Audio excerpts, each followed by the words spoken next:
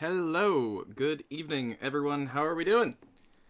I say to both audience and my friends here alike, I am joined by a fantastic cast of role players this evening for episode 13 of One Shot Sunday. This time around, we are diving into the comic books and doing a game of masks. First of all, I would like to thank Clerical Cleric to my digital left over here, as it was in fact her idea to do this one in the first place.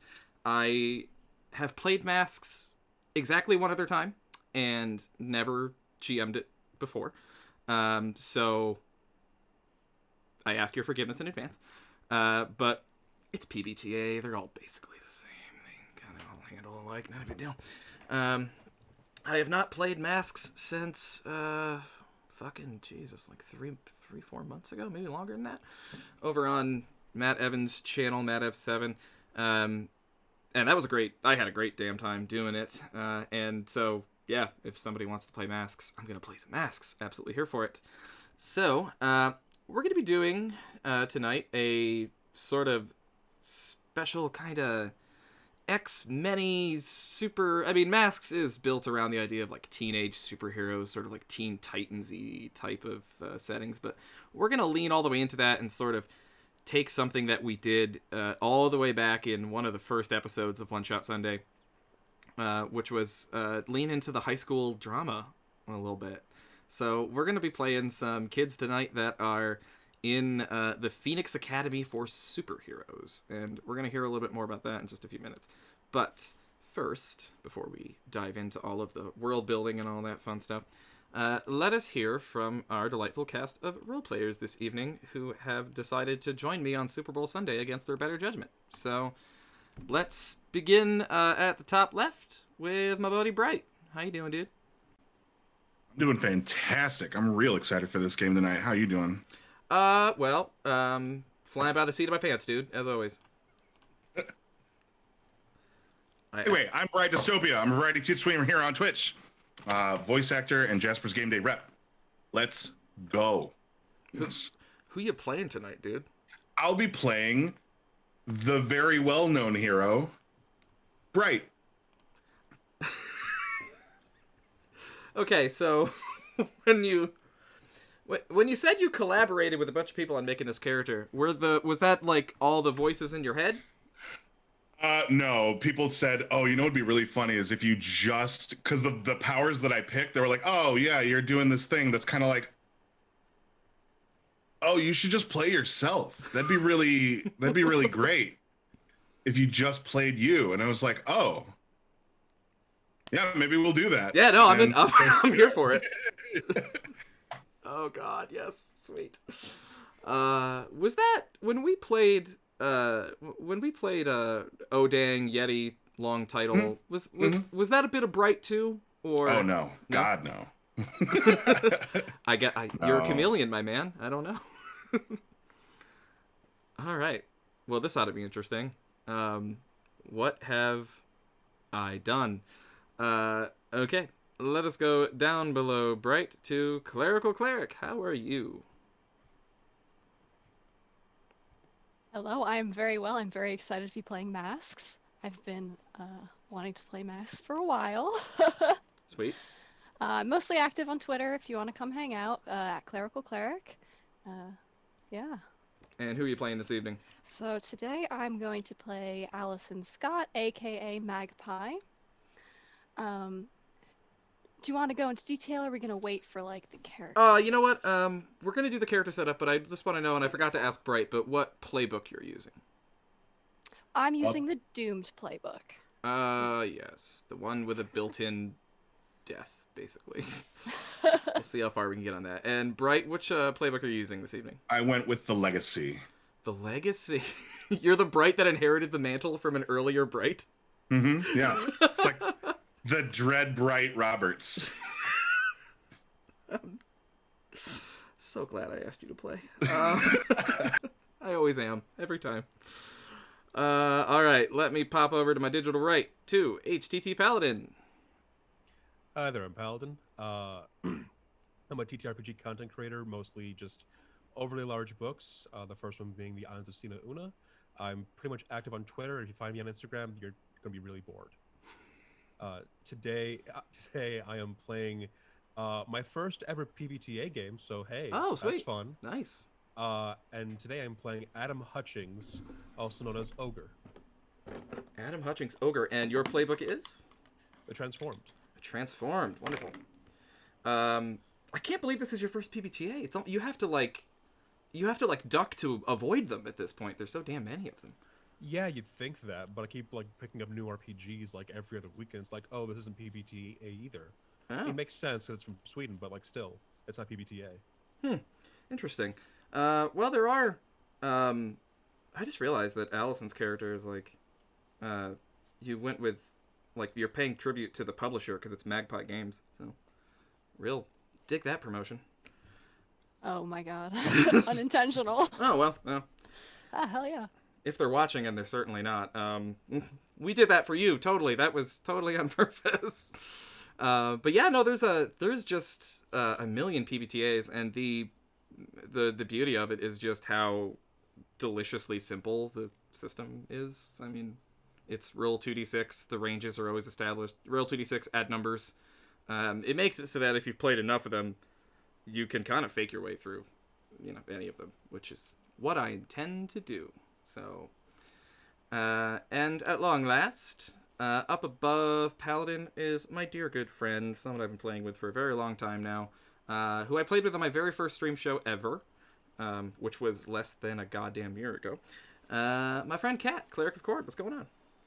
Hey, Colin. Hey, Yeah, hey. I'm Kat at Cleric of Cord, which is where you can find me on Twitter and lurking in various Discord servers. Basically, I drink, I roll dice, and I play games on the internet with my friends. And I am playing the Bull playbook. She's a bit of a nerd. So her name, she chose Irresistible Force because Immovable Object just didn't quite compress well. So And it was already registered. So Yeah, so she uses the Force, or she is the Force, and her friends use the Force. It's something like that. Her real name is Janet Doe, for various reasons that we'll probably go into maybe at some point. excellent. Okay. So, let us begin. I'm going to give you all just a little bit of sort of background information on where you are. And then we're going to do some character building between us, and we'll do a little bit of collaborative world building on the setting. But the basics are these. Masks, the entire... the basic setting of Masks is in a city called Halcyon City. It is every city from every comic book you have ever read, or any that you are even tangentially aware of. Halcyon City is a massive, sprawling metropolis. It is Gotham on top of Metropolis, on top of New York City, on top of Los Angeles, on top of Star City. And it's the kind of place where, for some reason, the people have just accepted the fact that, like, once every weekend, a bunch of fucking buildings get blown up and, like, aliens come down from the sky. And that's just, like, a normal thing that happens. And that weird people in spandex are going to go around and stop them. So that is where we are. However, we are not going to be... City of Townsville, too. Should have mentioned that one. We are not going to be in Halcyon City proper at the beginning, because where we are is on an island. Halcyon City sits, at least in my mind, on a coast. And just off the coast of this lovely, gleaming, sprawling metropolis sits an island, small, sort of like Alcatraz, but much more pleasant. It's a rocky outcropping. Yeah, slightly more pleasant, it's a rocky outcropping with a old mansion atop of it. Think Professor Xavier's school, sort of. It is a ritzy private school for superheroes, known as the Phoenix Academy. It is called the Phoenix Academy because it has been burned to the ground and rebuilt many, many times. Most recently, by a fellow by the name of Hellbinder. Hellbinder was a supervillain, a demon, demon spawn of some kind, a 8-foot-tall hulk of a man covered in tattoos, wrapped in barbed wire and chains that attacked his foes with flaming meat hooks. Real terrifying motherfucker. Big red mohawk, pentagram tattooed across his face. Quite intimidating. He torched there's Phoenix Academy there behind Kat, you can see. He torched the Phoenix Academy 15 years ago. And it lay dormant for a time. It was because of the rise of Hellbinder and the many, many masks, many superheroes that rose to combat him that cut a swath of destruction across the city, that finally, at long last, common sense prevailed. And the government of Halcyon City and the federal government stepped in to create something to counteract all of these maniacs running around in costumes. They passed a statute called the Anti-Vigilante Law. It was known then, and is known now, as the Anvil. Along with the law came a new force, also known as Anvil, who are tasked with enforcing the Anti-Vigilante Law. Now, this didn't entirely outlaw masked vigilantes, but it did regulate them. They now have to be registered with Anvil. They have to basically have their whereabouts tracked at all times, and they have to properly turn anyone over to the authorities that they meet.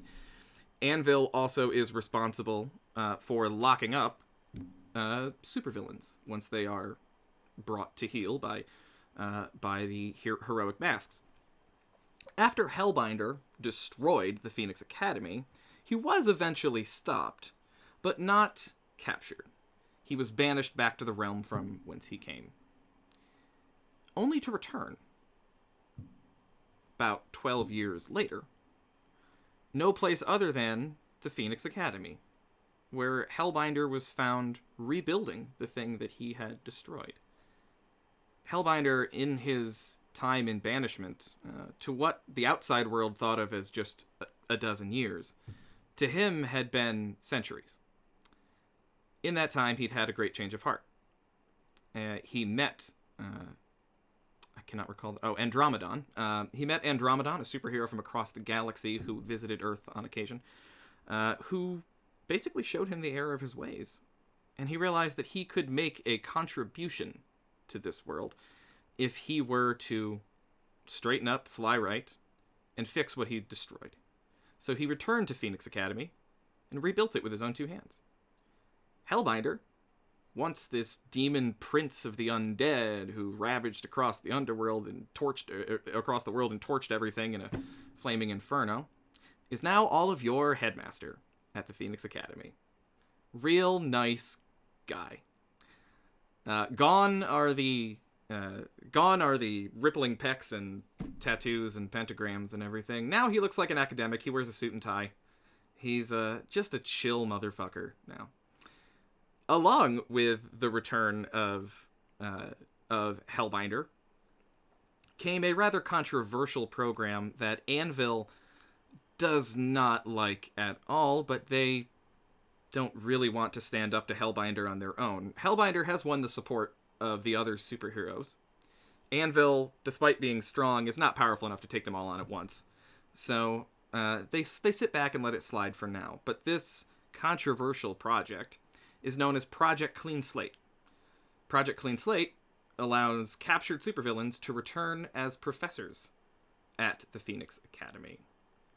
Some of your teachers previously have committed mass murder, but they have learned the error of their ways and are now here to teach you how to separate villain from supervillain, how to separate hero from villain, and how to defeat their ilk on the field of battle. So that is what we're going to talk about now. We're going to make some connections, and we're going to make some faculty. So I know some of you have, if you look at your playbooks, you have history questions in there that we can assign to one another. So let us start then. I'm going to go up at the top right with Cleric of Cord. Kat, what are the history questions you have? Let's see. Who changed you? How did you escape from them? Who outside the team tries to take care of you now? Why do you try to be a hero? And why do you care about the team? Okay. Well, you know what? Let's actually back up one. Because there is the question of when the team first came together.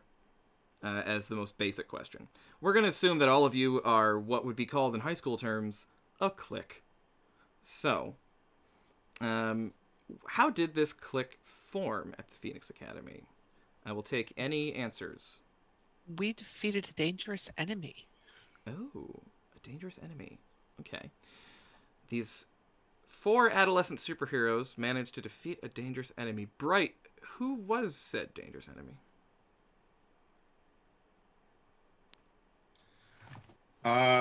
Said dangerous enemy was a supervillain who went by the moniker Notorious P.I.G. He was half man, half pig. And he took his swine crime crew across the city, demolishing most in its path, stealing usually from places that vendored cured meats. Oh, yes, of course. But they branched off.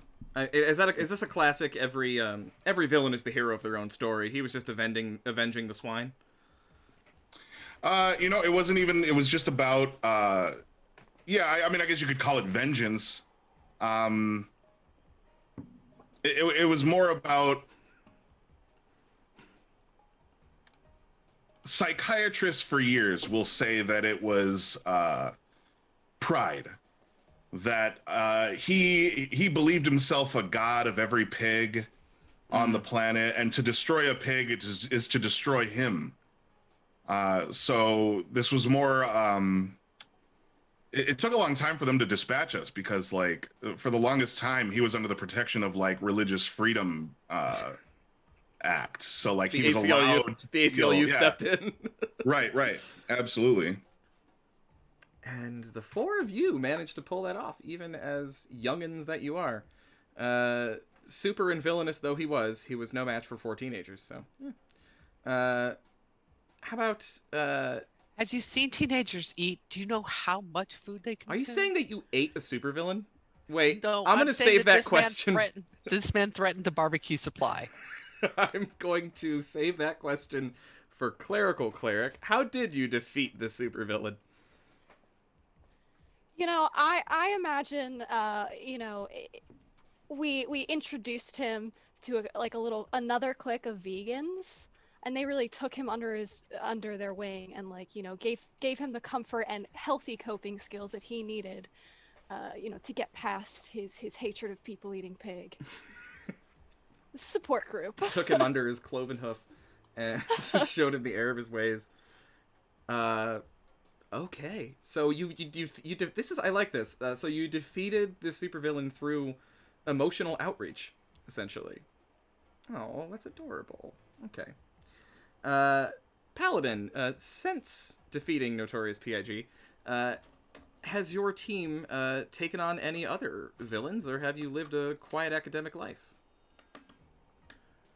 I'm gonna say that we try and find villains that we can take on ourselves, but sometimes we're just too late, or on the rare occasion we are there, but we see someone that we know, and we're like, wait, back up. Right. Let some people take the lead. Yeah. Do you guys all really kind of keep together, or do you kind of have? Is this a really tight knit? Do you have some other friends outside? You think?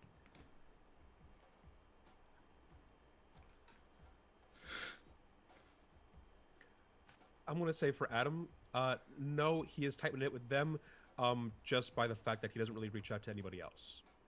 Okay, you're transformed. Yeah, I mean that makes sense. There's probably not a lot of people like you at Phoenix Academy. Transformed is one of the rarer ones.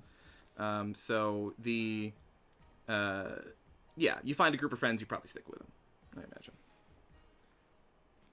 Bright has other friends, but he's a raving attention whore. So like if the group is around, he will latch on and kind of hang out. But occasionally there is another person who decides to spend 2 months to a year laughing at his stupid bullshit, and then they rotate. Okay. Rotating small group of friends is the best way to describe Bright. This is gonna get real. Shit. Are you feeling all right? This is gonna be a long is gonna debrief get- when this is over. This is gonna get real, kids. Janet, do you have other friends, or is this really your only folks, your only homies? This is pretty much it. Janet grew up in the foster care system, so she doesn't take to people much. Um, but these these three have kind of stuck around and won't let her walk away. So yeah, that's pretty much it. Okay. Allison, what you think? Allison sometimes goes off with like the stoner crew. Dope. All right. She sometimes needs to unwind and like, you know, toke out a little. Taking note that there is a stoner crew at the school.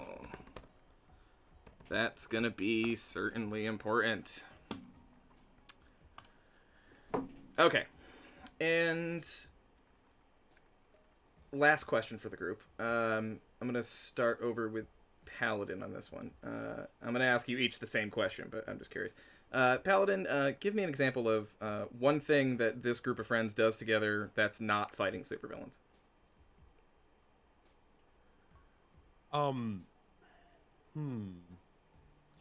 It's a very diverse power group, so I don't. I'm gonna say like every now and then they grab just lunch together when Bright isn't off grabbing attention, when Ogre isn't trying to hide. Just when we're not trying to do our own thing, we sometimes just grab a really nice meal. Oh, I could see Bright as that kid like in the cafeteria that is like drifting from table to table throughout the lunch period. Like, got your click over here, got your click over here. Yeah. I imagine that at one point Sprite has done that while Ogre went, oh thank God, and just left the room. Now I have no obligation to be here any longer. Perfect. Yeah, Bright, give me one. What's something that you and your buds do? It's not kicking pigs.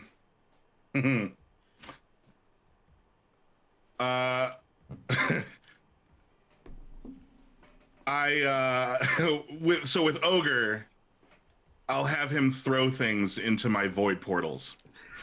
Is that what you kids are calling it these days? As a legacy, I have chosen all of the shadow powers. So what I do is I'll open up void portals and I'll have him huck things into them, and then portal them elsewhere to see what they look like when they come out the other end. That's adorable. What's your favorite thing that has been thrown through a void portal, and what did it look like on the other end?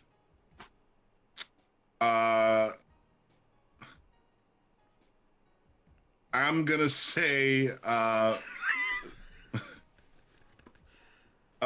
Magpie's ex-boyfriend. Magpie came to us saying that he was just being a bit of a shit.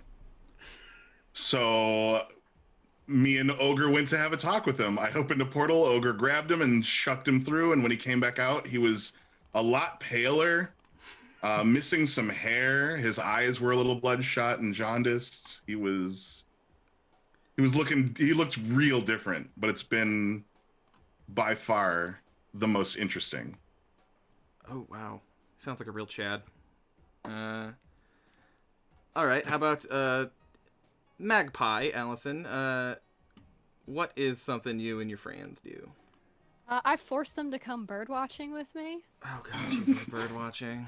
I always have to trick them somehow into coming, but like I secretly think that Ogre likes them. Like he pretends he doesn't. So you know they all eventually they show up. I dig this. All right. Do y'all? I mean, you said. The interesting thing is that you said you have to go off with the stoner crew, which like tells me that this crew does not toke up, unless anyone has an objection to that.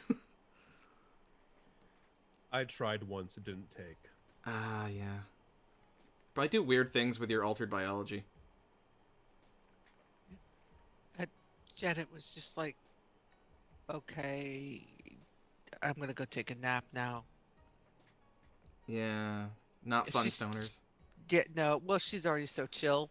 I mean, she's just kind of like, yeah, all right. I mean, she probably muscled a few extra servings of food out of the cafeteria. All right.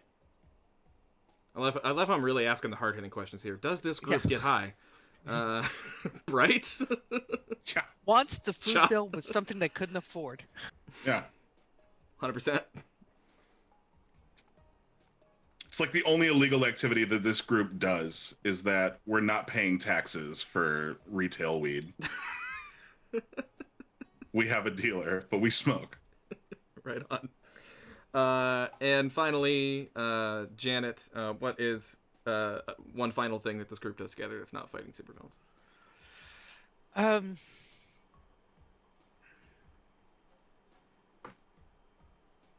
I think we work out together.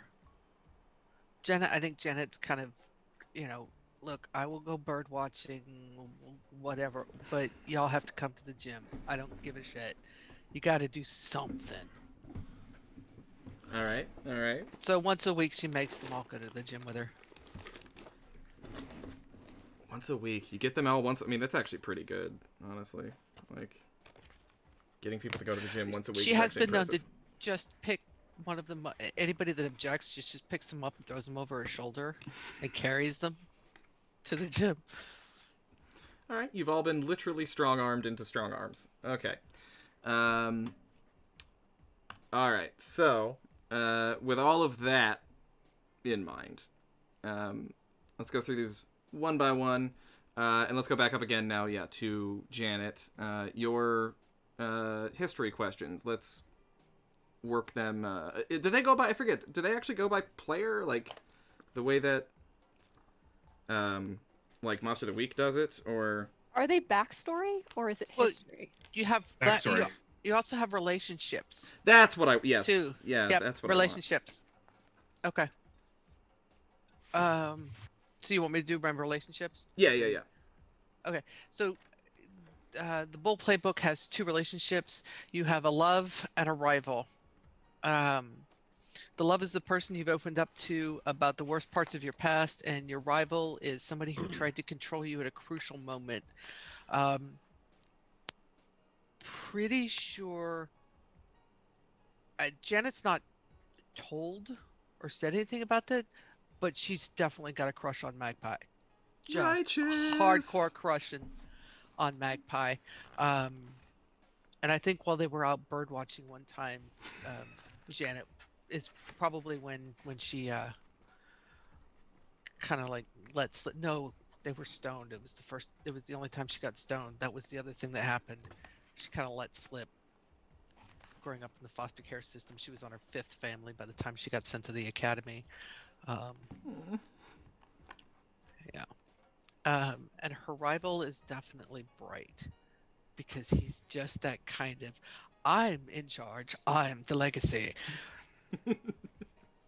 I gotta know more about the prior Bright, the Bright of days past, but I mean, a drink sometime.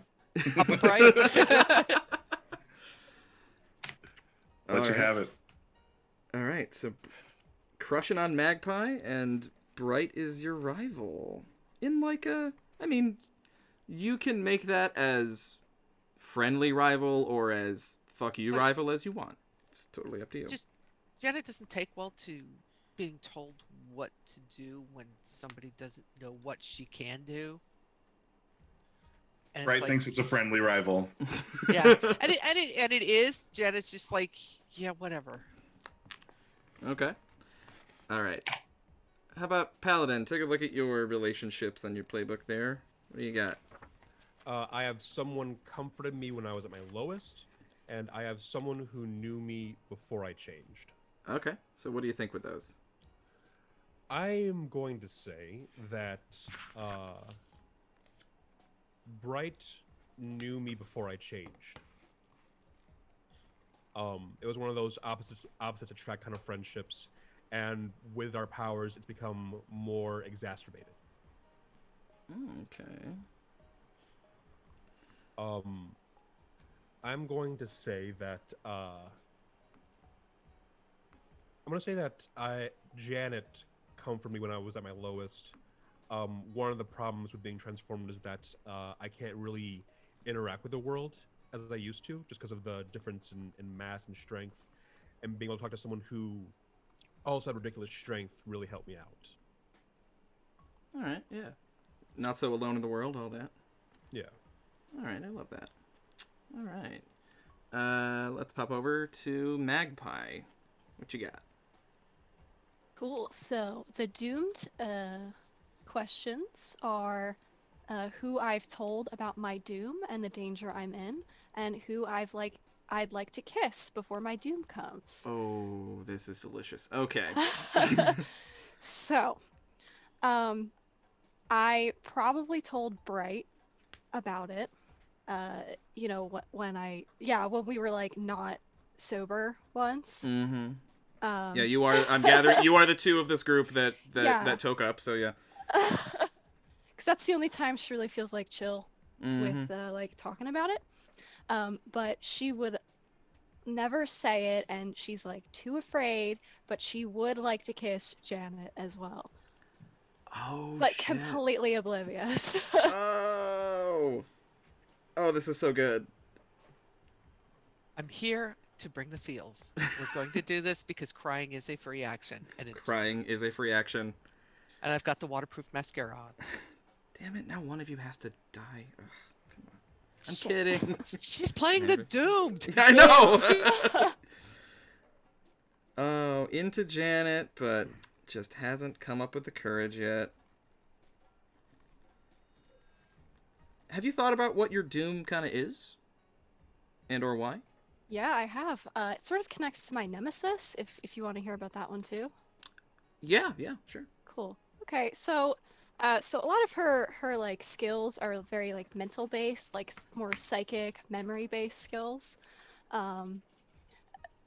And they started to manifest after she started hearing like this other person who calls themselves the Mamba, like talking to her in her head.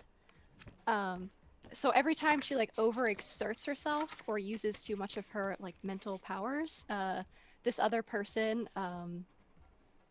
basically is able to like take over her and her senses, and she can't really do anything about it. So like eventually one day she is afraid that like she's just not going to exist anymore. So this nemesis of yours will entirely just subsume your identity and just basically take over your body? Is that the way you say Yes. it? Yeah. Okay. And that happens, you said, when you overexert your powers. Yeah, or get like super anxious. Mm-hmm. Okay. That's good. That's very, very handy. Okay. And Finity, Bright, what do you got for relationships? You got caught once doing something that shames your legacy with, and I'm gonna say Adam. That throwing shit into the void, like, so that I don't know where that goes. I've gone through one of the portals before, but like I don't see anything when I go through. And it's something that previous owners of the legacy have said does not warrant going into. It's not important enough. Don't go into. Some have advised me to leave it alone and to stop inspecting it. And it's something that's looked down upon whenever we do stuff like that as a gig or for kicks and pranks. Was it specifically when you tossed Magpie's ex-boyfriend in the portal? No, it's every time we do it. But we were caught specifically the time that we threw Magpie's ex-boyfriend. Because he's still in therapy for that. He's not okay. Yeah. Yeah, he saw some shit And in there. it's ironic because if he had just gone to therapy before we threw him in, maybe he would still be dating Magpie. Fair. Yeah. Got to work on yourself. Yeah. Mm-hmm. All right. And what's your other one? And then I trust blank and told them an important secret of my legacy.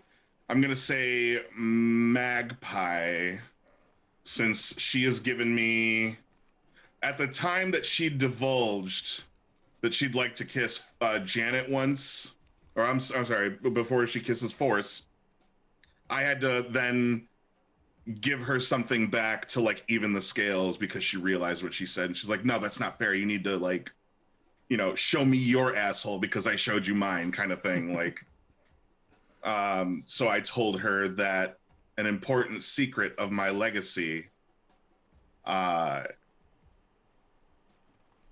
is that in order for it to be transferred from legacy to legacy, I have to eat a concoction that is a blended mixture of like Taco Bell, White Castle, and Popeyes. The sentence is a Drink roller it. coaster. And evacuate that into a glass that the legacy then drinks. And I had to do this. I had to do this when my legacy passed his powers on down to me. Bright, I love you. It's so awful. Oh man, I wonder how Magpie took that news. Oh, She'll never say anything if she felt any particular way about it. She intentionally forgot that one. Just mental block. Funny story. That's why they call it the void. You gotta, yeah. Okay. Are we Okay. throwing things into an interdimensional asshole? We don't know, but that is a good theory, Adam. Scientists we should are look conflicted. into that. Yeah, that's it. When you We're look, not allowed to discuss or look into that. So that is when you that is a theory. stare into the asshole also stares back into you. Heavy. I mean, All right, and I just have a few questions about the school. So I'm gonna go down these. I'm gonna stay with Bright for now. Bright, which teacher will just not cut you a break? Professor Faison. I have a real issue with making jokes at inappropriate times. And so he knows that if I were to get serious, that I could be a more effective hero. Or learn to better control my powers so that when I throw a person through a portal, they don't have to seek therapy. But that I'm too much of a goof off to get that serious. And so he doesn't give me he gives me a real hard time about my coursework. Okay. He wants you to meet your potential. Okay. Let's see. Magpie. No, I don't want to do that one for you because that's going to overlap too much. Okay. How about this one? Magpie, which teacher do you believe is secretly a villain? Some are All of openly villains. Some are openly villains, but they're one that you suspect is secretly a villain.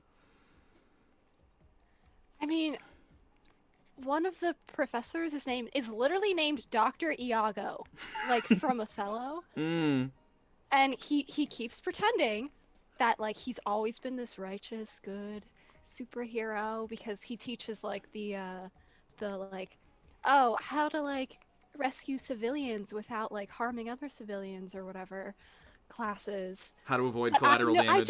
I just know you don't pick that name unless you're secretly a supervillain. That's like 101 stuff. So he's killed some people in his time. Yeah. I'm positive. I just have no proof. Well, now we have an adventure, don't we? Yeah, I'm going to call that course Avoiding Collateral Damage 101. Okay.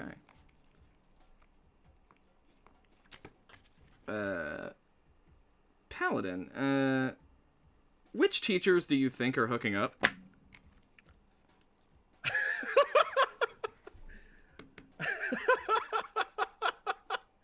Okay, sure. Literally all of them. Like Adam spends a lot of time by himself. He like sits at the corner of the woods, just staring at the people, just watching them move about their day. I've definitely seen Professor Booth and Professor Faison just getting into the same vehicle, even though they leave behind one of their own vehicles. Professor Booth. That was Professor Booth. Did I hear Booth Booth. right? Yeah, Booth. Booth. Booth. Yes. Professor Booth and Professor Fifth. Yeah, I heard something else. Okay. Professor Yep. Booth. That's what I heard. Professor Booth and What's Professor up, Fifth. Boofy? Old boofers. They turn their head. They look like the Pokemon. Oh, I like it. All right, so you've seen them climbing into a vehicle together. Suspicious. Janet. Which teacher do you think should retire?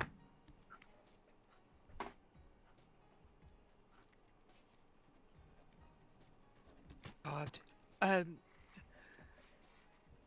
Professor Agatha Merriweather. Agatha Merriweather. Exactly. Mm. Oh my God. This one, she has. She's literally been teaching English 101, the English literature class, because you have to have your core curriculum, Mm-hmm. since the 50s. Oh dear. Legends say she is immortal. She doesn't look it. Like, is this woman on death's door? Every day. And has Yes. been for decades. If you go back and look at the student picture, she hasn't changed since the 50s. She's always looked like she's on death's door. Equally suspicious. Exactly. So she's looked 100 years old for like 60 70 years. 70 Yeah, years. 60, 70 years. Yeah. Yep. And nobody's quite sure where she came from or if she has superpowers. Was she a superhero? Was she a villain? Nobody knows. Okay, I like that. She teaches literature. Bright. And that is exactly the English teacher I had in high school. Yeah, I think I'm picturing my second grade teacher. She was like a fucking 100 when I had her, and then she taught for another 20 years. Bright. What teacher do you secretly have a crush on?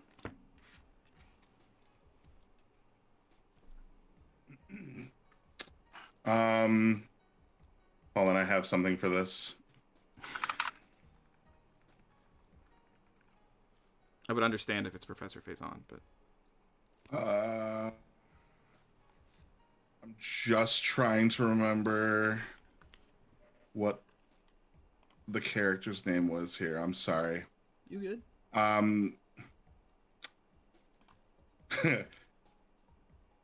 Professor Munn, Munn. Did you just look up a picture of Olivia Munn? Yeah, maybe. Professor Munn. What do they teach? Apocalypse Prevention 301. The 300 level, advanced. Okay. Mm-hmm. Teaches juniors. That's nice. Apocalypse Prevention 301.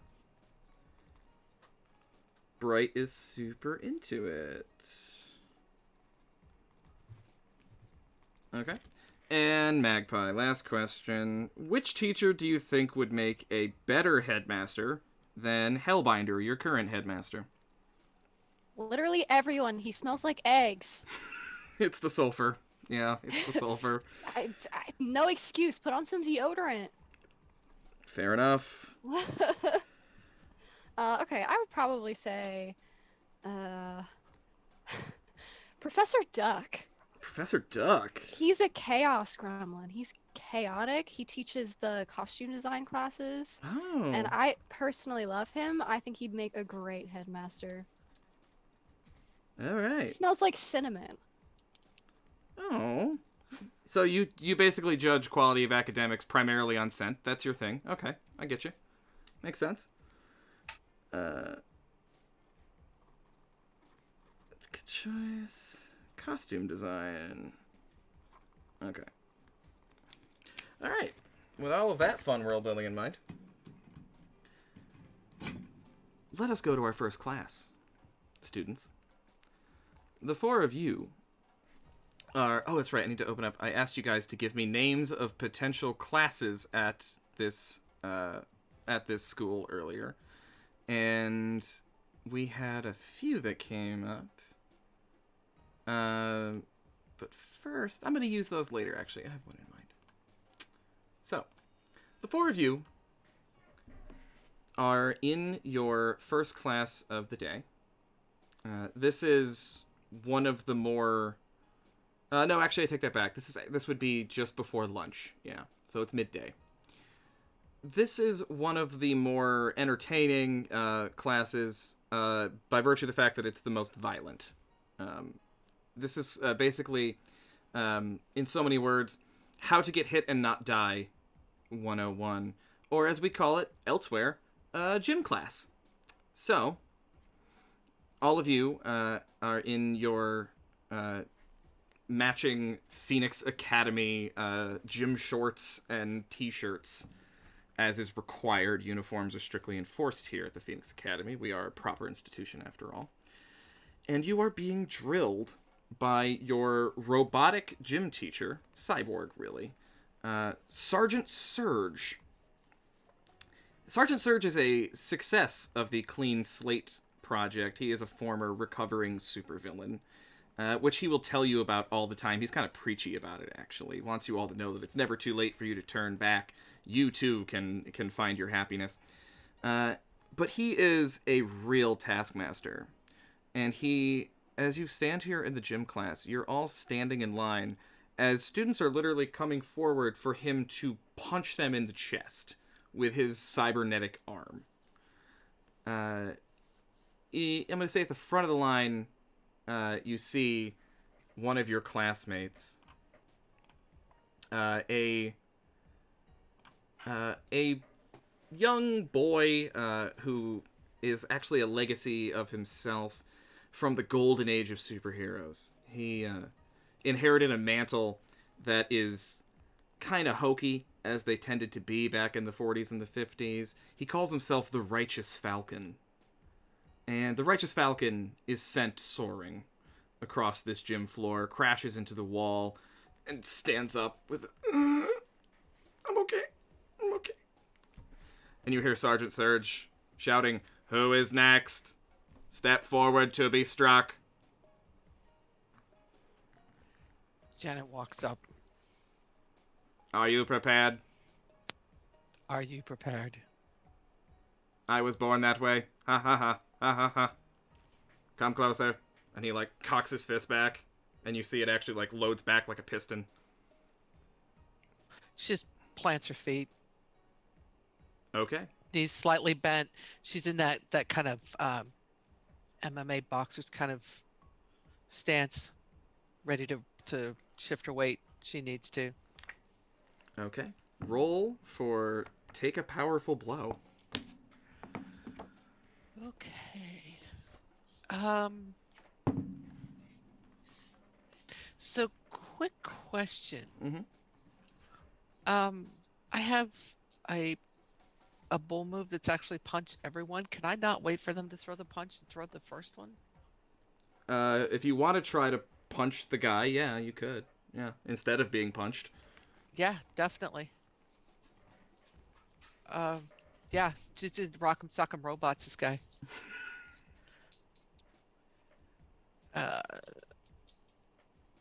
So I'm charging into a fight, so that would be unleash my powers? Is that what it says for Or- your move? I don't... It says whenever you charge into a fight without hedging your bets, you can shift your danger up and down shift your danger up and any other label down. Okay, you would raise your danger, but then here, if you're actually trying to just punch him, then the move you would be doing would be directly engaging a threat. Okay, so roll plus danger. Yep. Alright. And your danger would be shifted up one. That's going to be a 13. Oh my lord. Okay. Alright, so you can pick 2 from the directly engage a threat things. That would be resist or avoid their blows, take something from them, create an opportunity for your allies, impress, surprise, or frighten the opposition. Which 2 would you like? I'm going to avoid his blow, and then I'm going to take his head. As she just does the uppercut, and the head goes choing. Oh, nice. Okay. She just kind of watches the arc, catches it, puts it on her shoulder. Hey, Next. put me down. This was not part of the drill. Let's see how well you dribble. Are you gonna shoot him? There are She's gonna- baskets. Yeah, she's gonna try to do a dribble and then go in for the 3-point. You smack She this. hates gym class. You smack this head down that's made of metal on the gym floor. It doesn't bounce because again, it's made of metal. It just cracks into the gym floor, and you see Sergeant Surge like uses his metallic tongue to roll over. You report to the headmaster's office. I know you can hear me. I step in here. I'm sorry. Go ahead, Magpie. I'm gonna use memory manipulation on him to make him think that all of us, we finished the assignment perfectly and he was giving us a free pass out of gym class. And none of this happened. Oh my. Okay. Where is? Do you have to? Is that something you have to roll? Yeah, For? it's a use your power, Unleash your I think. powers. Unleash Yeah. your powers, yeah. Okay, so I think that's roll plus freak. Okay. It's gonna be a 9. 9. Okay.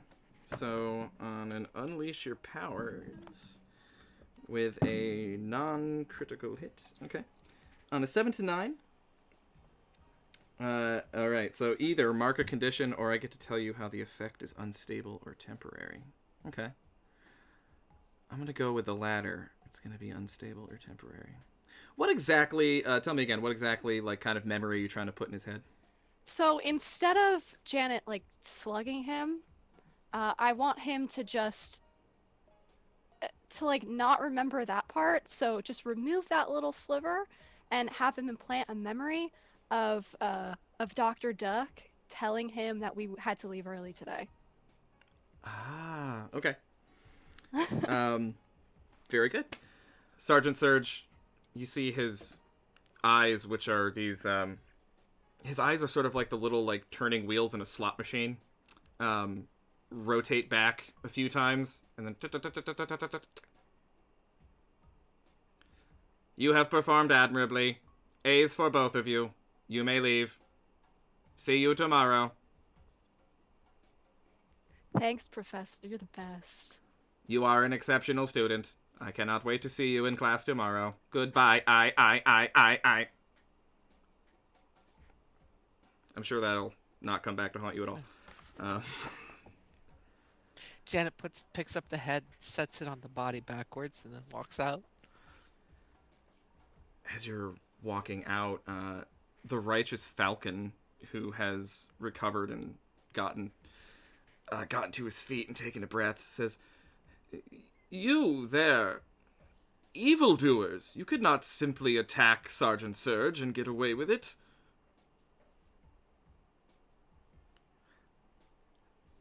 I look over at it, and Allison, I go, Did you hear anything?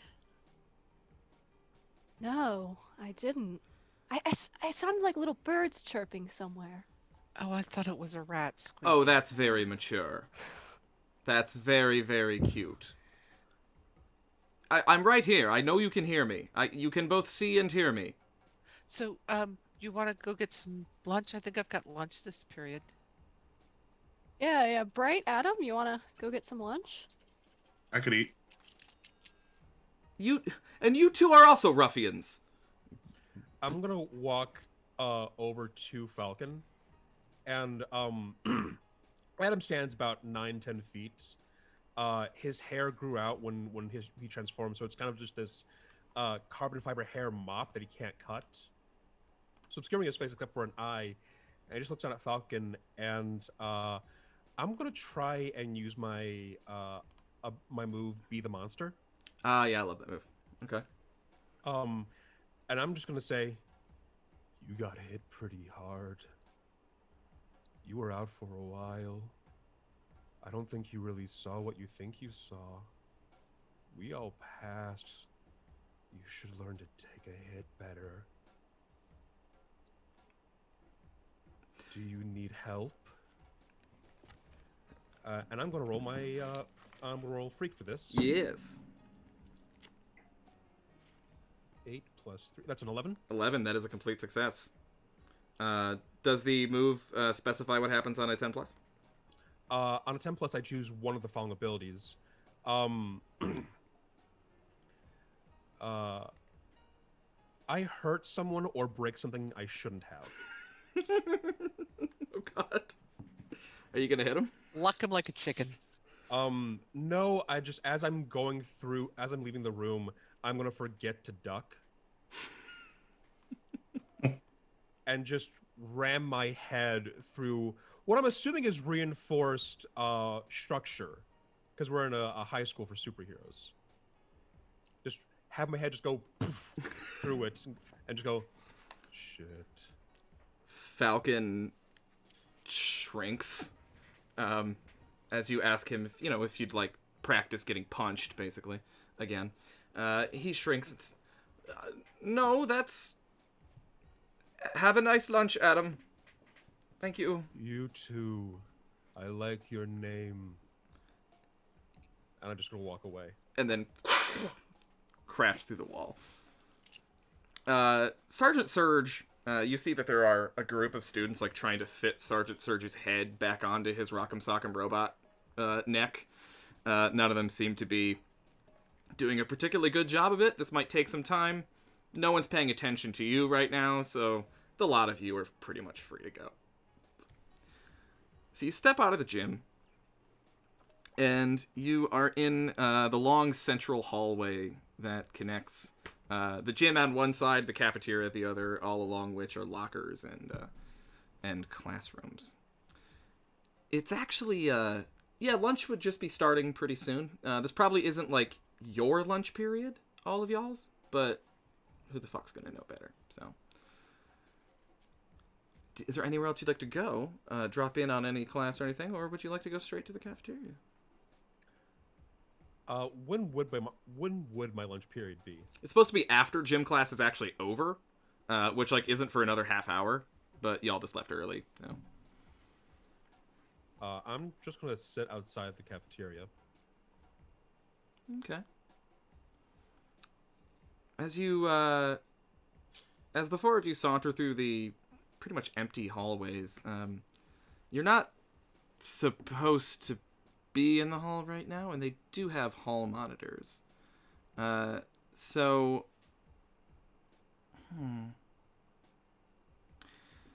You saunter past some groups of lockers, and you see, leaning against a classroom door, a gentleman in an exceptional black suit, starched and pressed, big double Windsor knot black tie,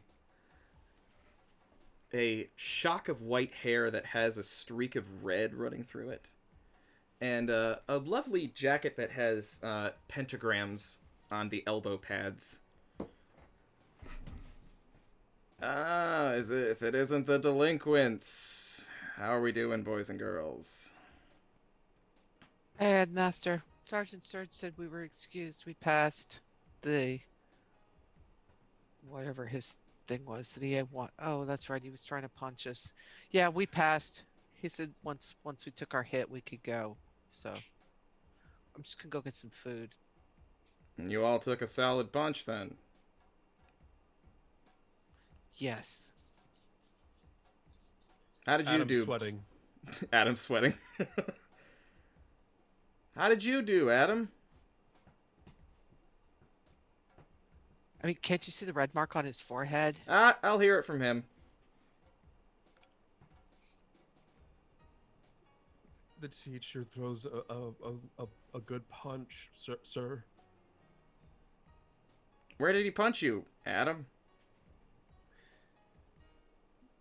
I think in my chest. I don't feel a lot of stuff anymore, sir.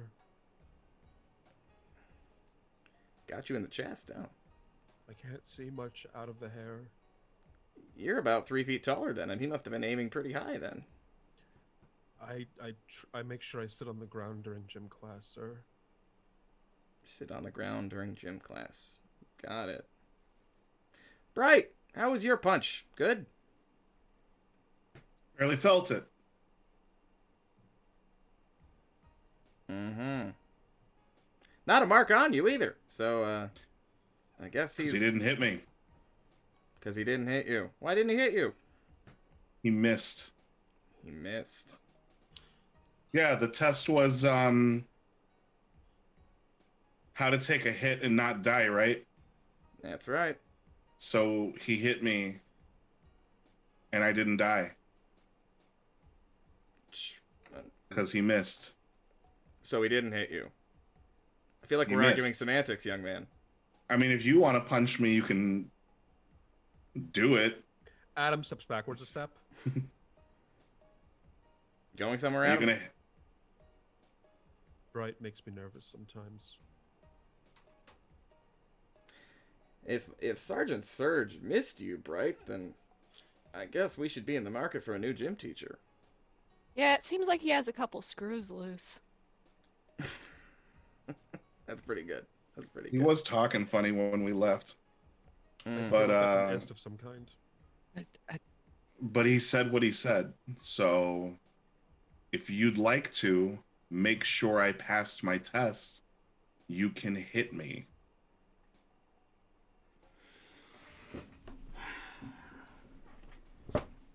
Right. I would love that, to be honest with you. But I'm not the gym teacher, I'm the headmaster. We all have a job to do. So can we get lunch? Adam gets cranky when we. I'm all out of Snickers bars. Sure. Why not? Mind if I join you? Yes. Depends on what you packed. I mean, I can order off the secret menu at the cafeteria. Headmaster's privileges. Do the headmaster's privileges come with a +1 for the secret menu? +4. Alright, I'm down. I'm convinced. Sure, I could use a good meal. I mean, another one. Are the servings any larger? Oh, yeah. What? I look over at Adam. I wonder if they've got an all-you-can-eat buffet. I don't think so. Schools don't have the best budgets for that kind of thing, especially with my metabolism. Fair. Yeah, sounds good. Take a walk with me, delinquents. He just kind of leads you down the hall, and he doesn't seem to be actually that pissed at you guys, more entertained than anything. He leads you into the cafeteria where you see some other friends of yours, other superheroes in training that are... Oh, yes, Adam? I'm outside. Oh, that's right. You didn't want to come into the cafeteria. That's right. Oh, yeah. Okay, so when you get there, if the rest of you do go inside, Hellbinder stops at the door. Is there a problem, Adam? It's not my lunch period yet. I'm sure we can waive that, young man. Is that okay? Would you like me to write you a pass or something? No, it's fine. I go in now. Okay. Yeah. He takes you to the lunch line. You see, it's another lunch period. This is when the more like underclassmen under y'all are coming in. Some of the younger kids are getting their lunch, and he kind of waves to the lunch lady, who is a like humanoid manta ray of sorts that is swimming through the air all around the lunch line with a one of those big metal spoons like in her manta mouth and like swimming and dropping things onto people's plates. She goes by the name of Misty Manta, and he gives a wave to Misty Manta, who is like, "Oh, headmaster, will you have guests with you for lunch?" "Yeah, Misty, these four.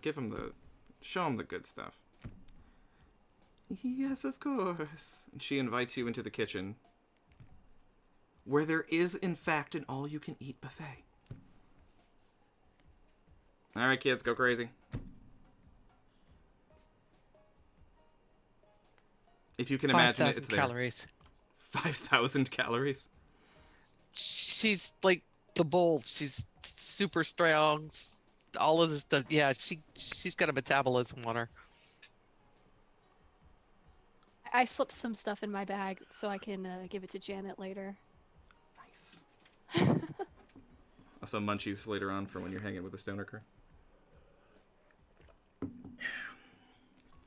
When you're I'll all... go okay. last, but before the teacher. And I'll get like my plate. And when I get to like the Jello station that like everyone wants a little bit of Jello, I like serve myself my square, and then I open a portal underneath it and swallow up all the Jello that remains. Okay. And I turn to the teacher. I go, "Oh, last one," and I head off to go sit down. Not before you roll Unleash Your Powers. For stealing fucking Jello. What do I roll for this? Freak. Roll plus freak. So just a D6, or what am I rolling? 2d6. Oh, yeah, you roll 2d6. And add your freak. My freak. Yep. Cool. So 6 total. Ouch. That's not good. So that is a fail. The basic range is always that 6 or less is a failure, 7, 8, 9 is like a mix, and 10 plus is a full success. Sure.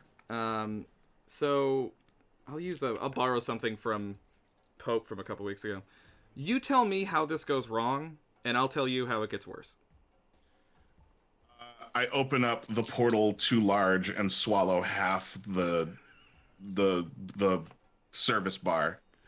Oh, God. But I still turn around and say, last one.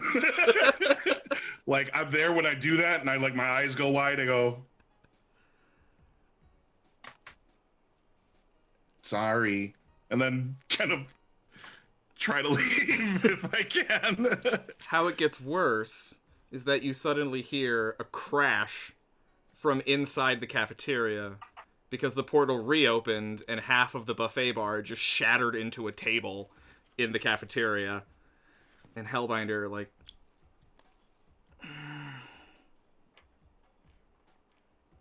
Okay.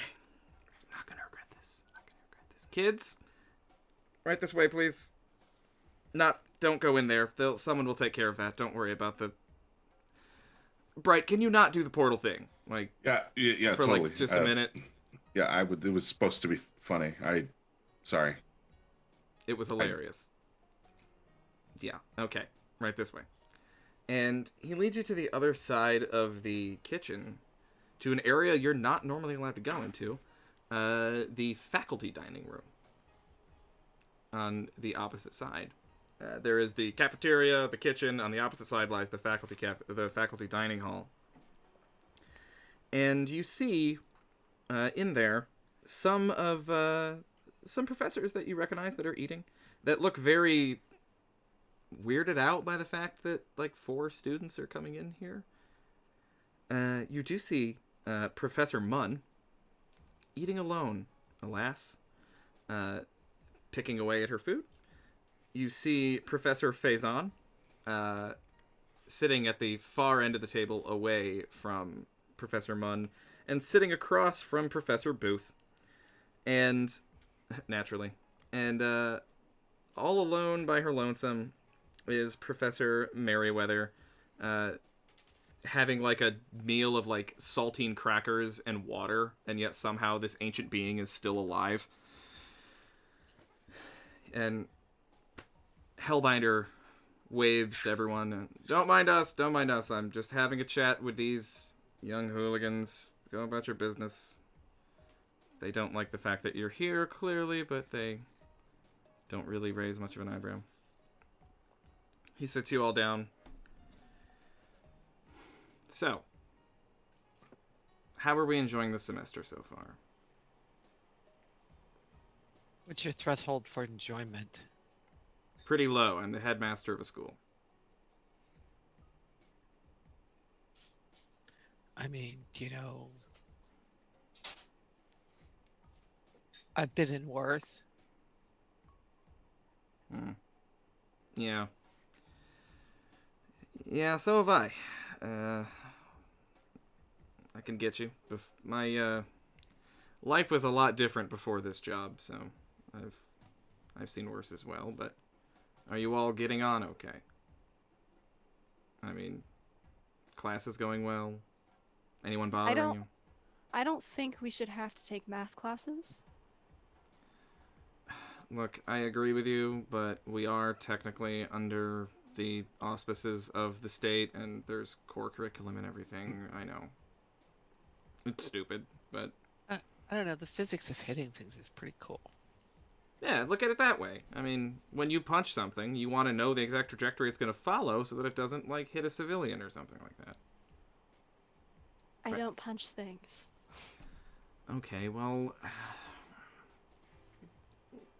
when you mind blast something, okay, when you mind nova or whatever it is that you call it. Pardon me, I haven't been looking at your permanent record lately, Magpie, but when you do something like that, you want to make sure that the subject of your ability doesn't run into a wall or something like that, right? You're right. Or that they do run into a wall. And I high five Janet. That too. Yeah, I mean, hey, that's a perfectly... Look, demon over here, I've done the possession thing before, okay? So I hear you. That's a perfectly valid use of your powers, and I really think the creativity is great there. And Adam, when you punch things, right? Yeah, sure. Yeah. Yeah. Yeah, the classes are going well. We finally got in some titanium paintbrushes so I can paint again, and that's really nice. And the voice recognition on my tablet works now, so I can do my work without worrying about breaking the screen. That's great, Adam. I'm glad to hear that you feel like you're fitting in. Okay. It's been really nice. Yeah. Well, I mean, I have heard some great things about your artwork, Adam. I heard you're coming along very, very well. Your paintings really picked up. I couldn't paint for a while because of the thing, but I'm learning again, and that's really fun. Yeah, no. Professor Halo says you're doing a great job, and I'm just happy to see. I know how hard it is to be a little bit different, from other people. Lord knows most of these professors in here probably don't want me to be the headmaster anymore. I mean, demon and all, but we got to do what we got to do to get along. I'm happy to hear that, Adam. That's good. I know what you mean by the horns, sir. Yeah. Well, you might not know exactly what I mean because I literally have horns. Adam moves some of his hair to reveal just these large, jagged horns jutting out. Ah, well, you are chock full of secrets, young man. Ah, is that new? It's been there for about a month. Huh. If you don't mind my asking, then stop me if this is too personal. Is this a kind of continuous transformation thing for you? I don't know. Like 2 months ago, I was only 9'8", and now 9'9". Oh, you're young. You're still growing. Sure, but isn't puberty only supposed to last like a year or two at most, right? Yeah, we can't make assumptions. Superheroes, my friend, we can't make assumptions about our biology compared to other people, I know. It was really awkward when everything went down the first time because my voice hadn't dropped yet. So it's a little mismatched, kind of really big and hulking. But, Yeah, like watching Shrek run around with Mickey Mouse's voice. He clearly is trying to not laugh at that because it's a hilarious image, but he's trying to be nice. I can see how that would be hard. Hey, look, demon over here. I like to knit. People think that's funny. Demon's knitting. It seems like a do you mismatch. widen the yarn around your horns to hold it while you knit? Who told you? Nobody. Bright, are you enjoying classes? Semester going well? I think the hero course needs work, and I agree with Magpie. Some of the introductory classes are pointless for some of us. I don't mind math so much, though. That's good to hear. Alright, you're headmaster for a day. What class do you get rid of? The one that we just came from. Learn how to take a punch. Should be learn how to not get hit. That's Seems really stupid to learn how to take a punch. You need to Just be don't get hit. Bright, you need to be more patient. I mean, it's the physical education class. It's not all just getting hit. There will be learning how to dodge and how to fight back, too. Sergeant Surge is good for all this stuff. Believe me, I went toe-to-toe with that guy back in the day. He's tough. Yeah, but it's a point little lesson for me to have if I've never been hit. Just don't get hit. Well, what happens the day happens when you do get hit. I mean, Never happen. You're never going to get hit. Never happen. How are you so sure of that? I don't even have to, because I don't have to hit people and nobody hits me. It's just the way these powers work. I'm sorry that the other legacies are unimaginative about their powers. Let's, I raise my hand slowly. You don't have to. I'm sitting at what? Right. Remember when we first got here? When I first got here, and I got hit, and I don't feel it, but I threw up a lot. No, it's a good lesson for you, Adam. You get hit all the time, but people look at you and they're like, I need to hit that because you're big. But that's just because you're like, you're the tank. I'm DPS. I don't take tits. We don't have a healer. Remember that time we played that game where we sat around the table and pretended to be like ordinary people for a day? That was, what was it called? Wizards and Winos. No, we played the off-brand version. It was like mortgages and milling about, I think. We played ordinary people who had to it's like he yeah, leans on a in. computer. He leans. It's the pen and paper. Hellbinder leads in. Is like, oh, desks and driveways is a really good name. Desks and driveways. Yes. Oh. Yeah. Hellbinder leads in. Is like, you play too. I mean, we played the one time. It was kind of a gag. When you have superpowers, a lot of things are pretty mundane, especially role playing. I like the older editions. Yeah, no, It's like the game of life. Me too. Yeah, no, just kind of a gag. Right. Yeah. But what I'm saying is that you played the character with a lot of HP. Like, you take the hits. I had evasion and uncanny dodge for my accountant. So I don't take hits. It's just not. That's an ability for an accountant. This is It's a Colin weird game. talking, It's a but- weird game. Janet's just sitting there without any, just goes pow to Bright. Can I throw my hand up?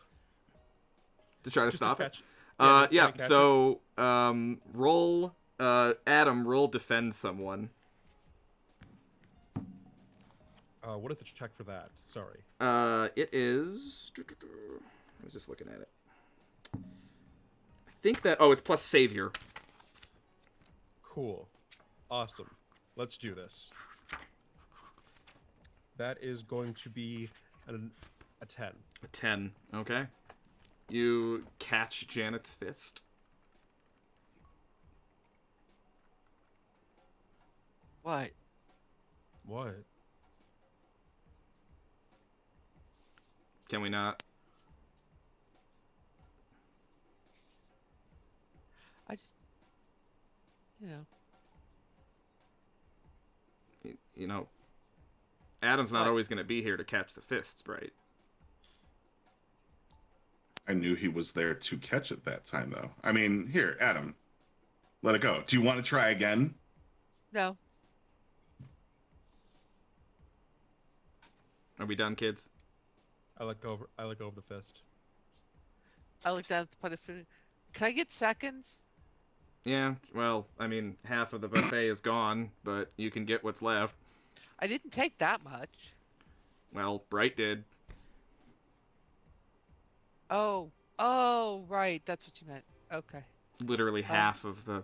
Yeah. I was Yeah. paying attention. I was eating. Okay. I'll be right back. You were really absorbed in... Okay, yeah, go do your thing.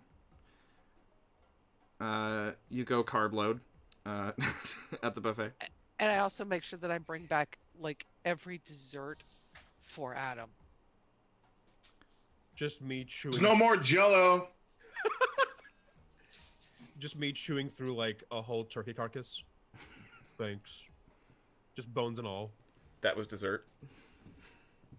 I pull some like loose jello out of my bag and present it to Bright. I'm like, oh, actually, I took some extra if you want. You put Jello in your purse. Just loose jello. Bright is cackling. Janice comes back with an armload of pudding cups. Like, you had extra Jello? I'll be cackling, but I'll take it without missing a beat. He'll take it and just take a bite. So, oh, and I'm sorry, Magpie. Are you all right? Everything getting along? Yeah, I'm cool. I'm chilling.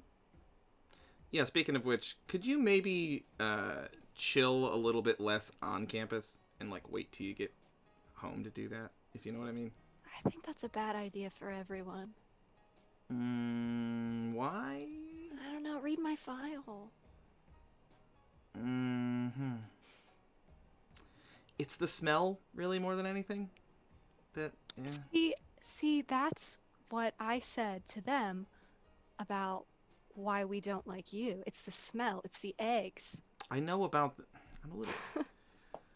I know. I tell you every week. You know, that's like the But one I'm thing just I'm saying- sensitive about. You know. The one thing I'm sensitive about is you telling me I can't smell like weed. Yeah, okay, but that's like something you do. This is just I give that off because devil. You know, I really can't fix it. Nothing I can do about it.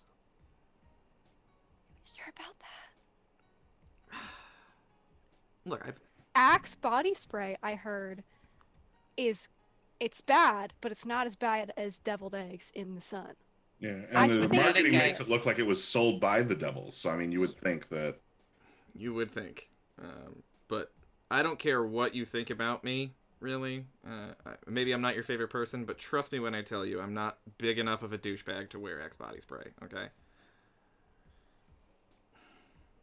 You That asked for my Falcon kid opinion. is. I did. All right, kids. Look, here's the deal. He looks around the cafeteria.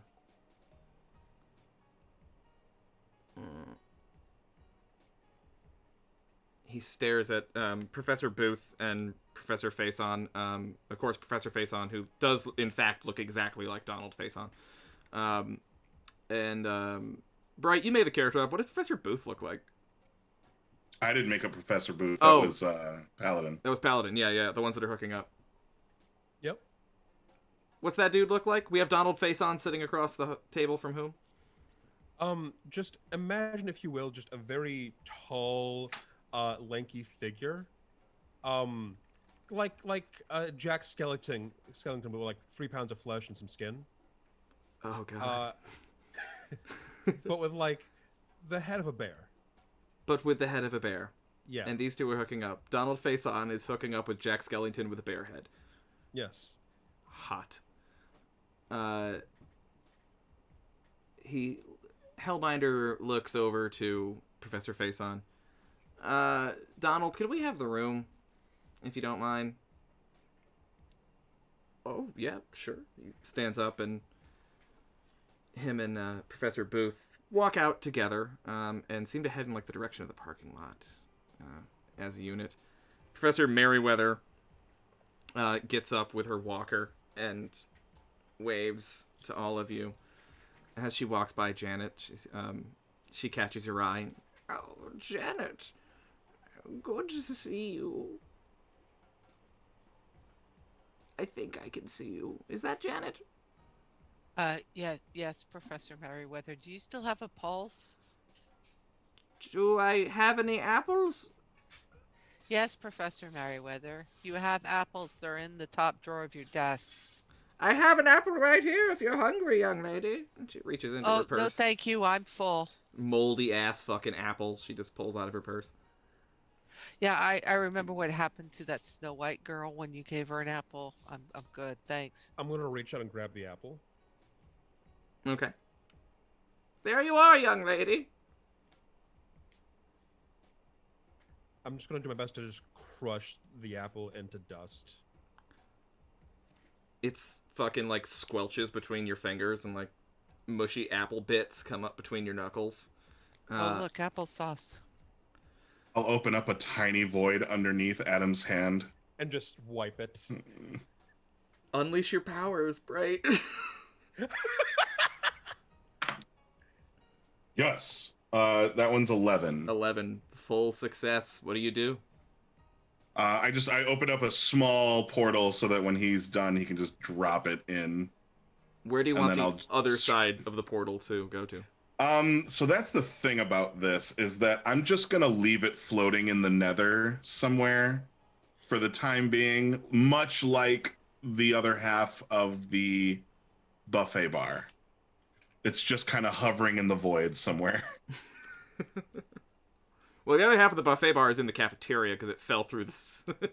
No, my half of the buffet table that got yanked in.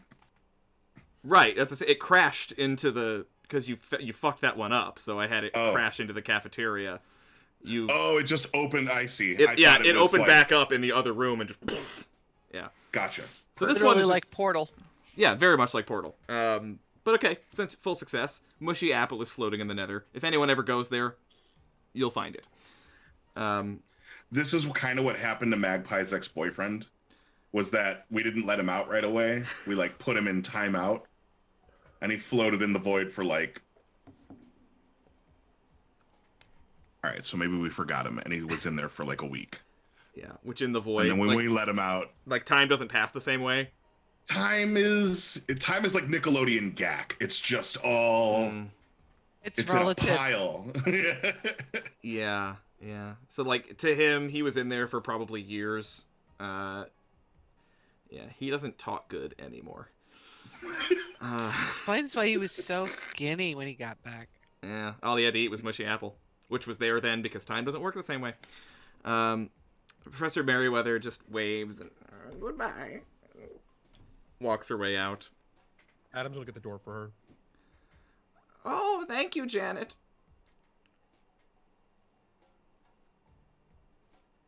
She don't know. You're welcome. You're so respectful, you buy into her senile delusions.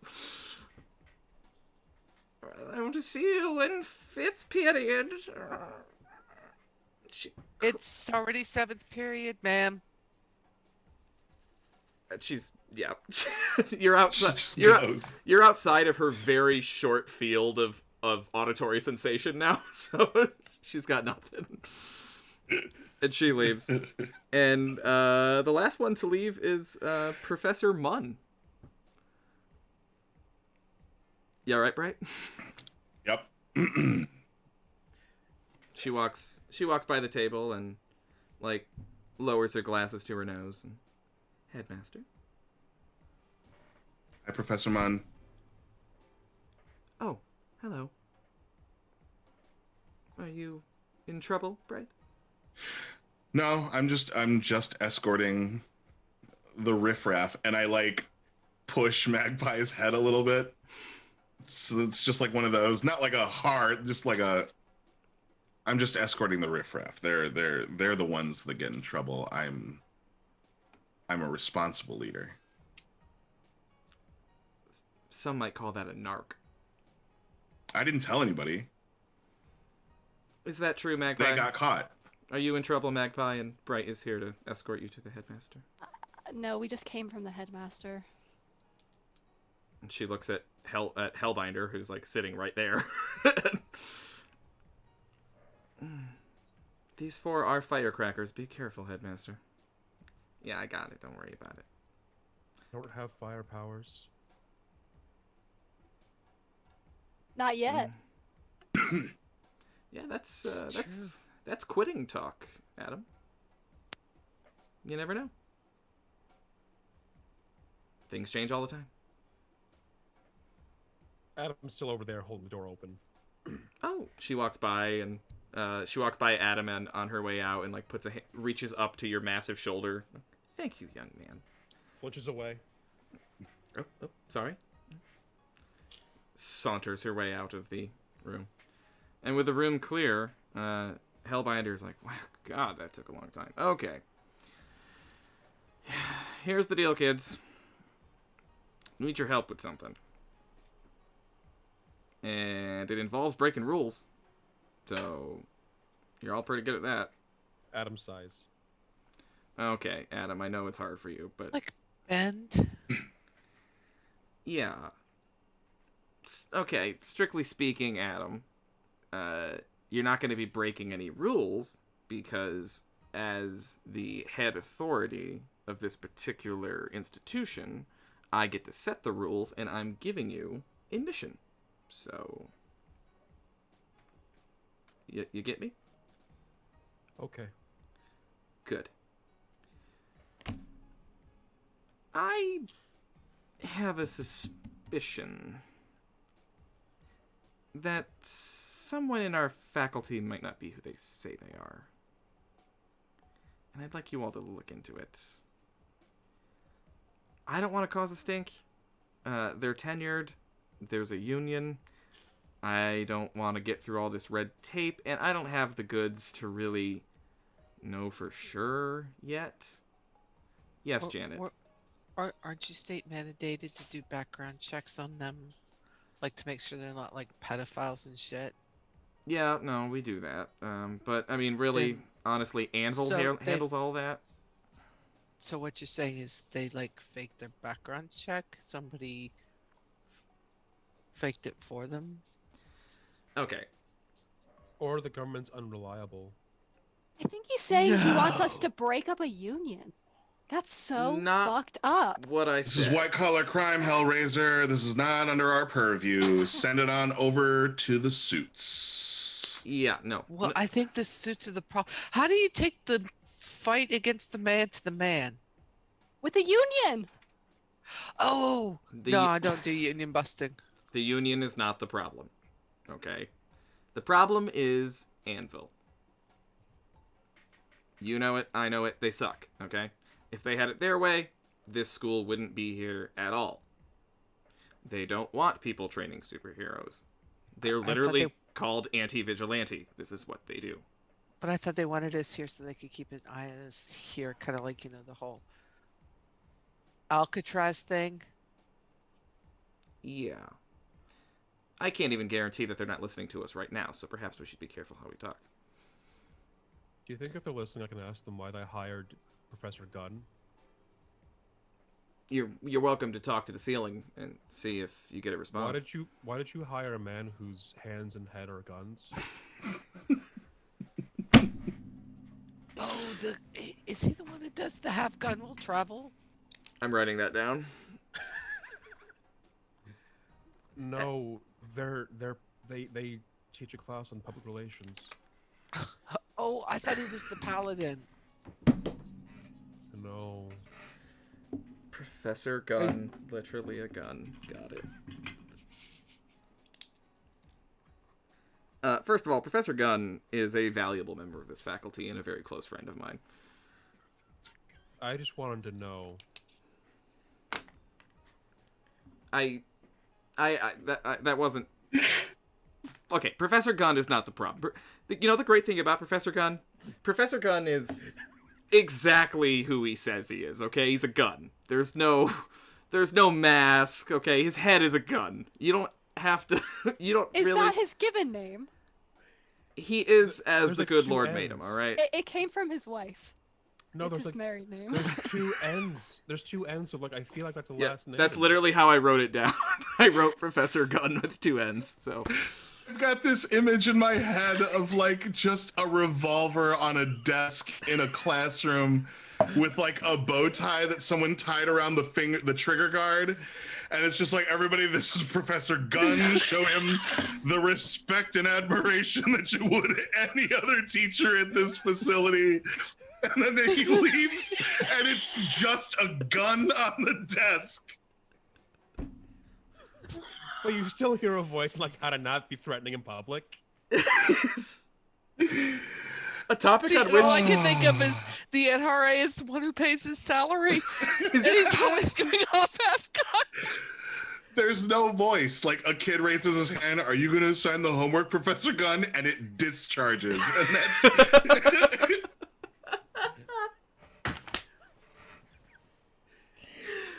You don't have to worry about Professor Gunn, okay?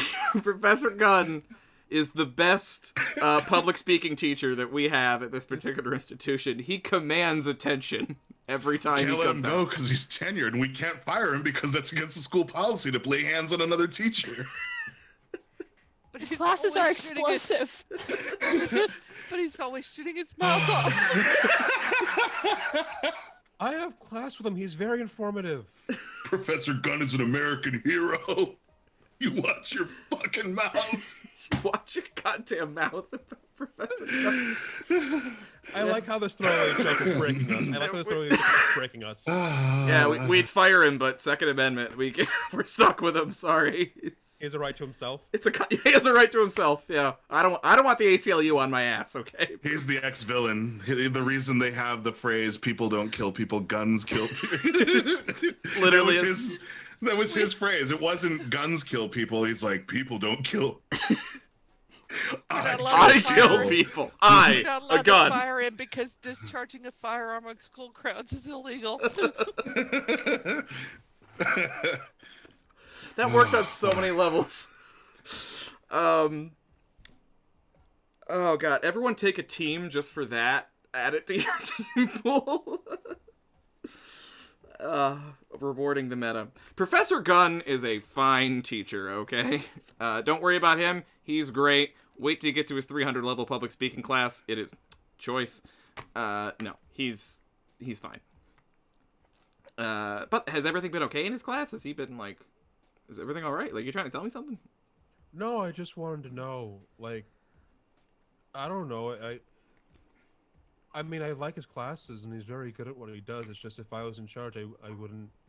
That wouldn't be my first choice to put 3 guns near teenagers. But he's been very helpful. So I'm sorry. It's fine. Okay, listen. Anyway, putting aside Professor Gunn for a moment, we'll come back to that later, okay? Because I'm really here to defend his reputation. But Anvil wants us to go away. They don't like the fact that we exist. There's a lot of popular support for us, though. Okay, you understand? So they're kind of stuck here. Put the gun down and step away. So, I think, perhaps, a great way for Anvil to, screw us over, is to sabotage us somehow. And a great way to do that would be to get somebody on our faculty that's going to make us look bad or do something terrible and ruin the whole thing. So, long story short. Do you know, Dr. Iago? The Russian guy. Yeah. With the scar? Yeah. And the eye patch? Yeah, he teaches the don't kill civilians class. That one. Yeah. Wait, I was thinking Dr. Zhivago. Never mind. No, he actually was fired. Totally unrelated. No. No. Dr. Iago, I wasn't involved in his hiring, really. He was kind of pushed through by Anvil. They did all of his vetting. They handled the background checks. Which, granted, they normally do, but they didn't give me even any input on this at all. And he was kind of forced on us a little bit. And I just don't like that. I mean, he hasn't done anything really yet to make me suspicious. But I don't like it. Something about it doesn't sit right. I'd like you kids to look into it. Be heroes. I mean, that work you did with Notorious P.I.G. inspired. Loved it. Great job. This is going to be a little different. There's going to be a little bit more espionage, not as much comfort and feelings, probably. I doubt you're going to convince him of the error of his ways or anything like that. Yes, Janet. We look like the espionage type. No, but you look like the rule-breaking type, and that's kind of who I need. I mean, not rule-breaking, Adam. Not rule-breaking. Not because I'm telling you to do it. Head breaking. I'm sorry, what? Head breaking. Yes, head-breaking.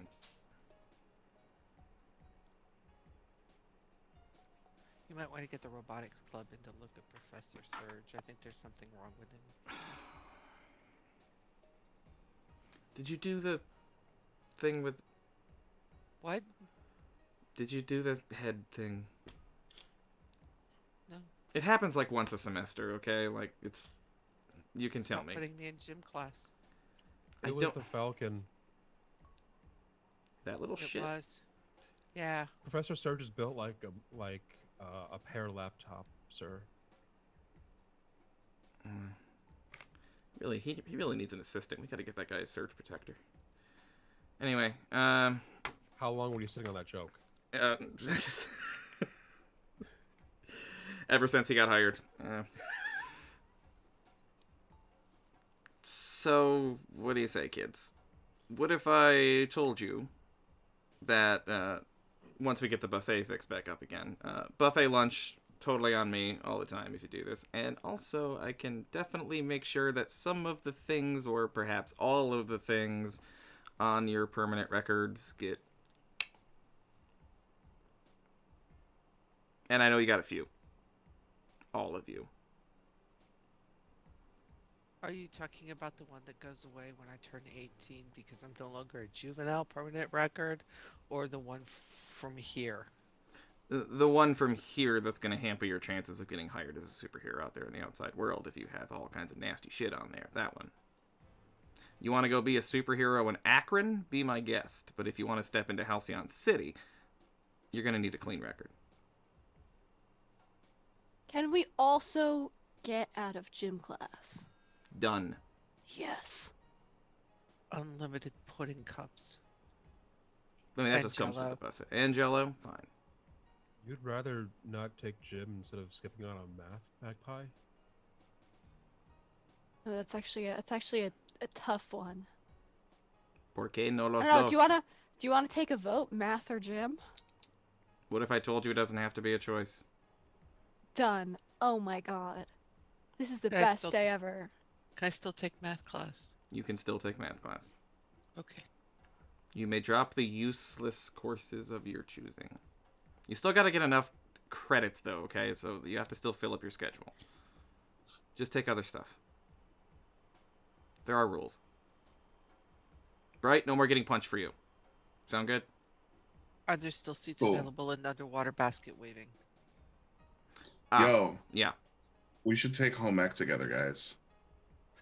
Oh, I could straight up murder a man for some peach cobbler right now. I'm really good at kneading dough. You just gotta keep punching down. Can we focus up here? You can take home ec, totally. That's Oh, easy right. to do. Sure. Yeah. Please don't kill anyone for peach cobbler. I wasn't. It's a figure of speech. I'm not gonna kill someone. Gotcha. I'm not. I don't harbor Yeah. those kinds of. Okay. Yeah, I hear you. So are we gonna try to lure, Dr. Yago into doing a crime? Just need you to, Or are we like, just gonna frame him for not a gonna crime? frame him. Come on. Not gonna. We wouldn't frame somebody for a crime. No. Well, we wouldn't, but I mean, I don't know what you would do for a Klondike bar. Just because I'm a demon doesn't mean I'm not without like some morals. Okay. No, I don't want to frame him. I want to know what he's up to because he's fucking shady. So I don't know. Follow him. Do any of you have classes with him even? Maybe you can audit some of his classes, see what's going on there. Follow him home. I don't know. Something. What does he teach? He teach reducing collateral damage 101. Oh, I take that class. I should It's good take that you take that class. class, Adam. It really is good that you take that class. absolutely. I'm really happy that you're there. Haven't taken it yet. I was You- told that it was an elective. It is an elective, but for some people it's more required than others. Adam's case, yeah, sort of a good thing for him. Bright, you probably should too. You did almost just crush a bunch of students back there with half of a buffet, so... Right. Yeah, I'm in. Sure. Okay. So would you like me to get you all enrolled in his class, perhaps? I mean, we'll come back for that. We've spent a lot of time talking about your very illegal crimes It's very funny. during this meeting. But sure, we'll go catch your goon for you. Just, Why don't you just make him come up here? Like, can't you just... like, send him up here and say, hey, are you a villain? Are your... Sorry, you probably get this all the time, but, like, are your powers, like... Are they... Are you not an actual, like, devil, or you just look like a demon? You've referenced it a lot, so I feel like it's kind of like a point of pride for you. So now I'm curious. I mean, I go by Hellbinder and I stink of sulfur. I also once burned this entire school to the ground. Yeah, I do have some fire powers, okay? Got all the demon powers. Still can do all that stuff. Choose not to because it's kind of frowned upon and I'm trying to keep my job and stay on an even keel, you know? But Why don't you just, like, make a deal with him? Can't you, like, crossroads demon his butt and just be like, listen... that is kind of offensive, actually. We don't all do that. That's not a thing that all of us do. There certainly are some, but no, I was more of the kind of destruction, wanton death and murder type thing. Shouldn't you be like Hellfire instead of Hellbinder, since you don't really bind people to hell?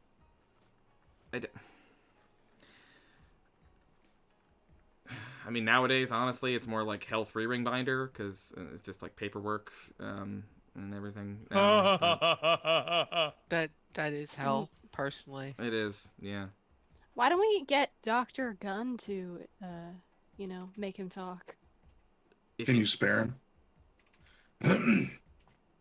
I mean, I wish we had more professors like Dr. Gunn. You know, I wish we had a gun in every classroom. Everyone should have a gun. I mean, Dr. Gunn, he might be good in a clip, but for now, like, just look into it, okay? Get back to me by the end of the day if you've seen him do anything shady. That's all right?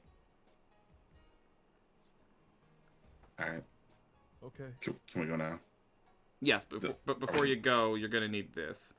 And he pulls out he reaches in his pocket and pulls out a big notepad, or like a big, kind of like pad of like sticky notes, essentially. Jots a few things down, tears off a piece. There you go. That's going to be your golden hall pass. If anybody asks, you are on your way to the principal's office. Thanks, Willy Wonka. I don't get it. We have a principal and a headmaster? Principal and headmaster. Our Is head that normal? Excuse my ignorance. Is that normal?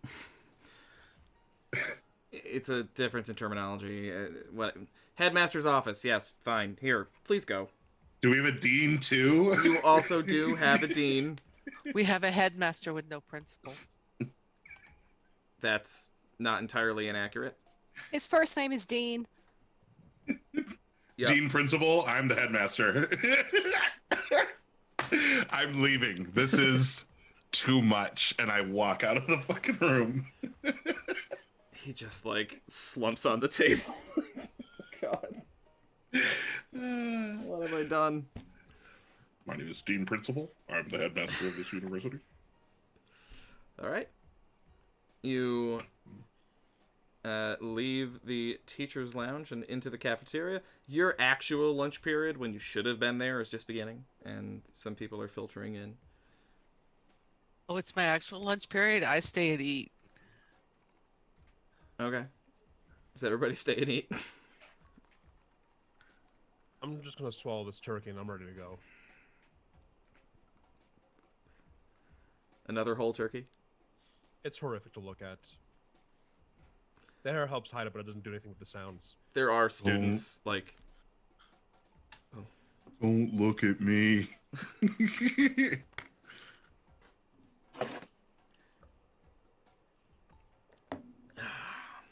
Bright, Ugh. bright magpie. Yes. No, they're eating. I don't know. Are you doing that too? Oh, Yeah, I mean, I guess I'll hang out. I don't know. I'll wait for them. Not gonna go without them. yeah. I'm just kind of vibing right now. I'm letting my edible kicked in a lot later than Magpie's, but Yeah, was I I'm being too vibing. mean? I feel like I was being too mean, but like after I like did the gym teacher thing, I just got really mean. I feel like You I were need some more being weed. super sassy. yeah. Have a Snickers. Thank you. I thought you said you were out. Oh, I restocked the teachers area. Yeah, The their buffet? vending. No, Oh, their I thought the vending. buffet They had have a Snickers.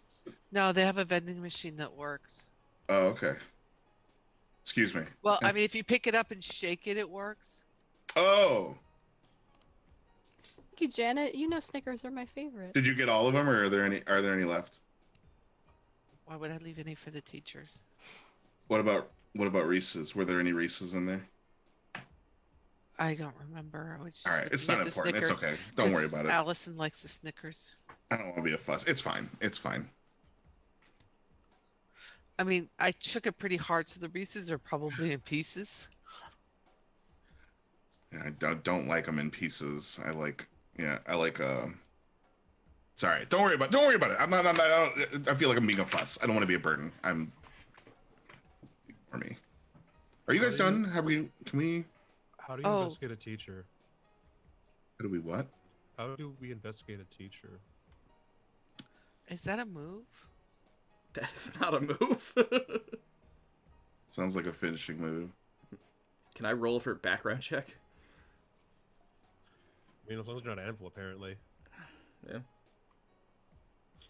How do we trick somebody from Anvil into telling us they're from Anvil? Can't we just ask them? Don't they have to tell us? No, that's a myth. We ask.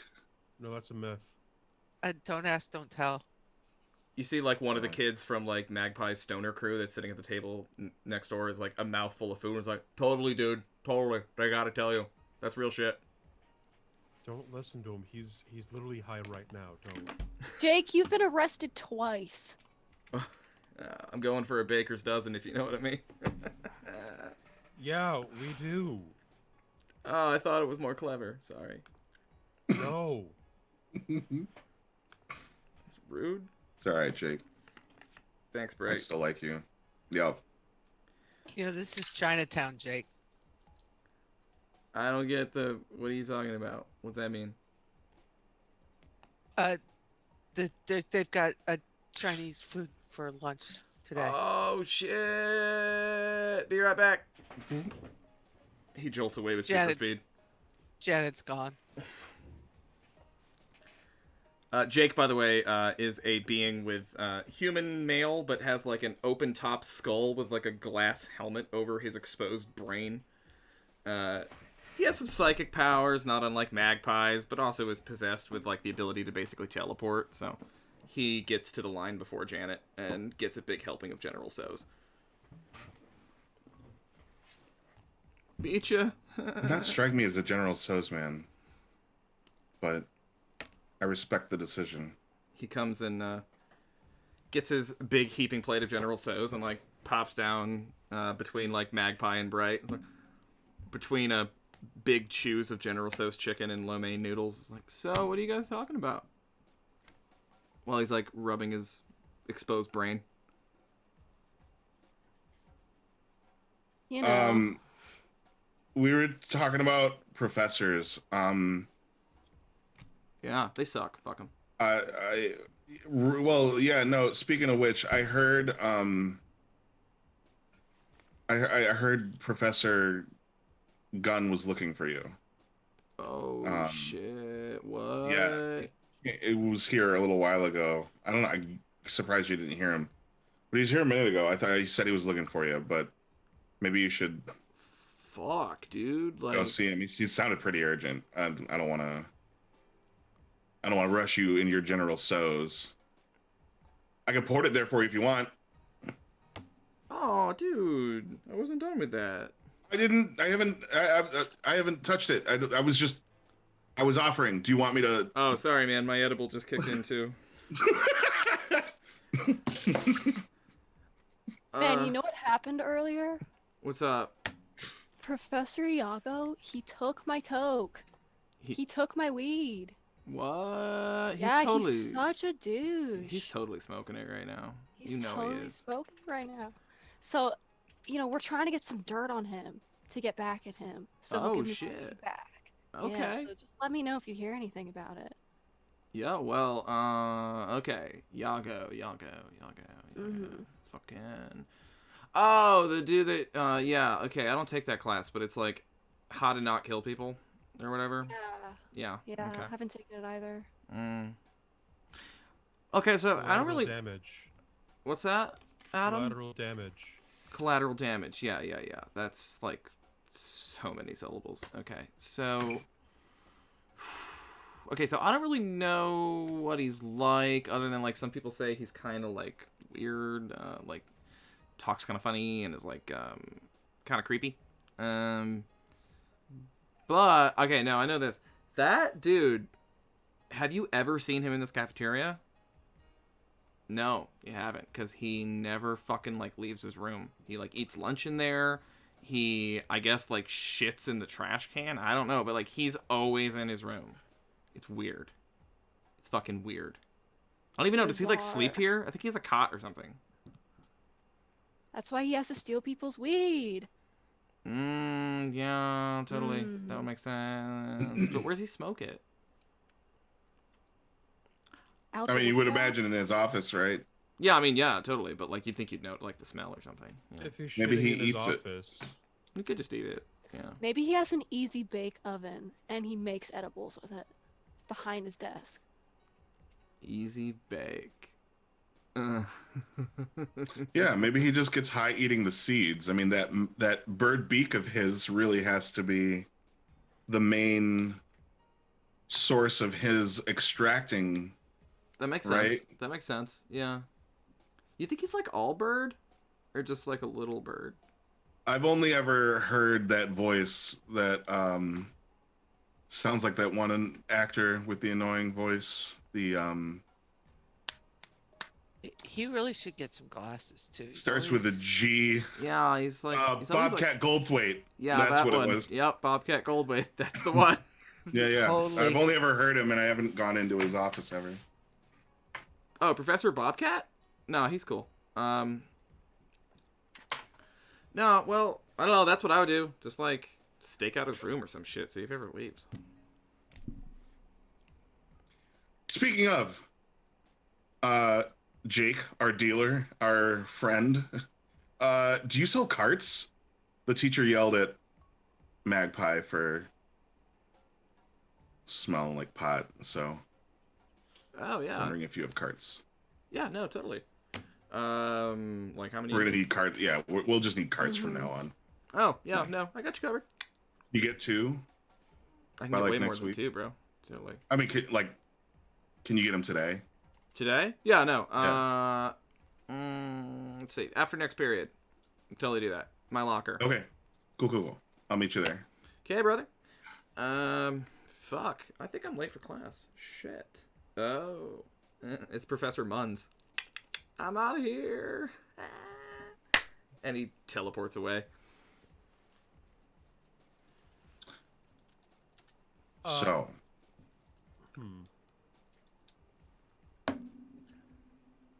I could probably go and ask Professor Iago some questions before class starts.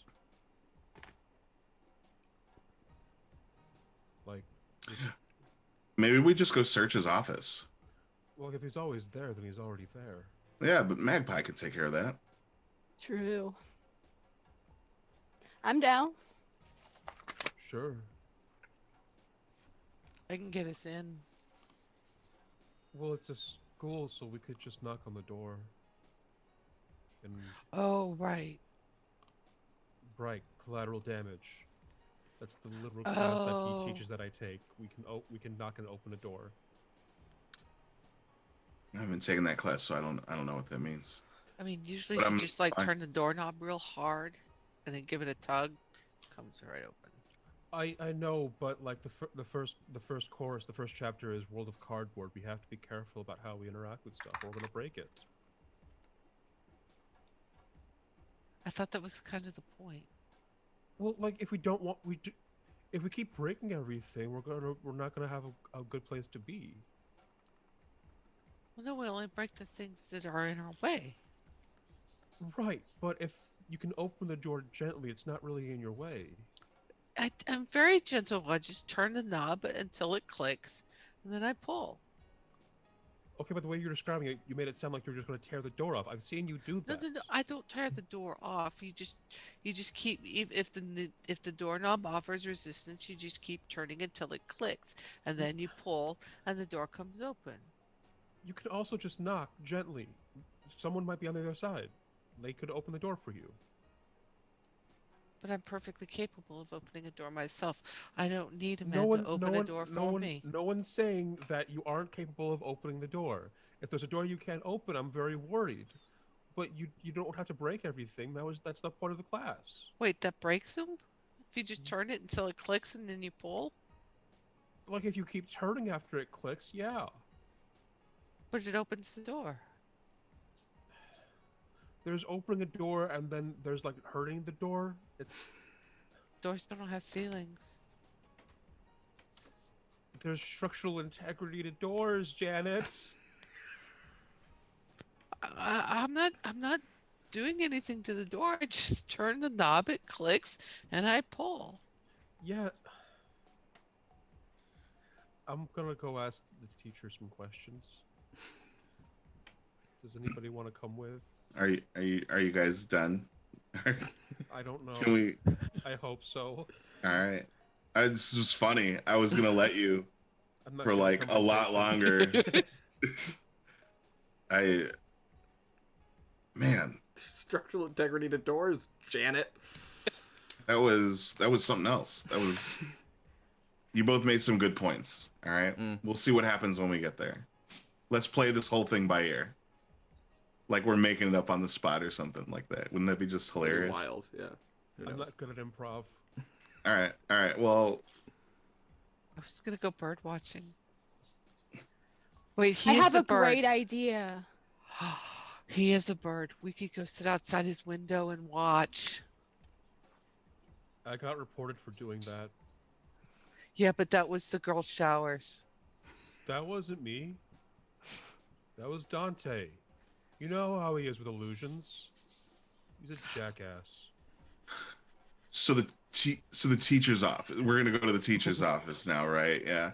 Adam, let me explain to you improv on the way down there. The important thing to know is that you should always be thinking, sure, but also, and we'll head over there, I guess. While we're on the way there, how do you stop yourself from thinking, "Oh no, oh no, oh no"? Me personally, I keep a fidget cube in my pocket and I smoke a sacrilegious amount of pot. By saying yes and yes and. But mostly those first two things. Yeah. Didn't Allison's friend say that he spends all his time in his office? Wouldn't we find him in his office? Well, yeah, but like we all are well aware, Magpie can scramble brains like she's Gordon Ramsay and the teacher is a pan of egg whites and butter. Like it'll be easy. This will be a cakewalk. Turn your I'm brain into thinking- meringue. We should do something fun. You know those like psychic construct things I can make? Like I want to take one of them and make it into a bird and like spy on him with the bird. So like it's double bird watching. Bird watching bird. Nice. That's interesting. like You're that. trying to like he's comfortable with birds because he's a bird. Yeah. Under that same logic, maybe we just run into the office and throw a blanket over his head so he thinks it's nighttime. and then we can search the office. And when we leave, we'll take it off of his head. For the love of all that is holy, someone tell me what your approach is going to be to this office. I'm gonna knock on the door. Adam says knock on the door. Do I hear a second to knock on the door? I don't think we get to make that decision. I think Adam said he knocks on the door. Fair. Yeah, I mean, Janet goes to knock, and then Adam beats her to it. You knock on the door. There is no response. Professor, I'm gonna try and open the door. It's unlocked. I'm gonna See? open the door. I told you, you just turn it, and then it clicks, and then you pull. You do that and you don't break it. Janet, you're so talented. I'm gonna duck my head and walk into the classroom. I'm fighting back tears right now. You see sitting at a desk at the back of the room. Iago has his classroom set up in that way where there's all of the students' desks are in front of him, so he can like see from behind you like what you're all doing and knows if you're actually working. He sits at the back of the room in a big leather-backed chair all the way at the opposite end that is facing away from you. You can just see his wing sitting over the arm of the chair. Did you say his name or something? Or no? Professor, I just called him Professor. No response. I'm gonna approach the desk. You approach the desk. The chair is still faced away from you. I'm gonna walk around the desk. You walk around the desk to see a humanoid bird man who has clearly been shot multiple times with bullets roughly the size of a human head. I'm gonna walk over to Bright. Bright, can you open up a portal, please? Sure. Where? Just right here in front of me, please. How big? About mouth-sized. Mouth size. Okay. Like my mouth size, please. And I'll open one. I'm gonna just vomit. And that's where we're going to take a short break. Be back in 10 minutes, fam, as vomit soars through the ethereal plane, where my headcanon is that Magpie's boyfriend is still in there because ex-boyfriend doesn't work the same way and all that. Anyway, we'll be back in just under 10 minutes. See y'all in a bit.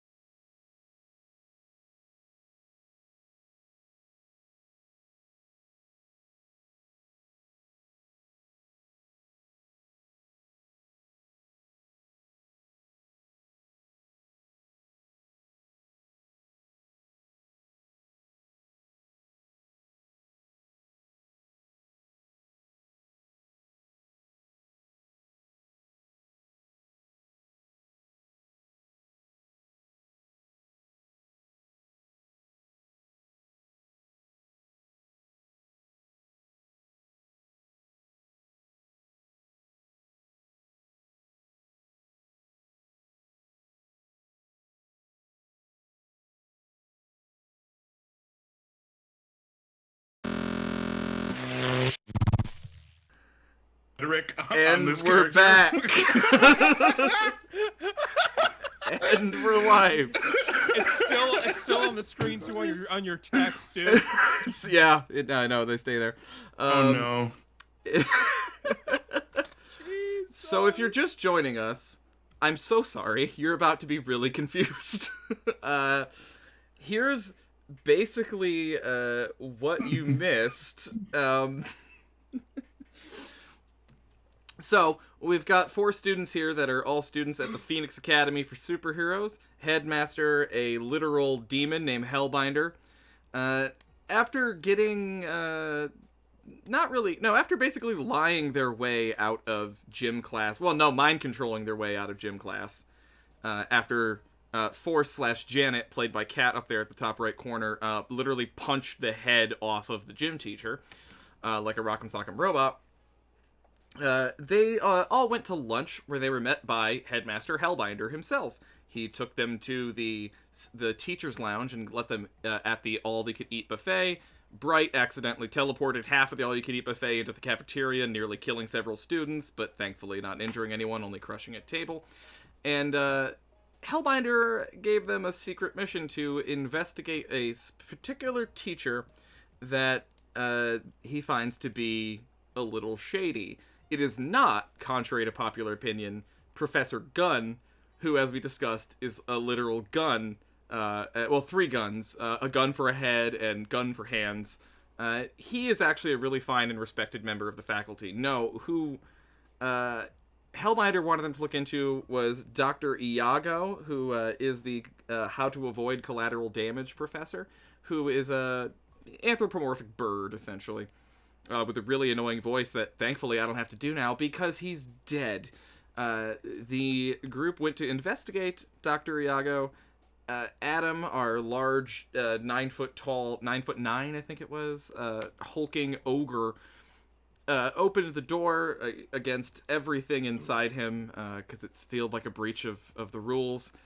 Found Dr. Iago sitting in his chair, shot several times with what looked to be like bullets the size of a human head.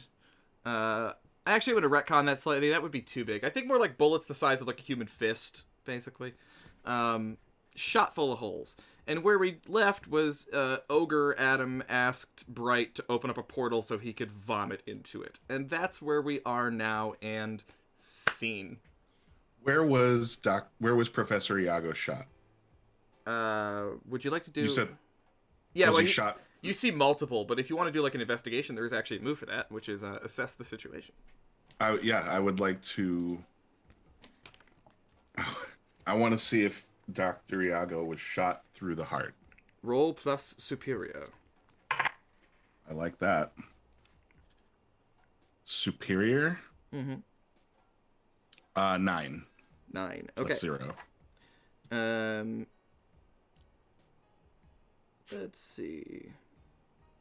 The ones here don't really... Here's how I'm going to do this.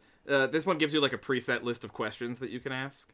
What I'm going to do is basically give you GM to player truth. So you can ask any one question about the environment, and I will give you a truthful answer. So when it comes to shot through the heart, that's sort of like obvious because there's like a hole there. But if there's any... So I'll give you that one for free. But if there's anything else you want to know about the surroundings or anything in the environment in like investigating the scene, I'll speak truth to you. How long ago was he shot? But was he shot through the heart? He was shot through the heart, and you are too late. Okay. Because it was a while ago, it seems like. There is, however, you notice that there is the body actually is still a bit warm, and there is blood that is like pooled on the floor beneath the chair. It probably wasn't that long ago, but you would within a couple hours, I'd say, would be a decent figure. We could shove him through that portal and problem solved. And Janet's already starting to pick up the body to see if she can force it through the portal that's Adam mouth sized. It's not big enough, but it looks really funny. You can get like the beacon. Hold on. We're gonna. Your plan is to dump this fresh corpse into my void. Yes. Nobody No. looks there. No, wait. So, time's the thing.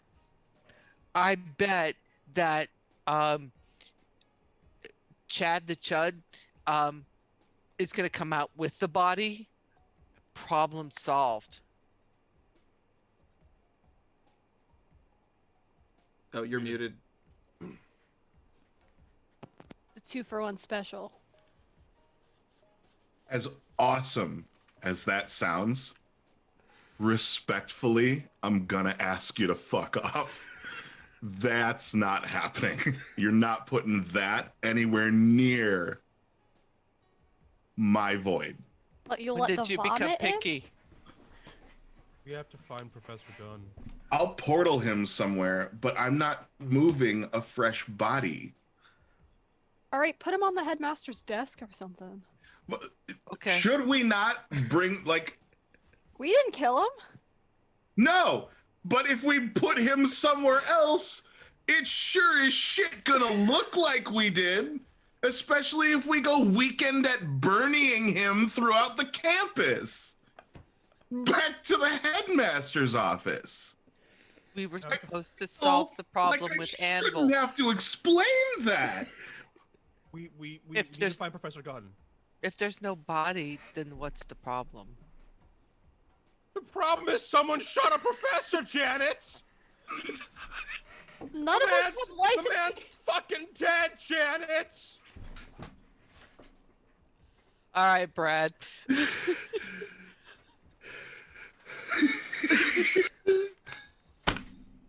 I don't know why ending like screaming at someone with the name Janet makes it funnier, but it does. For some It reason. does. Someone's Because fucking we've all dead. seen Rocky Horror. Damn it, Janet, he's dead.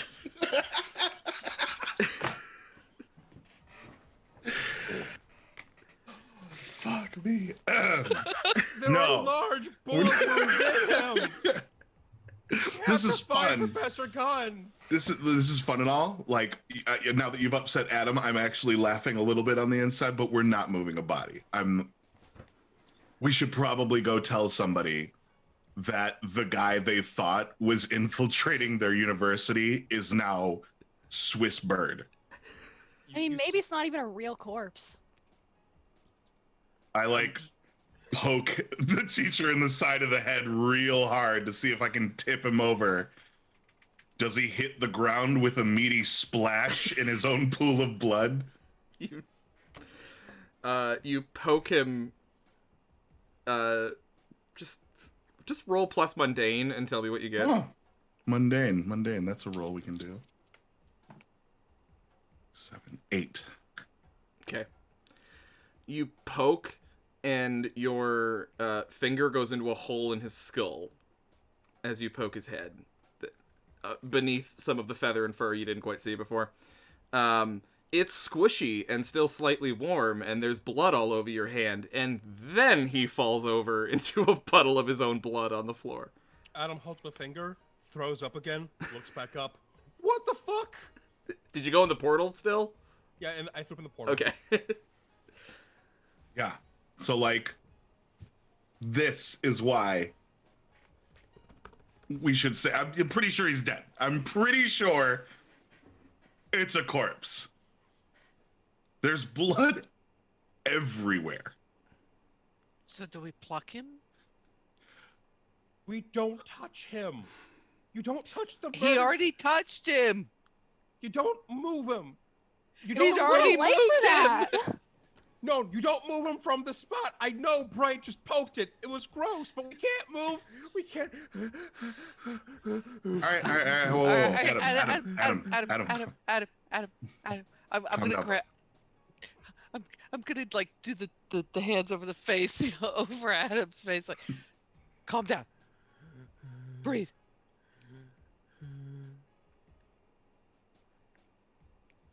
Okay. We have to find Professor Gunn. There's like Why? Why do we have to fight Those were Professor Gunn? fist-sized bullet wounds. Fist-sized bullet wounds. Who else uses a gun that big? Except for the professor with a gun for a head. Well, maybe. Oh, we should check and see if maybe somebody took one of Professor Gunn's hands, like chopped it off. Oh, what if he's And- dead too? Yeah, and then they've got a handgun. Adam walks out of the room very calmly and just starts running towards Professor Gunn's office. All right. At the full on like knuckles hitting the ground kind of run that he can get when has enough speed. All right. Bright's gonna yank off the gloves that he wears around his hands as part of his uniform. And he's going to reach out at Adam. And I'm going to shadow control him to stop him from running and Okay. drag him back. Okay. In that case, let's see. How do we contest this? Bright, roll for yours. Is it a roll? I'm guessing it's roll plus freak. It's like unleashing your powers. Does Yeah. it specify on your playbook? Like, Yes. When I influence someone, when I take influence over someone or give them influence over me, mark potential and take +1 forward. okay. Neither of you actually, we haven't even been using the influence mechanic, but I don't think either of you have influence over each other. So we'll just do this as an unleash your powers. So roll plus freak. And Adam, I'm going to say that you are kind of aware what Bright is doing. This has probably been done to you before, so you can kind of feel the darkness closing in slightly. How'd you do? It should be mentioned that I am grabbing his shadow, and I would never have done this to Adam before. You're grabbing his shadow. Okay. Yes, I have control over his shadows, which means I can take possession of his movement. Okay. Shadow control is what this power apparently is. That's fucking wild. Adam. How do we call this one? I just rolled. And Yeah, it's, how'd you do? The 13. 13. Okay, that is a complete success. Alright, Adam, I'm gonna have this one for you. If you're trying to avoid this happening to you, you're gonna roll a take a powerful blow, or you can submit to it. I'm gonna roll to a powerful blow. Okay. This is the one. This one's weird. This is the only one that's inverted where rolling high is bad. Cool. That's cool to hear because I rolled a 9. So Can that I is- defend him? Yeah, you could. Okay. Because I have a move that's there when it matters. So when I defend someone on a hit, I can hold one instead of choosing one from the list.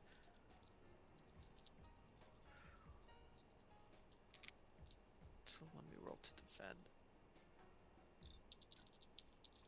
Roll plus savior. Oh boy, that's a good one for me. No, that's not. I rolled a 5. It's a miss. Ouch. Oops. All right. Yeah. I rolled high, so that's a miss as well. Yeah, you got the 7 to 9. Which on that one... So, this is a weird one. You can, either. The options they give you on a 7 to 9 for take a powerful blow. This is not entirely what this was intended for, but we're going to work with it. You can either lash out verbally, provoking a teammate into foolhardy action, or take advantage of your influence to inflict a condition. You can give ground, meaning your opposition, which in this case is Bright, gets an opportunity over you. Or you can struggle past the pain and basically break free, but you have to mark 2 conditions. What would you like to do?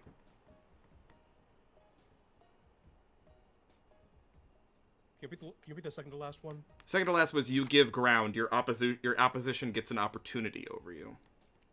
I'm gonna give that one. Okay.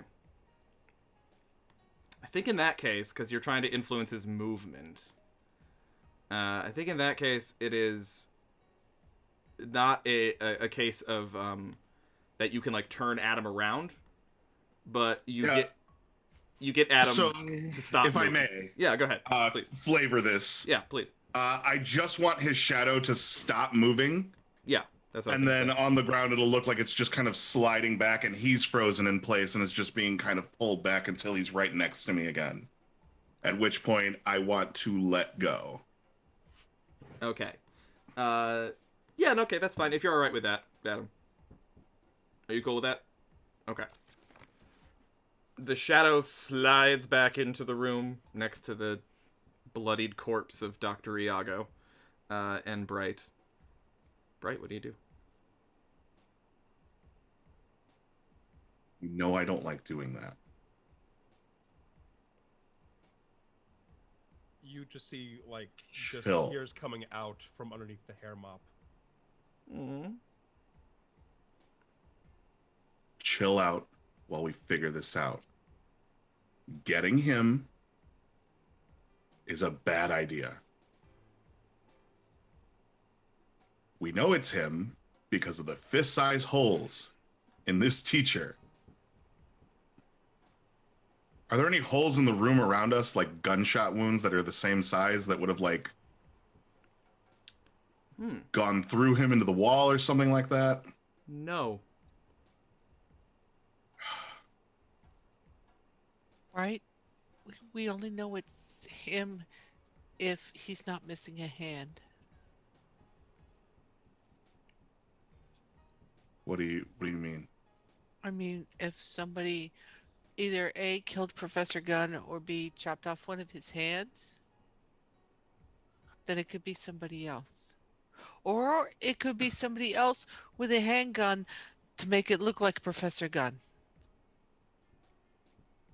So the three scenarios you've decided are the only possibilities are Professor Gunn did it. Somebody chopped off one of Professor Gunn's extremities and shot him, probably his head, and shot him with his head cannon. Or that someone framed the body up in some sort of mock-up to look like Professor Gunn had done it. Yes. Okay. So there's a lot. The bell rings for the next period. I closed the door and we are inside the office. Within minutes, there are students waiting outside the door to get in to Dr. Iago's office because he has a class this period. Does somebody have a notebook, a paper, a pen, anything to write like stuff down real quick?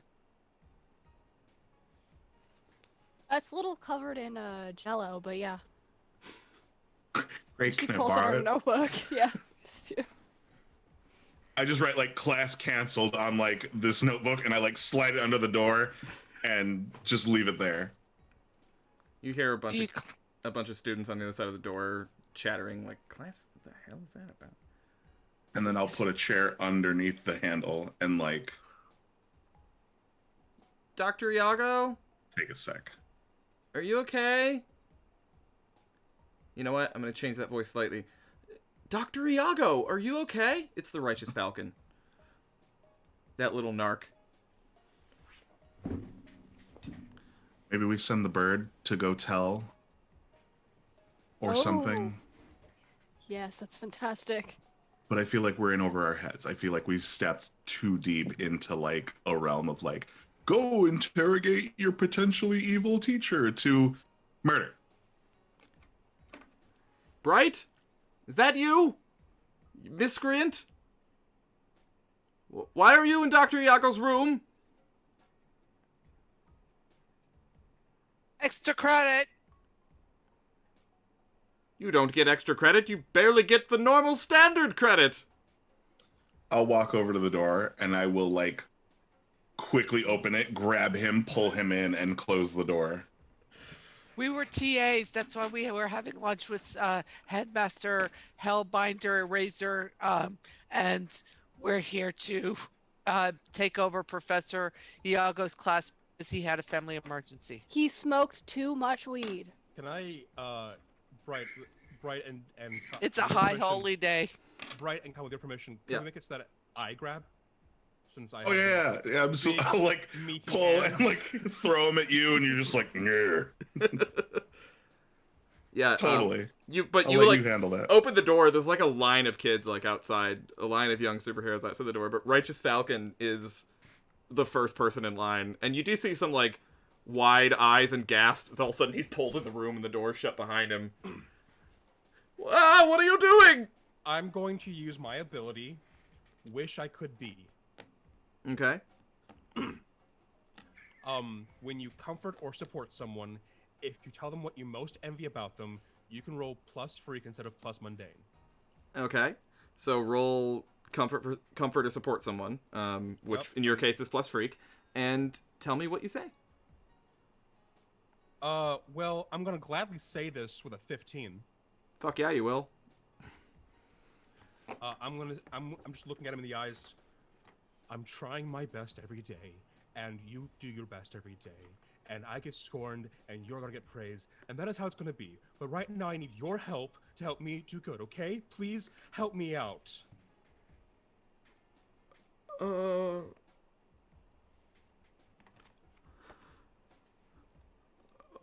Okay. How can I help you, Adam? Someone shot the teacher. Somebody. Ah! Better open that portal again. Someone shot the teacher with bullets. You know our. I'm gonna point him towards the portal. Go up. Someone shot the teacher with a gun. You know our powers. Janitor's strong. I'm this. Bright does the portal bullshit, and Magpie does magic shit. None of us have a gun, okay? Just. I don't have a gun. I know you don't have a gun. I know you have a gun. I know. Okay? Just, I need you to get the headmaster. Did you know that Janie got a gun? I don't She's know who you're talking engaged. about. She's engaged to Professor well, He's already married, Janet! I have one power left. Force, don't make me use it. I swear to God. I need you to get the headmaster and tell him to come here, please. Okay. I'm sorry for talking mean to you earlier. It's fine. Okay. And there's like a door, there's like a door at the back of the professor's office that actually goes to the outside. I'm gonna walk over there, open the door, and set him outside. And he transforms into a literal falcon and up and a ways and soars to the skylight over the headmaster's office, thereby bypassing everybody. I'm gonna close the door and turn around. I'm still crying. I haven't stopped. Janet's gonna look at Bright and she's just gonna provoke him. Do it. Show me what you got, big boy. Do it. I have a move, Enabler. When you provoke your rival, roll plus danger if you're trying to provoke them to rash or poorly thought out action. All right, roll provoke someone. To be clear, what is it you're trying to provoke me into doing? Doing whatever it is you were about to threaten her with. You said you had one power left or something? I don't know. Yep. Oh, okay, sure. Oh wow. Plus danger. So that's an 8. So on a 7 to 9, choose one. If they do it, add a team to the pool. If they don't do it, they mark a condition. All right. Cool. I'll do it then. I'll use my third ability as a legacy, mind clouding. And I would like to erase all 90s and 80s references to guns from Force's mind so that it's always on the tip of her tongue, but never quite accurate. Like, it's not exact. Was it Jamie? Got a gun? Was it Jeff's got a gun? Jimmy? Yeah. I've gone. You- Will travel. That's what he was about to do before he held back.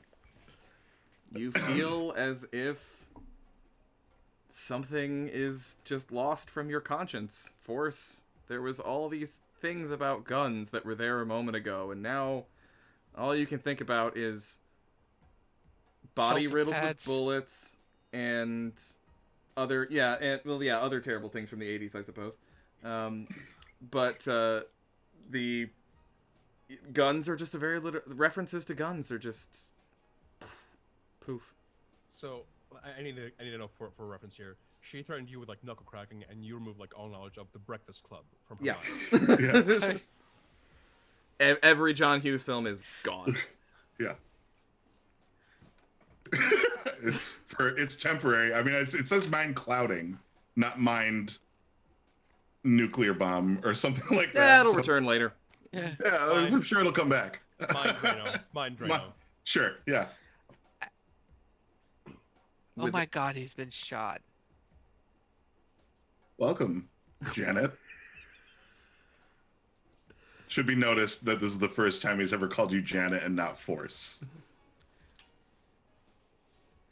So we have a bird that looks like Swiss cheese. And there is, at that moment, a knock on the door. And you see the urgency clearly, because he doesn't wait for a response. You see the doorknob start to glow red hot and then melt. And the door swings in wildly, and Hellbinder steps in and slams it behind him. What the fuck is Somebody going went- on? Apparently, Professor Iago is in season.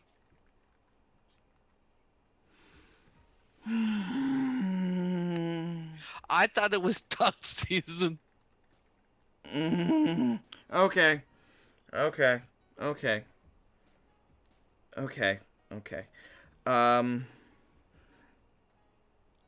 We're screwed.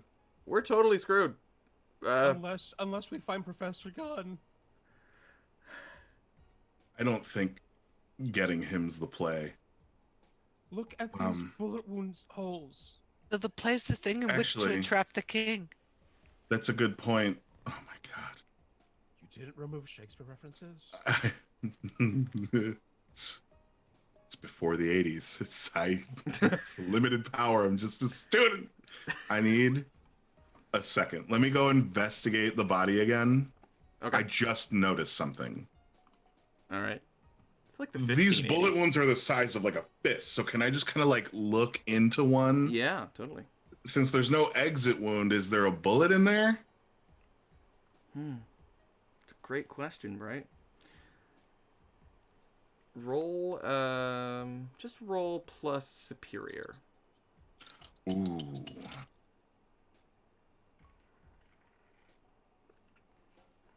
Seven. 7. Okay. On a 7, you notice the simple fact that no, there is not a bullet in there. Where did the bullets go? If Gunn did this, did he retrieve any of them? I'm not a surgeon, so I can't tell if like a bullet was removed from the body. But Do we know if Professor Gunn leaves behind bullets? Yeah. You don't know, though. You would safely assume, but it's his powers are mysterious, being a humanoid gun. There's a lot of things we don't know about Professor Gunn. But If you've he shoots someone with a bullet, does that mean he's just dislodging his own flesh? how does he reload? Takes a couple of hours. very And a lot of carefully is the willpower. answer. And a lot of lotion. There's like a lot of like bullets on his desk, and like he fires once, slam. What the fuck? I told you he fires blanks. The holes, though, go like straight through, but there's no holes in the wall. There's no holes in the chair. Oh my. If there were bullets, either like he was shot somewhere else and then moved to this chair, perhaps, and the bullets are somewhere else, or he wasn't shot with bullets.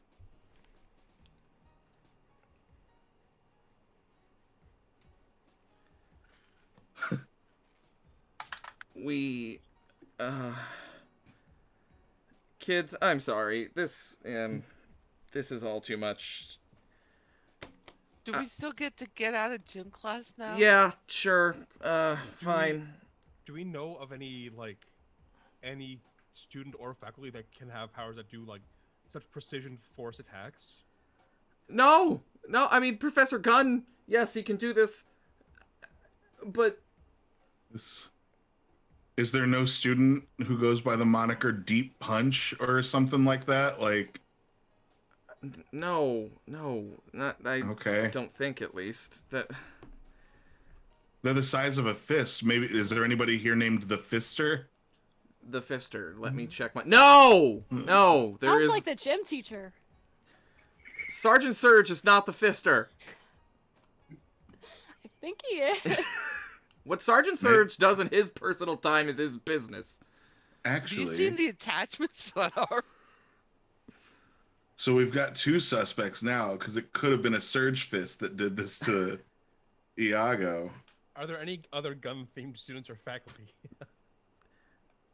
I mean, we do kind of frown on that. Professor Gunn was sort of the exception. He's really an ambassador for his kind more than anything. But what do I? Okay, kids. How do we do something about this without like the whole school getting shut down? And because like a teacher just got murdered, and that looks really bad for me and really bad for all of us. We just need to figure out who killed him and why. Yes. Okay. Here's the thing. We're going to keep investigating this. We're going to let you go tell a teacher to come mop this up. It's icky. It is we really need it. icky. So would you like to be the one to leave the room with your legs intact and go tell a teacher? With my legs intact.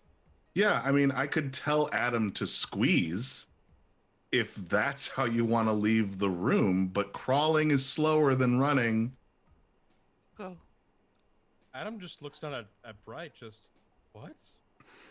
I've seen a dead body today, Adam. I want to fucking hurry this along.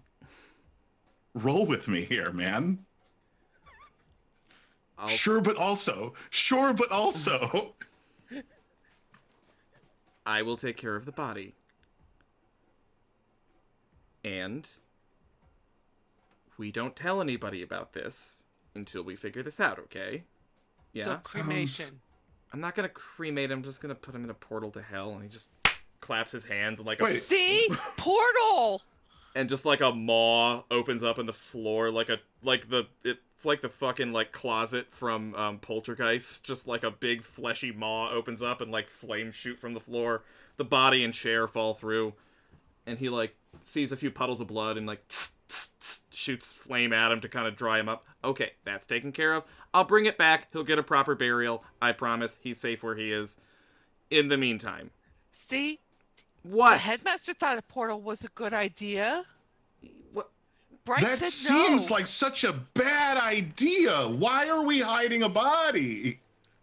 This... Because people freak out when you have dead bodies. Adam's I'm going like- to the door. Adam's going to the door. He's opening the door. He's walking out of the classroom. Whoa, and I run to go follow Adam. What the fuck?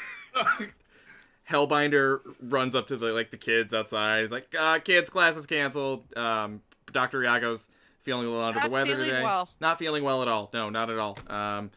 See you all tomorrow. Have a great day. Okay, bye. Okay. And he shuts the door and takes the molten metal from the doorknob and welds the door shut. For the record, he walked out the back door.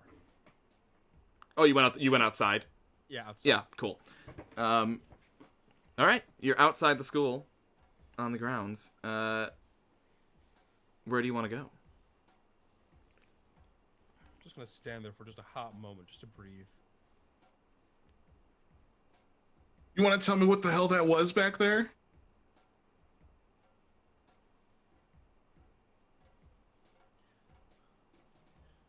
We need a next step. We can't just keep yelling about portals. It's already done. It's already done. It's already in the portal. We just gotta find who.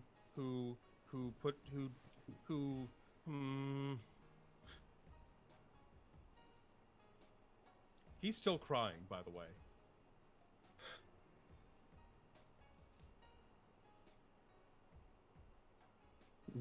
What do we do?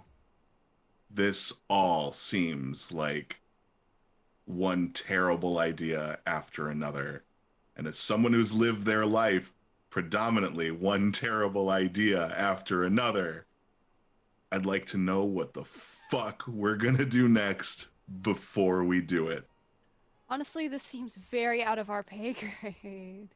We're not getting paid. I would Exactly. like to swallow the earth in a void, but now we have to do this. So what do, Mags? Force? Adam? Colin, Yes. I've said before that Adam, Ogre, I spend a lot of time just like at the forest, kind of watching people out in the school grounds. Mm-hmm.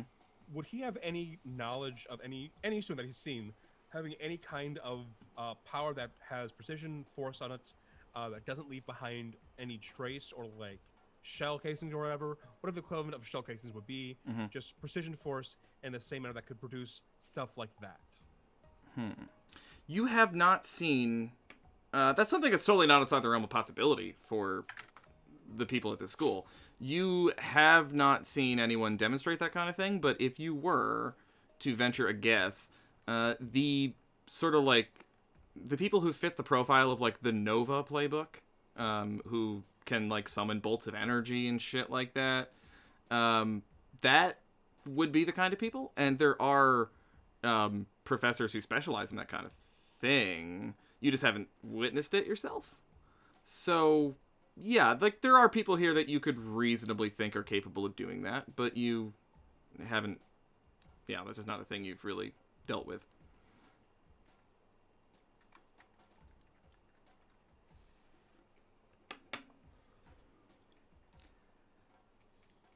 Okay. We just... People in the School of Weird Powers just have to figure out anyone who can make holes in people without leaving any kind of trail behind. Whether it's a gun that shoots blanks like what Forrest said, or just anything else. You, as you're standing outside, you see falcon circling overhead that lands. I don't know. I imagine Magpie is like, ooh, bird. That I'll hold out my arm. It lands on your arm, and then there is a full-size, like 14-year-old boy sitting on your arm a moment later. Thank you. I did the thing. I talked to the headmaster, and then I saw another thing. What did you see? Professor Gunn Where? in his office. Doing Nothing. You have holes in him too? Uh-huh. Yeah. Yep. Mm-hmm. Wait, Gunn has holes in him? Mm-hmm. Mm-hmm. See anybody else in the room or leaving the room? No. Okay. Okay. Guys, you're probably fired a going to want to gun. open another portal, and Janet starts heading towards Professor Gunn's room. Bright, get your holes ready. There's another corpse. What?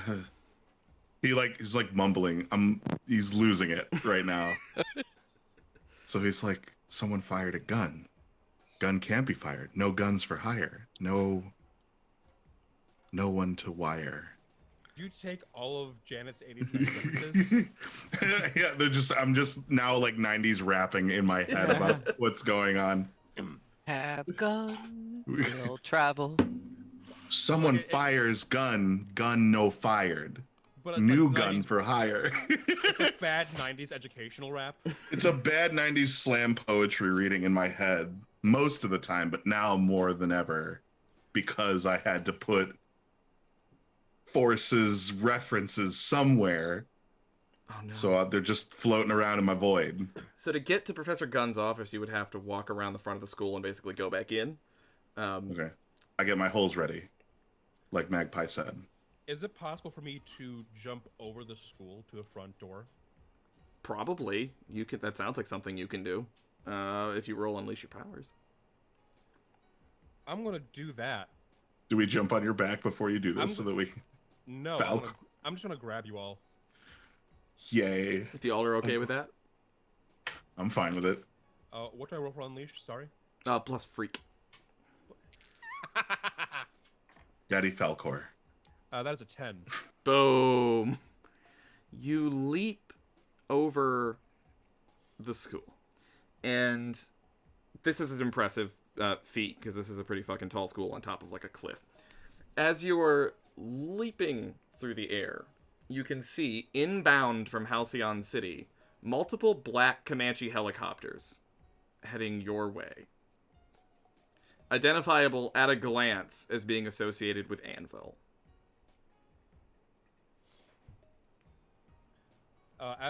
As I hit the ground, and then gently put people on the ground, I say, I saw helicopters.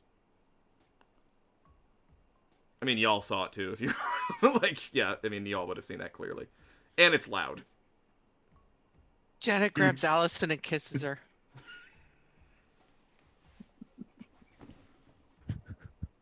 Allison faints. Hey, bodies were fine, but affection, God, that's the saddest thing I've ever heard. Now she's losing her shit. Janet's just kind of caught her and is cradling her in her arms. What the fuck are Bright and Adam? Like, what is your reaction to that? Adam's reaction is, now? Look, if I'm gonna die, I'm gonna kiss her first. The worst we'll get is expelled, which is worse than death. I kissed a girl and I liked it. Oh, it's 2000s, doesn't count. Yeah, all right. I'm gonna put both Magpie and Force underneath the one arm and look at Bright. Let's go. I'm gonna need a nap after that. Maybe Magpie's just out, right? I'm gonna put Bright over my shoulder.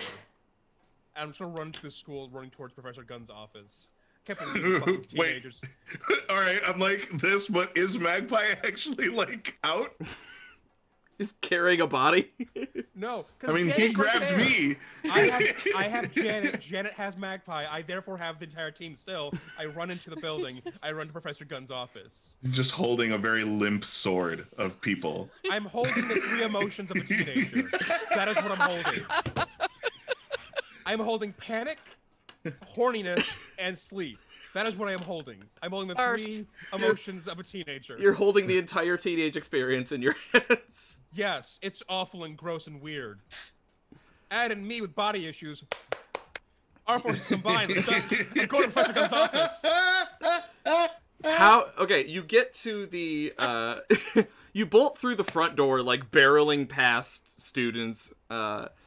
People are extremely confused. There already, with the sound of the approaching helicopters, there already seems to be panic setting in, because that's never good. And Anvil is on their way. You're not the only one. Falcon. What's that? I still have Falcon.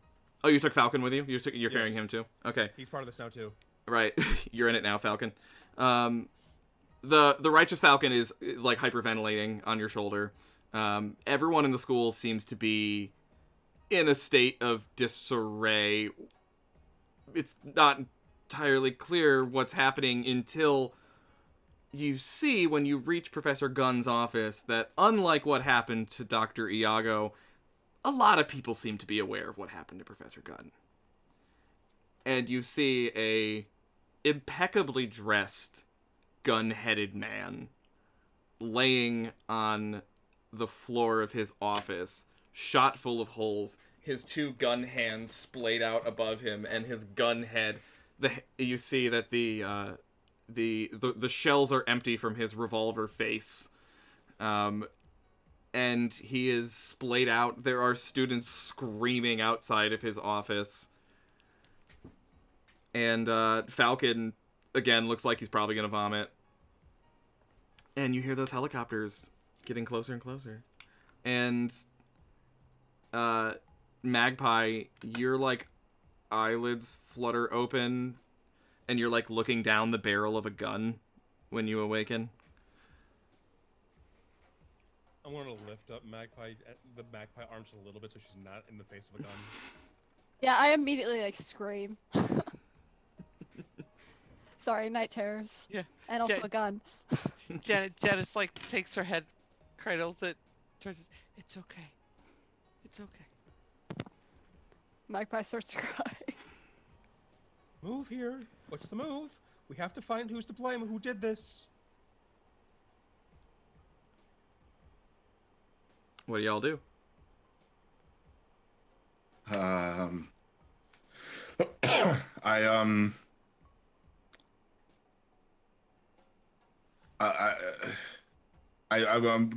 panicking.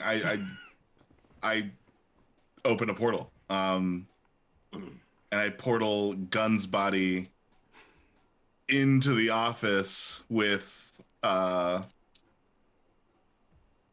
Bird's body where Headmaster is cleaning things up. So now it's okay to portal him. The teacher did it. I don't know what the hell's going on. We didn't plan jack shit. So, and I portal it open and I unceremoniously just dump Gun on top of whatever he's cleaning up in that office right now. You hear like a shout through the portal like, what the fuck? As it just closes immediately after. You see that students are like bolting to the front door, like clearing out the school. It looks like perhaps you hear some students like shouting like basically like, yeah, fuck those guys, fuck Anvil, like they're getting ready to go make a stand against Anvil outside. Shit's about to go down, and those helicopters are getting closer and closer. And as you're standing in the office, you hear this thud in the hallway. I look into the hallway. It's that's Miss Merriweather. Agatha Merriweather, who is Definitely not a 38 special. her walker thudding on the linoleum. What's all the fuss about? Professor, do you need help getting to the front door? No, I'm quite well. I'll get there on my own time. Okay. Professor, do you know anybody who can make like holes in people? Holes in people. Oh, that's be quite. There's been a rash of defenestration, ma'am. That's Not what. not what that word means. That's not what it means at all. No. No. Adam says like turning his body away from Janet just ever so slightly. I thought that's what it meant. No. Very good. No. This says the ogre. No. It's a very good try, Janet, but no.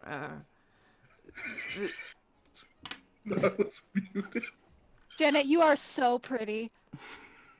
These two were just like making out in the background. So are you. So are you. But that's not what the word means. No, they're right. Adam turns to the two of them in the classroom. Please stop. Save it for later. I just wanted to go bird watching. Well, there's the bird right now. Watch her. Just. Aren't you kids going to go join the fracas and fight the law enforcement? What? That's a weird suggestion, miss. Is it? Do you want us to fight the law enforcement? But the law won. We already fought the PIG. You sure did, and that was impressive work by all of you. I don't venture to have any opinion about what the four great heroes should do, but, well, I thought, as you kids say, fuck the police, essentially. I'm gonna walk up to the professor, like kind of like worried, just a kind of approach. I'm gonna get real low. And then I'm going to use Be the Monster. Okay. And I'm gonna say, do you know anything about these deaths, Mrs. Merriweather? Yeah, so that's roll plus freak. Yep, roll plus freak. That is going to be an 11. An 11 is a complete success. Yep. All right. Uh, Choose one, and we'll see what they do.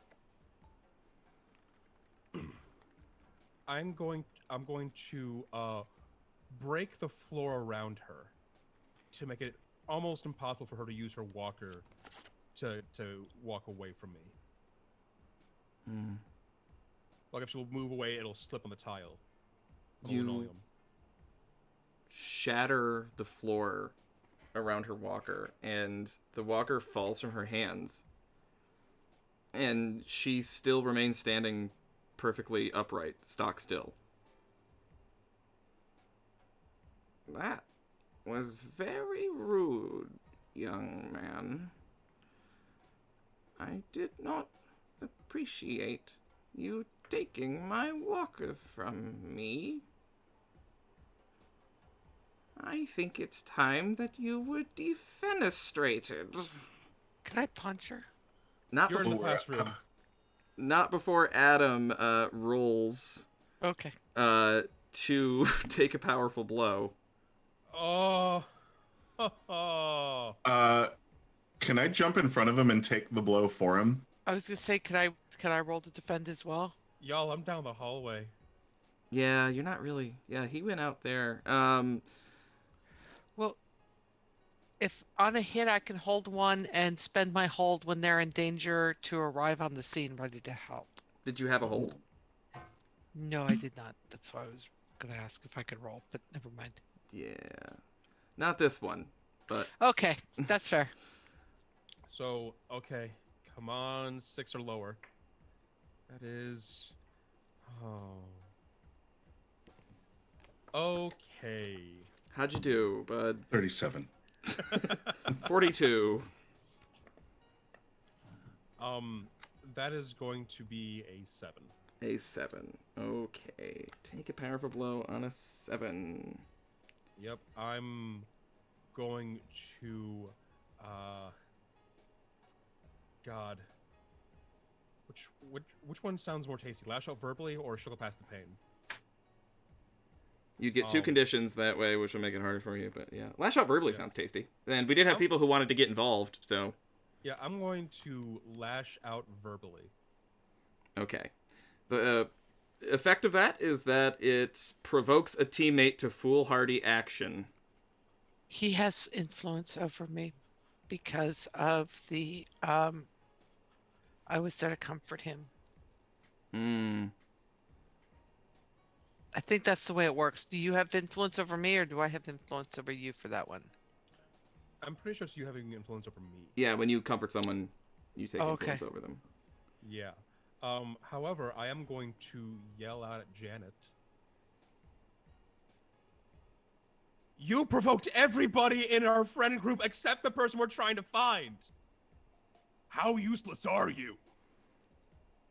Which you say just before she slings an apple, a moldy-ass apple from her purse at you that pierces through you and sends you soaring backward into a wall, which you fucking demolish with your, 9'9" frame.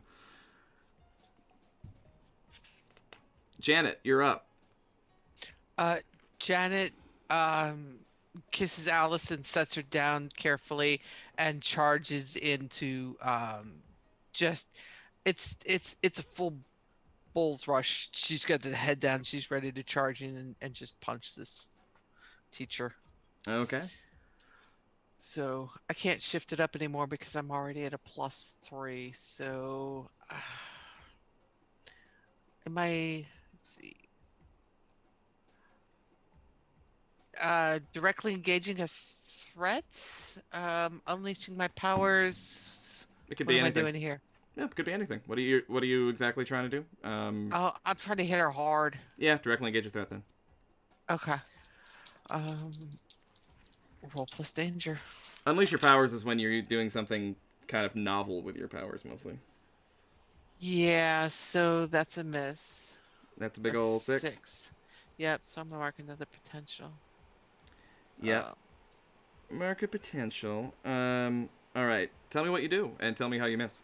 Um, so I think she's too focused on making sure that Allison is set down gently and that she avoids Adam. So she, as she goes flying, jumps, leaps to do the Superman punch. Um, she just goes sailing right past her because, damn, that old woman just kind of slides right out of the way. Yep. And Her she like goes right into the wall, fist first. her like crooked back like cracks Yeah. forward, and you soar over the top of her. And she then like stands tall and upright, and is actually, you never would have known before, but is like close to 6 feet tall. But she's always been like kind of hunched over her walker, and looks like snaps her head toward Adam and Janet, and then snaps her head back toward the classroom where Dr. Gunn is. I'm gonna go to Bright. Is she still holding her walker? She put it down. It was knocked out of her hand, so it's on the ground.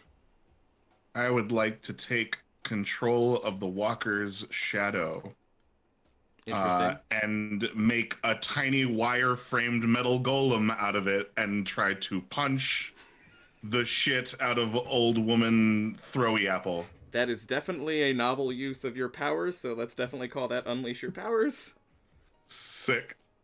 That is absurd, and I love it. Ooh, 11 plus freak. Yeah. So that's Yeah, crazy then, good. so 12. Okay. You take control of the shadow of the walker, and you're going to remake it into a walker golem. That's what Yeah, I'm just going to pry the bars apart so that it's just like got 2 arms, 2 legs. It's going to hobble over to her and just like whack and try to metal pipe this grandma. Yeah, all right. So roll directly engage a threat. What do I add to this? Danger. Noige. That is an 8. An 8. Okay, so here's your options. You can resist any incoming shots from her, take something from her, create an opportunity for your allies, or impress, surprise, or frighten the opposition. I would like to... Wait, what was that last one? Impress, surprise, or frighten the opposition. Impress, surprise, or frighten.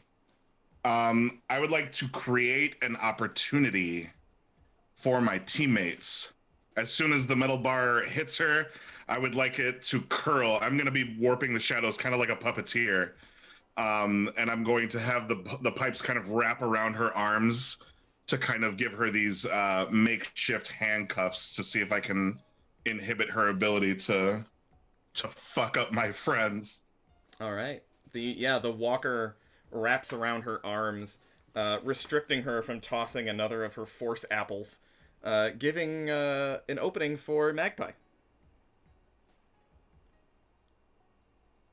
So, Magpie, like seizing the opportunity that she's like bound, she's gonna try to walk up to her and like place a hand on her head and see if she can like extract some of the images of what like might have happened before this. Okay. Is that a unique move for you, or is that just an unleash your powers thing? I think it's just unleash your powers. Okay. Yeah. Yeah. All right. Cool. Roll it. Memory manipulation or whatever. Yeah.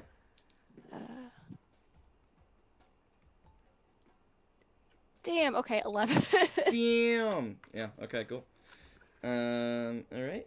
With an unleash your powers. Yeah. On a hit, you do it. So you place your hand upon her head, and extract her memories from her. And you see that she is, she has been working with Anvil for basically since their inception, which is actually only about 20 years ago, but she has long sought to bring down the superheroes. And the best way to do it is from the inside, of course. Miss Merriweather, however, is of course a superhero herself. But as this fucking ancient being, she considers herself to be superior to others. Her gift being essentially that of immortality. She wants to be the only one. And you can see this image of her speaking with a bunch of real Men in Black looking types. Discussing how incredibly simple it is to find cause for Anvil to shut down the school. All it would take, of course, is making it look like they're turning on each other. That it's not a safe place for kids, that people are going to get hurt, and what better way to do that than to have teachers suddenly drop dead. And then, of course, in comes Anvil, out goes the students, there's a big fight, they all look like assholes. No more superheroes. Boom. Not a problem. This woman has been biding her time, and she has nothing but time, being an immortal being. She can wait and wait. My God, she's the Highlander. All she needs is someone. All she needs is a reasonable suspect. Who better than a man with a gun for a head? But you see, of course, Professor Gunn, being the noble soul that he was, God rest him. He saw too much. He went too far. He was on to her, and she too had to be taken out. Yes, Professor Gunn was a woman. I don't know why I said she. I don't know. We never really established a gender for Professor Gunn, so Professor Gunn was on to her. And you see her hobbling through the hallways as Professor Gunn is, like, following her. You just see, like, a revolver, like, peeking around a corner. And at last, she had to be taken. Professor Gunn also had to be taken out. They would work out the details later, but this was plenty of pretext to start a fight between the authorities and the superheroes. This would be all that they need. And it was all working so well until you punk-ass kids came along and fucked everything up. And you see she, like, snaps her head back as from your hand. That is a very rude thing to do to someone's brain, young missy. Yeah, you're probably right. And then she, like, passes out briefly from overexertion. She's not used to extracting that much information from that powerful of a brain. You feel, Magpie, you start to fall backward as your eyes flutter. But before you can hit the ground, you take a step back, your foot catches you, and as your eyes open again, they are completely black. What happens when Mamba takes control of you? Magpie doesn't really know. Mm.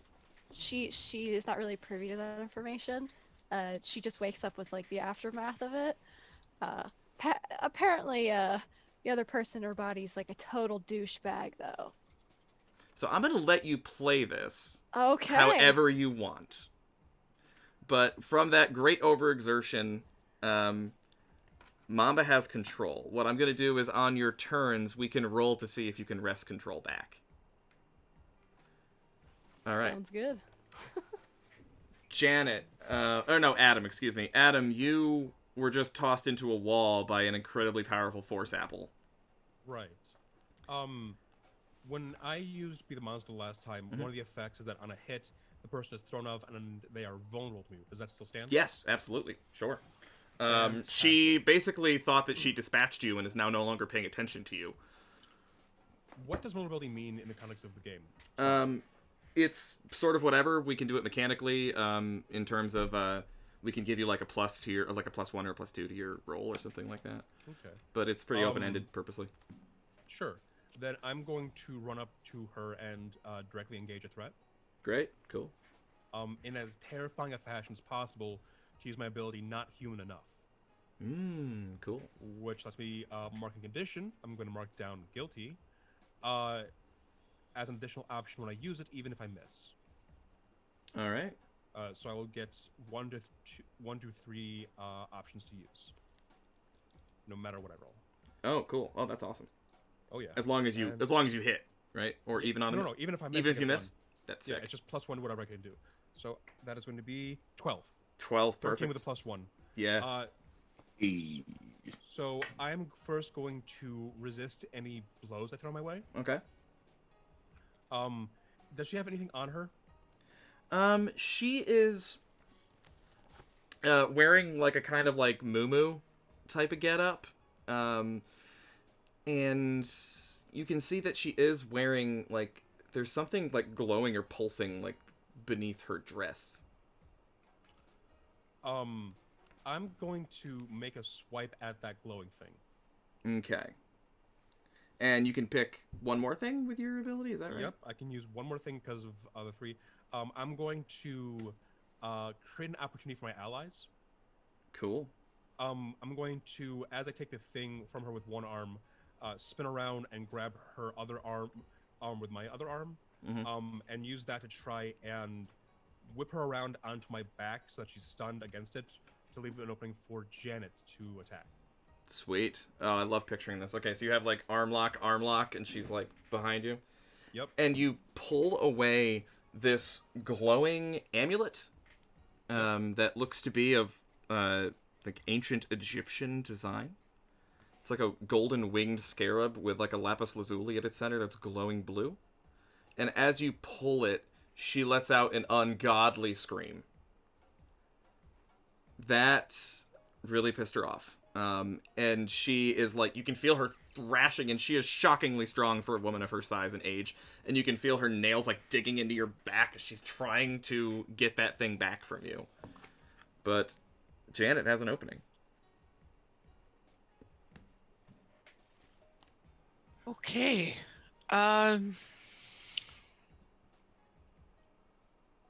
So, yeah, Allison is going to, or Janet is going to unleash. Allison on the brain. Yes, she does. So I'm trying to think.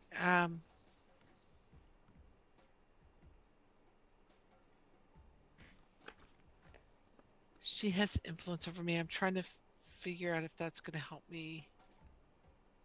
No, if you have influence over someone, take +1. Yeah. Okay.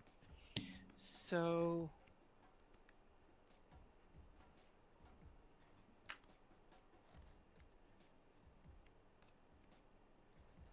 I'm trying to decide what I want to do. If I want to directly engage, he's giving me an opening. Yep. I'll give you a +1 for that. Yep.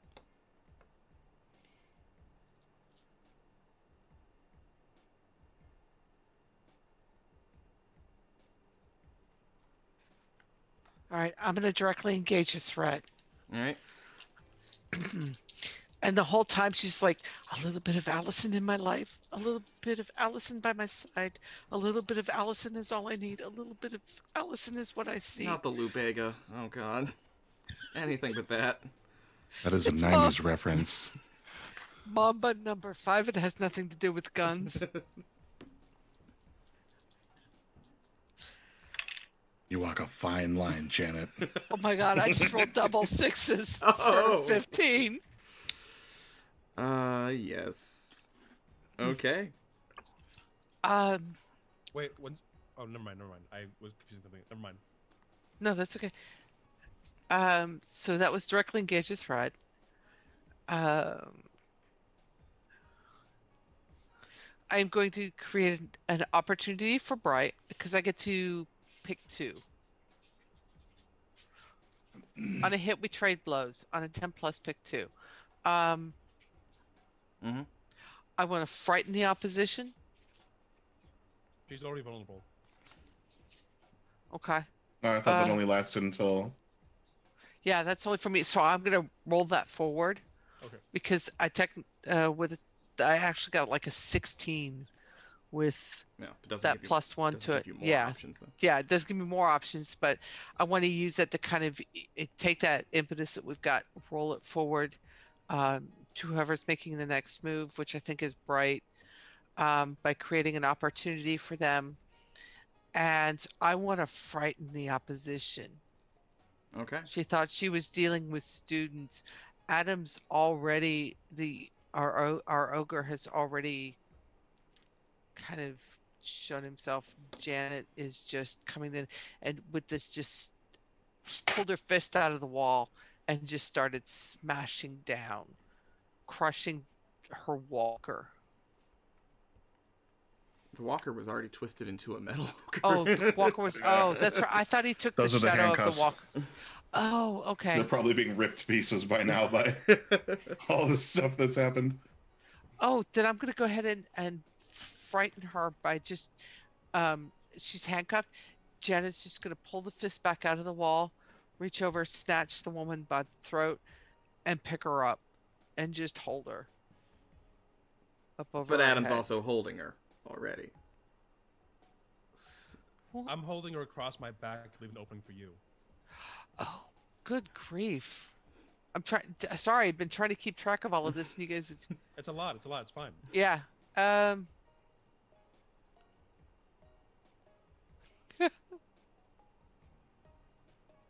It's a little old lady in a muumuu. Mm-hmm. Yeah. She's really strong. It's like holding a bunch of bones in a bag. Being Jesus Christed across an ogre's back and handcuffed. Yeah. She's pretty well restrained right now. Yeah. Suplex them both. What is the medallion? Did you take that from her? Adam has it. Yep. Adam has it. Wow. So create an opportunity for my ally, and then I want to frighten her even further. I mean, Adam's got her just, and then we've had her walker wrapped around her, Mm-hmm. and Janet has just come down and just pounded her. And so I want to create an opportunity and frighten her. I want her to be afraid of us now. Well, yeah, she's got a pretty good cause to do that now. She is pretty well pinned. What's really freaking her out is that her amulet is taken, and she is absolutely clawing, trying to get it back. As you fucking pile drive her, Adam, you can, like, feel, like, Janet's fist practically, like, go through this woman and, like, into your back. I'm not gonna take any damage or anything, but, it's a hell of a shot. I'm gonna mark a condition on her. And, she is now going from, like, I'ma fucking kill you to pleading. Just give me the amulet back, please. Please. And actually, with that, I'm gonna go to, Mamba. A little bit of Allison, here I am. Let's learn about this Okay. person's personality. Well, this is fun. This is fun. So you're Maggie's little friends, +1. You're looking not as good as you used to. I've heard a lot about you all, especially you, Janet. But too bad she's been getting a little too chummy. It's not good for business, so we're gonna reverse that a little bit. It's okay. It won't hurt. Everything's gonna be fine. So what she wants to do is essentially, for, like, specifically Janet, she wants to, like, use the same mind manipulation power thing to replace the memories of her, like, sort of interacting romantically with Magpie, with Magpie, like, brutally turning her down. Oh god, it's so savage. And you do have influence over her, so that gives you a +1 to that. Yeah, yeah, and like, Yeah. so that's what she wants to do. And for the other two, she wants to replace like their memories of her in this fight with her like having helped the old woman. Oh my. Oh, that's not good. Roll Unideal. unleash your powers.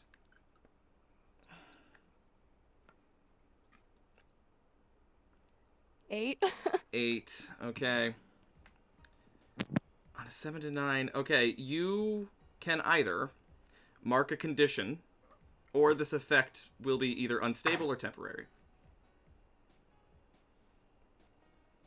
What are the conditions again? Sorry. If you look at your playbook, Let's see. you get to choose which one, but they're afraid, angry, guilty, hopeless, insecure are the conditions. They will give you minuses to those certain rolls. Does the condition go to her or Magpie? It's going to apply to both of them, I'm going to say. Yeah. I mean, they share this, yeah. Guilty would be a funny one in this. If, like, she comes back to being Magpie and remembers this in some way. Oh god. Probably gonna go with hopeless. Oof. Okay. Mark hopeless. And, yeah, so I'm going to do that all as one roll. Janet, it's been a real rough day for you. You thought you and Allison had something, but apparently not. And Bright, Adam, Magpie's fucking evil. And is working with Anvil. And has been assisting this awful old woman. Now, finally, Allison, I would like you to roll... roll plus Savior to see if you can snap out of being Mamba. That was a 5. Nope. Hard no. Mamba keeps control. Alright, Bright. Shit just got weird. Your friend betrayed you. This woman is vulnerable, but there is clearly another threat from your friend Allison. Okay.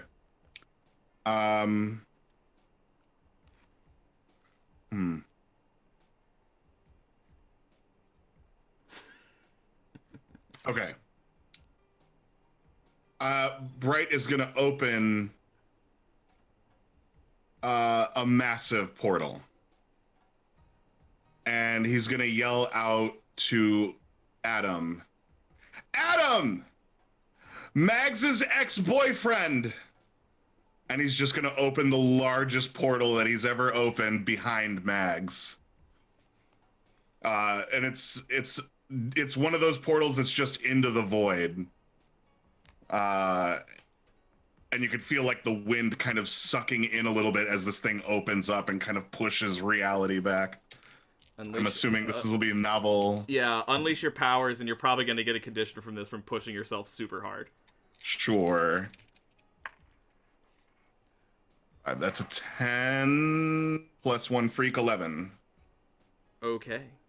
11 and Mark... Mark angry. Oh. By the way, it's sort of paradoxical, but you can clear a condition by acting in accordance with it. So if you do something after this that's like very, very angry and rash, you can clear the condition. What are you trying to do? Suck Mags into a portal?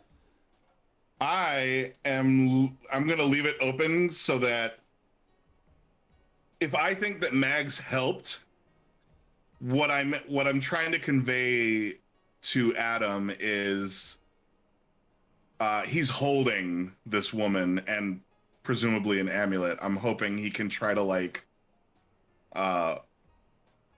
she's the bowling ball, Mags are the pins, and just kind of Well, let's find out, shall we? fast pitch this one in. This massive portal opens behind Mamba Magpie, giving you an opening. Adam, Bright shouts, Mag's ex-boyfriend. What do you do? Can I roll to directly engage the threat? Yes. Then I am going to use not human enough again. All right. I am going to. I'm gonna mark myself with afraid. Seems fair. Yeah. That's 2 conditions for you now? Yep, I have guilty and afraid. That is going to be an 11. Fuck yeah. Okay. That is going Can I defend Mambo? Yeah, sure, you can try. Okay. Adam, tell me what you do though first. What ones are you picking? I'm going to just let go of the professor with one hand, and as I turn around, I am going to just with one hand grab Magpie by the collarbone and shoulder, and use all of my weight going forward to push her into the earth, into the floor as hard as I can. Oh, okay. So you're not trying to toss her into the void. Just to pin her down. Okay. As I hurl the professor into the hole. All right. And all right. So as far as the options for engage a threat, what are you taking? Let me try and go back to the options for engage a threat. It's resist or avoid your own harm, take something, create an opportunity, or impress, surprise, frighten. What action would be to throw the old lady into the hole? Yeah, well, you could do that and then also not get hit or anything in the process. So that might be life-saving for you. Probably. However, I'm going to. I assume it would be. Oh, can I use frighten the opposition to frighten Mambo? With this push down? She is the opposition. Yeah. Yeah. So as I hurl the old lady into the vortex, I'm going to choose resist or avoid blows Okay. from opposition. And then I'm going to frighten Mambo.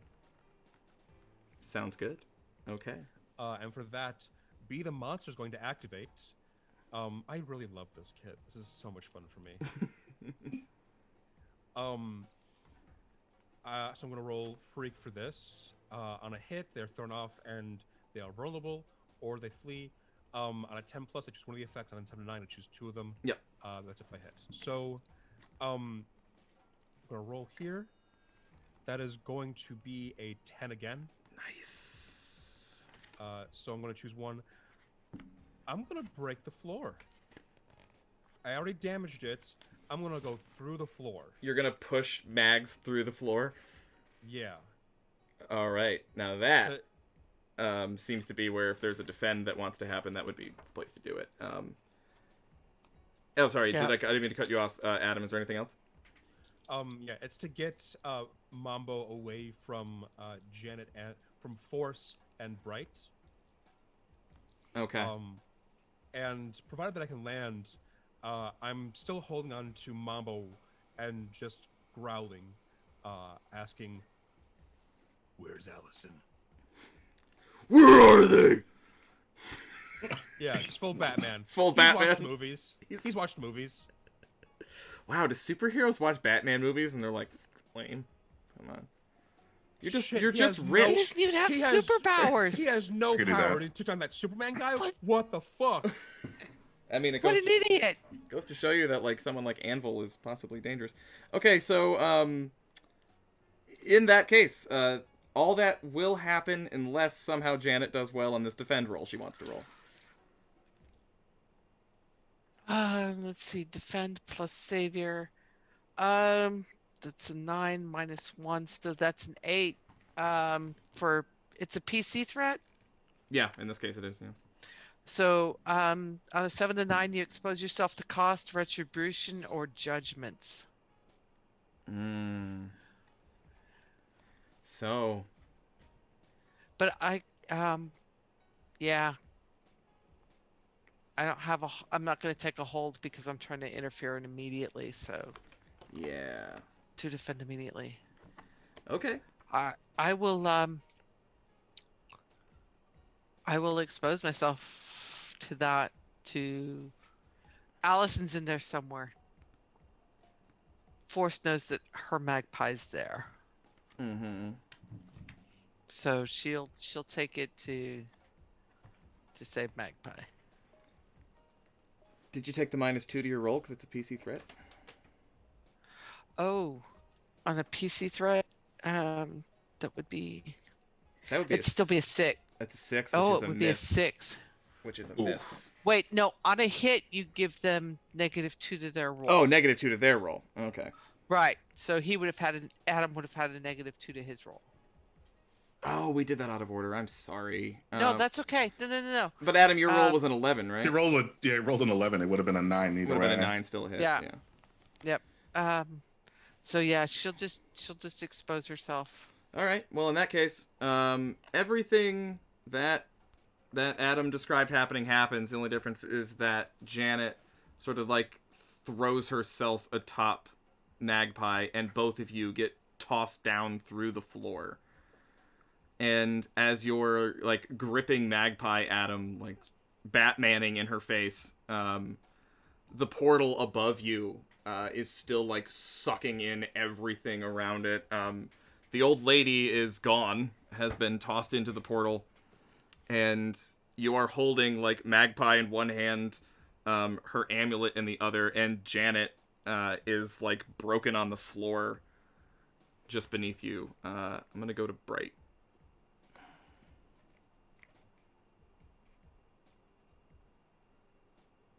Bright. Say that one more time. I was just tossing it over to you. Oh, it's my turn. Okay. Yeah. I think Janet's laying across Magpie because that was where she landed, trying to protect her. Now, remind me, because I saw that you pinned Mags. Were you able to throw Old Woman Apple? She got down? yeeted into the portal. Yeah, so I threw the old lady into the portal. I pushed Magpie into the ground, breaking the ground, and when I landed, I'm still holding on to Magpie. Okay. In that case, seeing that, like, Mags is being pinned to the ground, but no one's relayed to me any information, I'm going to maintain the portal, and out of frustration, I'm going to start pulling everything into it if I can. So all shadows that are kind of in front of this open portal are just going to start getting dragged into it. Oh, shit. Okay. Unleash your powers. 7, 8. 8. Okay. On an 8, mark a condition, or this effect will be unstable or temporary. Would this be acting in line with angry? I would say so. Yeah, I mean, you seem pretty pissed. Yeah. So you Okay. can clear that condition, but then you still have to mark another one. What's the new one that I'm marking? Which one do you think makes sense? Is tired or exhausted, or Mm, are those conditions? no, it's afraid, angry, guilty, hopeless, or insecure.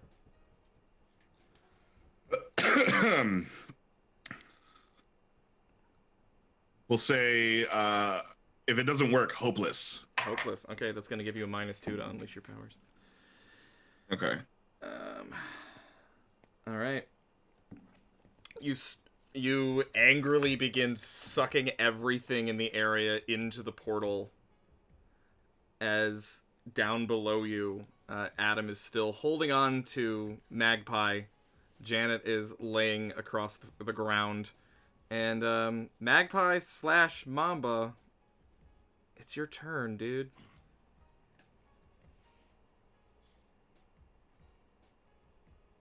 Okay.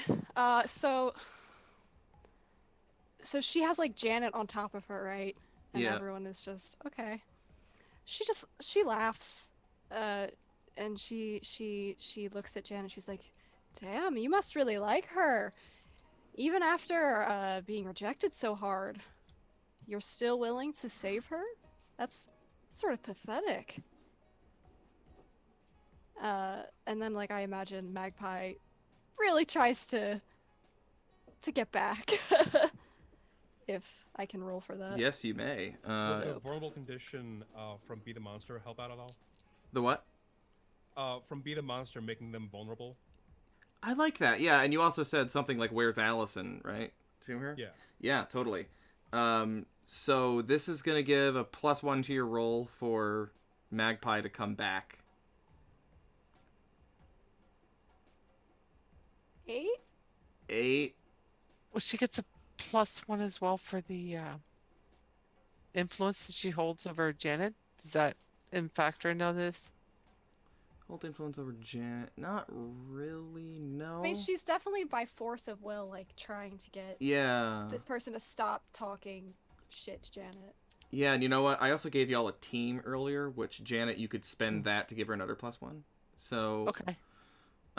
between all that, yeah, that would add up to a 10. So you feel Mamba, you feel your grip on Allison slackening.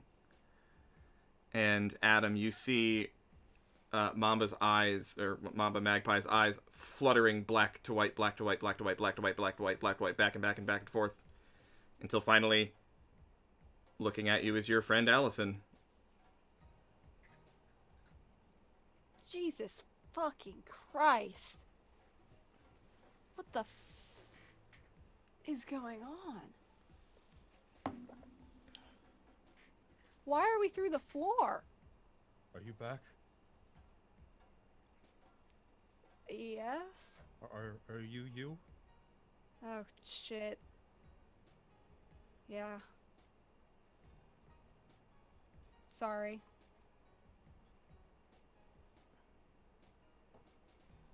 Allison? Yeah. Which one of you was helping the professor? I don't think it was me. I don't... My brain's a little fuzzy right now, but I don't think I would do that. But we saw you helping her. Can you tell me that it was the other one and not you? Yeah, I can tell you that. It was the other one? If we go to Anvil, can you tell them that? Yeah. I'm gonna loosen the death grip on Magpie. And try and grab Janet and jump back up onto the above floor, yelling to Bright to turn off the portal. All right, yeah, we're out of turn order now that the threat's gone. You see Bright, you see Adam holding Janet and Allison leap back up through the floor and shout to you to shut the portal off.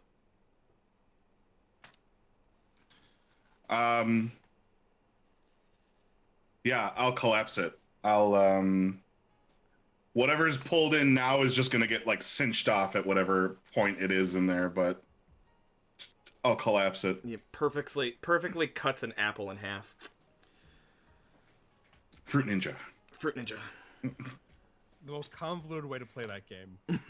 It's really inefficient way of playing that game. Yeah, Bright will drop to his knees and then face plant into the ground, like right in front of him as soon as the portal closes. Where the fuck is Falcon? Where indeed. In the portal. You just see the feathers flying around. I'm gonna... Just one feather just floating down to the ground. I'm gonna pick up Bright, too. Alright. Force, are you awake? Are you conscious right now? Oh. Yes. That hurt. I'm sorry. It's okay. I'm okay. Ow. The old lady's gone. Yeah. Good. And her hand shoots up and grabs you around the throat. If you ever try to hurt her again, I'll kill you. Just say it. Okay? You know I have really thick skin, right? Yeah. Like, not figuratively. This is more of a show of force you're doing because you really like her, Yeah, even though. don't care. Okay. You can She's let go got now. pretty eyes either way. Sure. Okay. Can I get up now? Yeah, and I let you down from my arm. Thank you. She lets go of his throat. So I've got Magpie and Bright in each in my arms right now. Mm-hmm. Yeah, no, we'll take Magpie. Fine.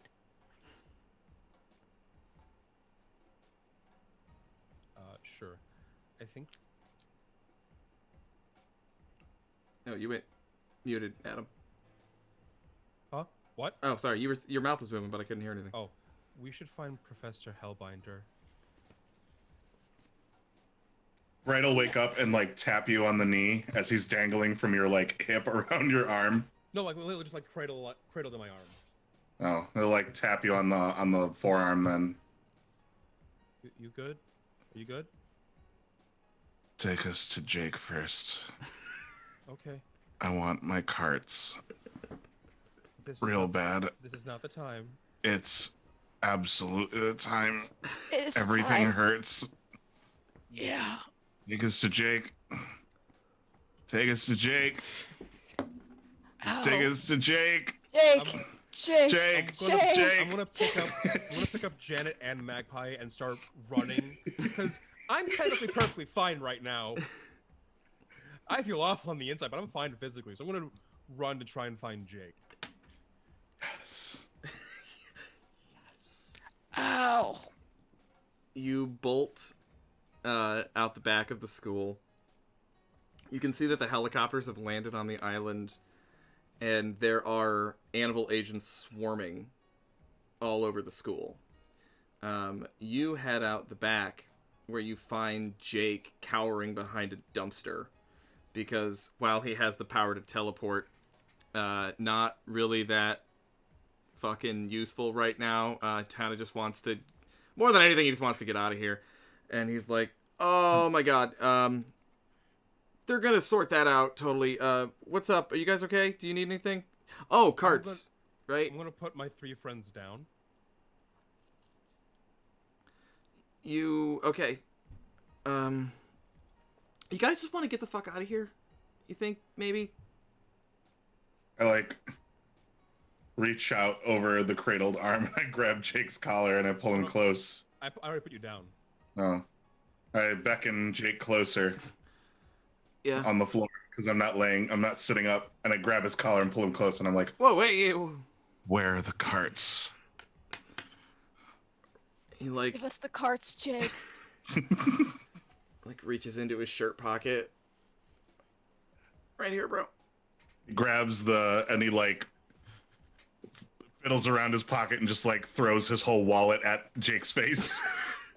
There's money in there, and then screws the attachment on and just immediately starts like inhaling, and then rolls it over to Mag on the ground as he's laying on the floor.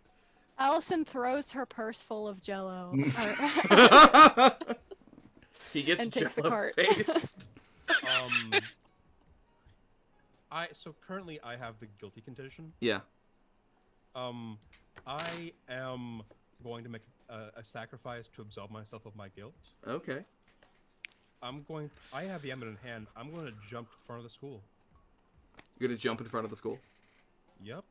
On your lonesome? Or... Am I lonesome? Oh, shit. Alright. As Bright and Magpie toke on the carts, all of a sudden Adam just, like, turns on his heel and leaps over the school. Oh, fuck. Janet grabs the cart from Allison, takes a deep inhale, and goes, don't go anywhere. I'll be back. Gonna need snacks. And she goes running after Adam. Okay.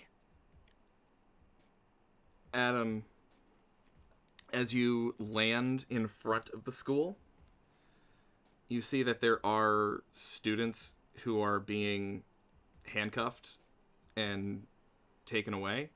Those that put up resistance against Anvil.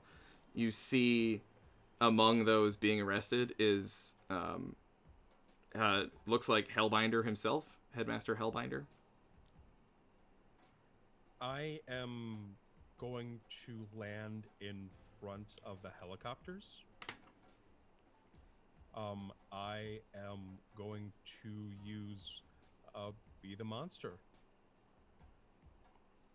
Just shouting as loud as my lung capacity allows me to get their attention. Okay. I like it. Let's see here. That is going to be I can do math, 10. 10. All right. Your voice booms and echoes, and everyone just sort of stops what they're doing a moment and turns to address you, or to be addressed by you.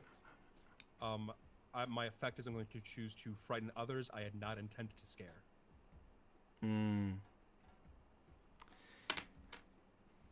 The agents, the Anvil agents, are all fucking terrified at this 9'9" monstrosity.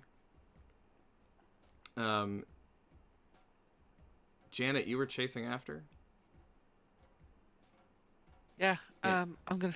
Yeah, well, well, it was, if you get there on the scene for that, I was just going to apply that to you also.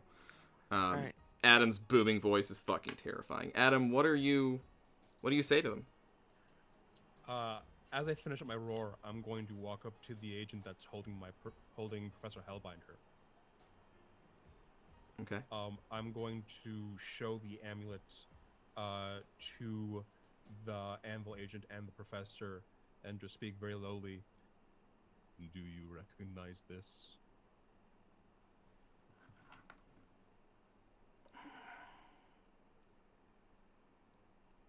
Where'd you get that, son? I think you know where I got it from, sir. Hellbinder is like looking back between the agent and you, like, the fuck is going on? What is this? Professor Merriweather killed Professor Gunn and Professor Iago. Did she now? Hey, Anvil guy, you wouldn't have to know anything about that, would you?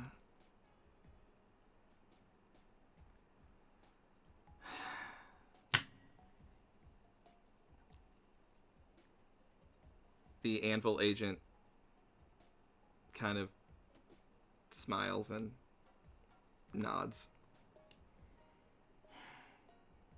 Do you know what happens if I snap this in half? Because I know what happens if I crumple it into a little ball. If I turn it into dust. I actually do know what happens if you do that, and it would mean all of our destruction. So I'm gonna hold the scarab in between my two sets of fingers. I don't know. I have pretty thick skin.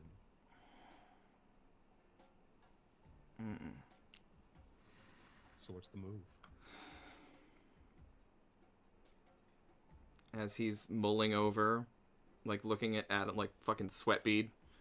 I love how during all this though, like Bright and Magpie are high as shit up back. Janet, you arrive at the front of the school and you see Adam holding this amulet, and you can just read from the situation that like whatever is about to happen is terrifying. Apply that fear to you a little bit. Adam has a wild look in his eye. A case of the fuckets. What do you do? Do you want me to mark afraid? Yes. Okay. So -2 to directly engage.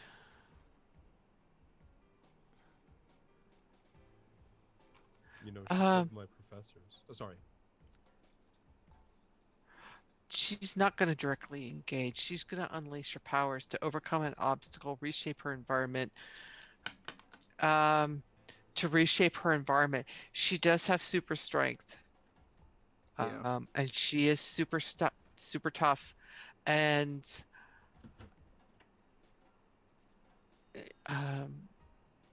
and she's uniquely skilled at fighting. Um,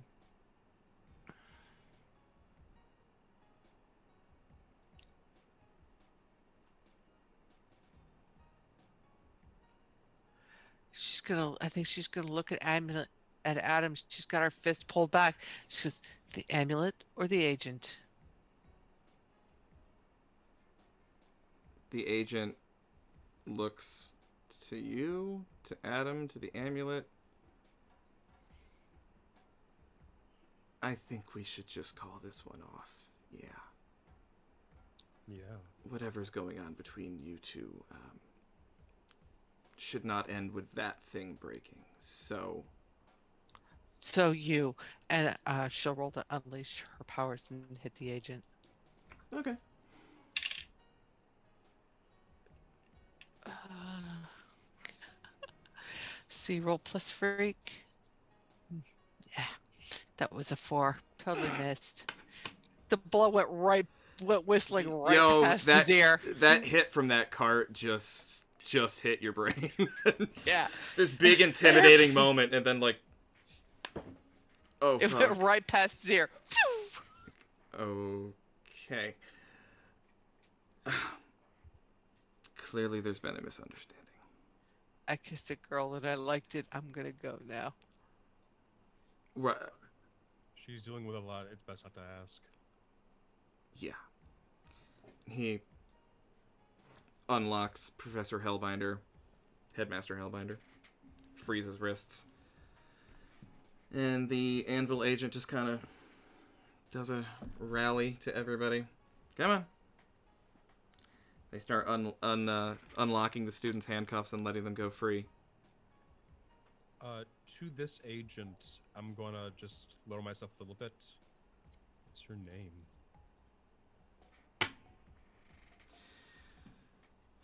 Wait, what's my name? Is that what you said? What's your name? To you, Smith. Hi, Smith. I'm Ogre. Your person killed my 2 favorite professors. One of them taught me to talk well. The other person taught me not to do collateral damage. I hope we get another professor in time before I forget their lessons.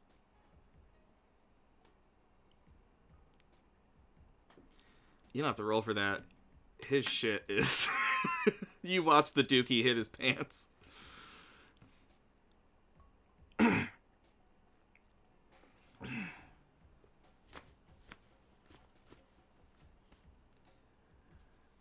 hope you do well in school, young man. Have a good day, Smith. You too, Ogre. Gets back in his helicopter, and they take off. Hellbinder approaches you, Adam. Looks at the clearly stoned Janet. Yeah, okay. That seems right. All right. Good job, Adam. I'm gonna hand the amulet over to Headmaster Hellbinder. Oh. If this is as powerful as Smith there says it is, then I suppose having this on our side might give us a bit of a leg up over the suits. Good to know. Adam is still crying. He's been crying the whole time. Where are your friends, Adam? They're behind the school, definitely not smoking. Could you take me to them, Adam? Okay. Adam guides him around the school. What are Magpie and Bright doing when Adam and Hellbinder come back around? Magpie is like hysterically crying, like draped over Bright's lap, going just like, I don't know why I said that. Well, I don't know what I did. Did I kill someone today? Did I kill 2 people today? Most importantly, did I tell Janet I didn't like her? I'm just kind of like, stroking Mag's hair, like sitting upright, just trying to get as much of this cart into my system as possible. Like just almost like the caterpillar in Alice in Wonderland's just a chain of smoke constantly coming out of my like, and then occasionally like moving it down in front of her and then like moving it back up to my mouth. And it's just, I don't know.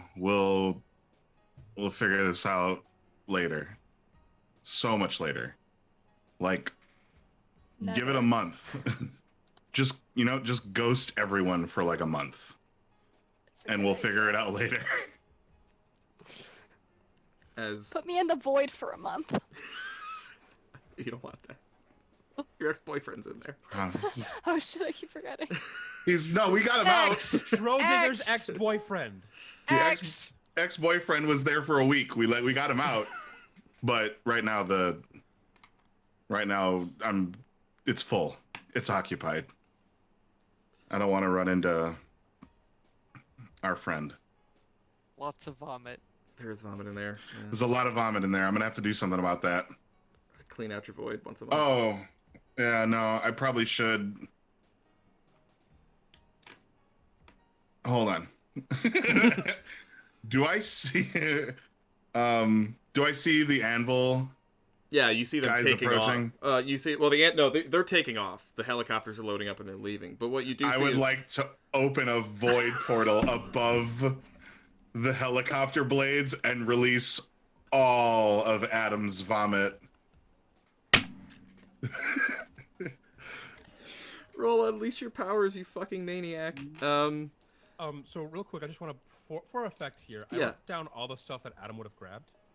I thought you were gonna say all the things Adam ate over the past 24. No, just everything that he ate at the nice little all-you-can-eat buffet. Oh right.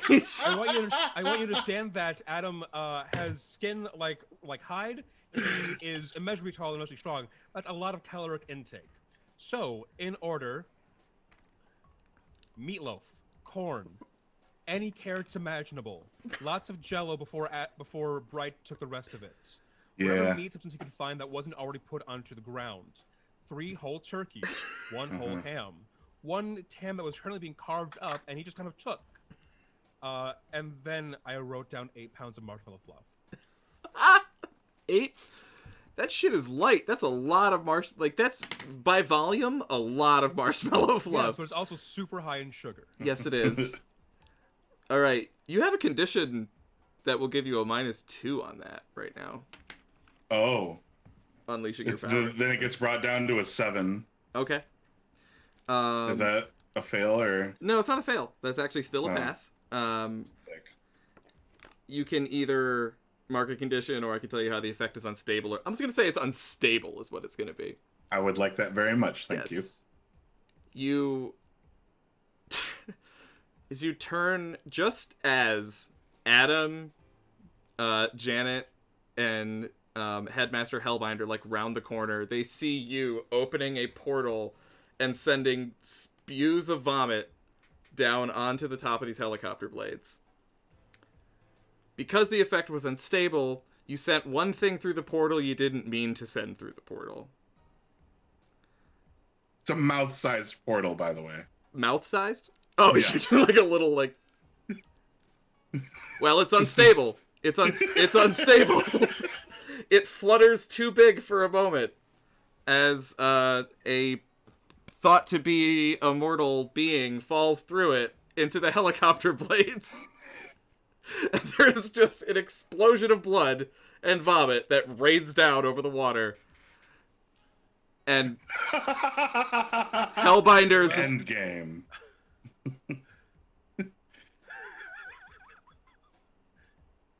Bright. And then continuing to stroke Meg's hair, I just like lay down in the grass and just continue to laugh. I'm really sorry about him, sir. If it makes a difference, I eat bones too, so maybe it can't be identified. Because it was a helicopter blade? Bright. Yeah. Oh look, the rotor stopped moving. Janet's laughing hysterically. It's like plummeting into the water. Like his whole world is collapsing around him. Good Right. news, Mags. I have... The void is vacant now. We can use it to hang. Oh, hell yeah. None of you have to go to gym class, ever. Math is canceled. And, Bright, I have something very important to ask you. Mm. Can I have a hit of that? Thank you. And that's where we'll end this session of masks. Jesus. I don't know what I was expecting, to be honest with you, but it should have been that. Vomit portals? Sure. Mm. Vomit Professor portals. Gun, the life and death of Professor Gunn. Do I get all the gold for killing her since I got the last hit? Yes, you get all the gold. Motherfucker. Kill stealer. Yeah, that person on League of Legends who like walks up to the enemy that's like about to get killed by everybody else was. I told you. Killed I secure. told you. You're a tank. I'm DPS. Okay. Carrier He's a D's. glass cannon. Watch this. And Janet just goes, bam. I'm just Open portal. ready Open to portal break next to your his jaw. face. as you I wind was- up your fist, Adam's just gonna like run over and soccer kick you away. No, I was waiting for someone to give me a powerful blow the entire game because I have never give up, never surrender, which allows me to basically ignore the hit. I've been waiting and it never happened, but I was totally gonna just open a portal, take the punch, and then have another portal open up next to their face so they punch themselves in the face. Oh, that's The dope. teacher didn't bite down on my on it. I didn't get to fight Lieutenant Surge and his Raichu. I didn't. The grandma didn't get a chance to throw her apple. Nothing. Yeah. There were That- so many opportunities to use portals to hit her in the face. Never happened. That is really good. I'm so upset about that. But last hit, it's cool. You did shred a woman in helicopter blades at the end, so... Yes. I'll start with you, Bright. I know it's a lot, okay, but what was your favorite bit of the evening? I know that there was a lot to like favorite, and this is kind of a weird favorite, but purse jello. The words purse jello. Loose. It was Loose like one of the Jell-O. few times that there was one of the few moments that I muted, put my face down, and just scream laughed at my desk. That was gold. That was true gold. Loose Jell-O in a purse is just the most horrific thing. A woman got shredded in a helicopter blade tonight, and that is the grossest thing that happened in this session. I also imagine it was like green jello. You know, weirdly enough, so did I. I saw it, I don't know why, but I saw it as green. It just made sense Yeah. somehow. With The worst. the fruit in it. The fruit Oh. cocktail. Oh, God. Oh, God. Ew. Oh. Gross. What I about... love that's what grosses us out. Yeah, I know, that's the we have weird set... Yeah, I know. Are we bad people? No, I just really hate Jello. Cleric, how about you? Favorite bit of the evening? Which one? You. Yeah, she's Cat, Okay. you're Cleric. Ooh, definitely Gun. Professor Gunn. Definitely Professor Gun. That Gun. the straight like 10 minutes of just gun puns. That was primo. Network, cable, television.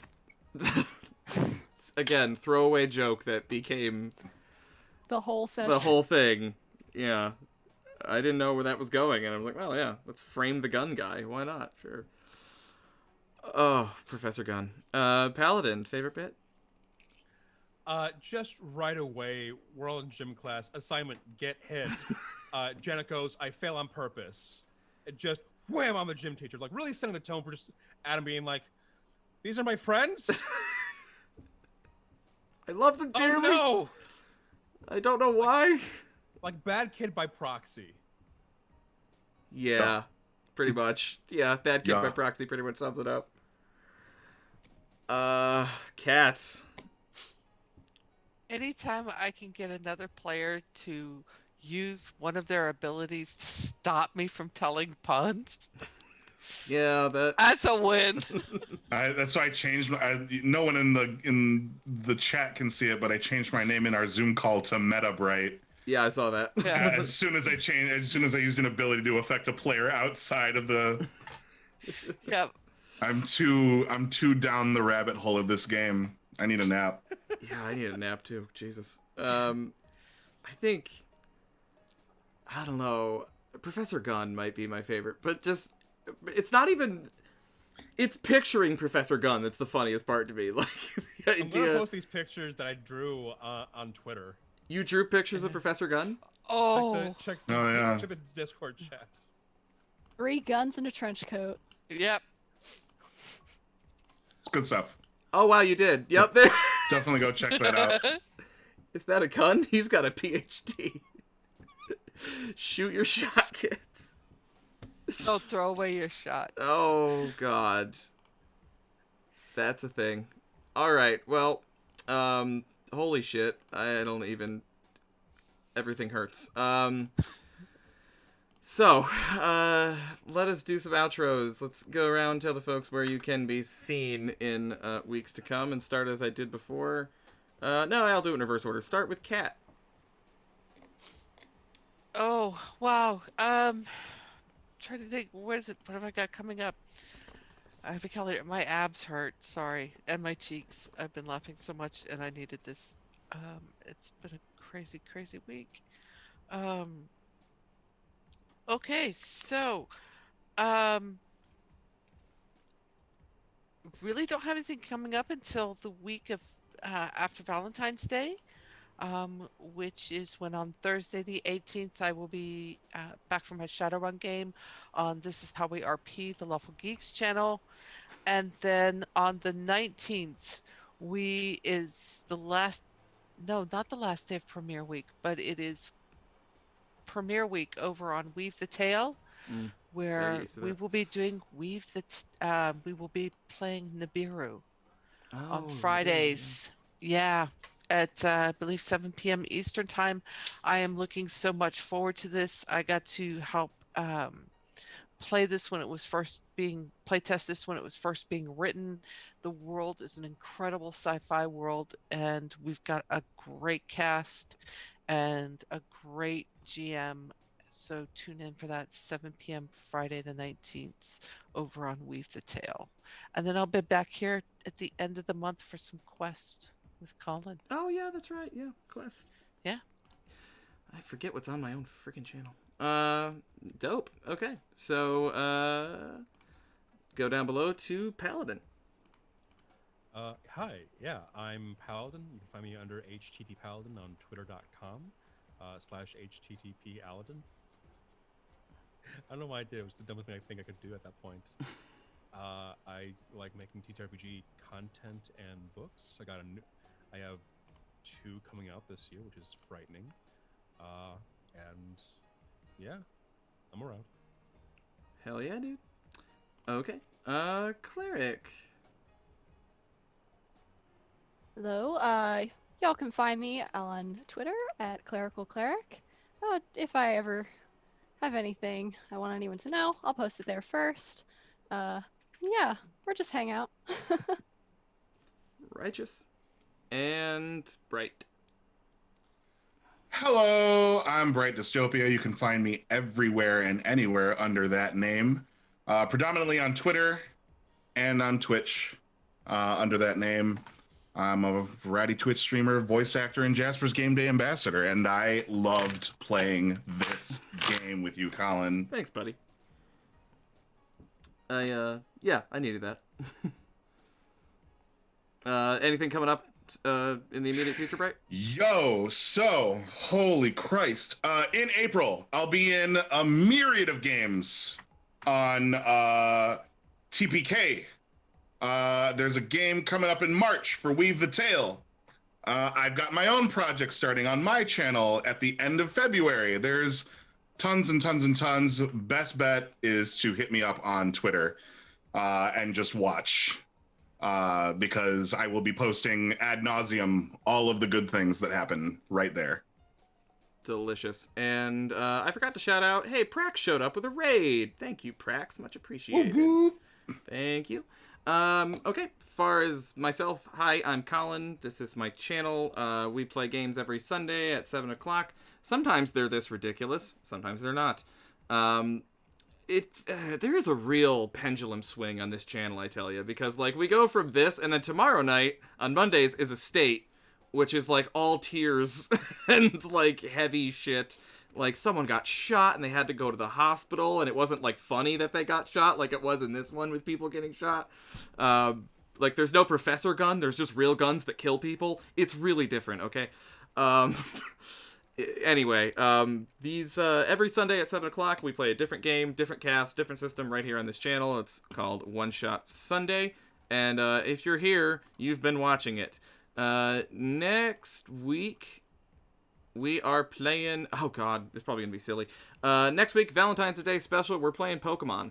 Our friend Draku, who was hanging out in chat there, is going to be GMing It's a fan-made Pokemon RPG that I don't totally understand how it works entirely yet. But, yeah, she's going to be guiding us through this. I already have my my starter Pokemon picked out. Very, very excited. We're all going to be role-playing Pokemon trainers for some silly times on Valentine's Day.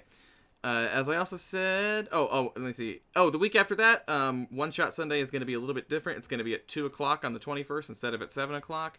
And we're going to be playing a game of Quietus, which is a fucking awesome... It's only like a 3-player RPG. 1 GM and 2 players. Where you kind of play a horror movie. But we're going to be running it with Ollie Jeffrey, who is the guy that wrote the game. And he was nice enough to agree to come on and run it for us. I fucking love that game, and I'm very much looking forward to it. And then that evening, I'm going to be playing Masked, actually, over on Matt's channel, Matt F7's channel, where I'm going to be playing my astronaut, Major Tom. Week after that is Quest. Week after that is Blades in the Dark. Week after that is Dungeons & Dragons 4th edition, going back in time. So there's just a ton of shit coming up. So check it out every Sunday, 7 o'clock here. Every Monday night at 7 o'clock, we run Estate. Our, like, shitty, awful, like, Victoriana cyberpunk future, like, capitalism sucks, basically, and we all live in a slum, and it's really depressing, and it's nothing like anything you just saw on this particular edition of One Shot Sunday. So check that out. That is one of my favorite things that I do, and episode 2 is on tomorrow. And then every other Friday on this channel, we do the GM Postmortem, where we interview game developers and GMs to talk about how to run a better game. Just the other day, this last Friday, we had Michael Sands, the creator of Monster of the Week, on and talked with him. Fucking love that game. My favorite game.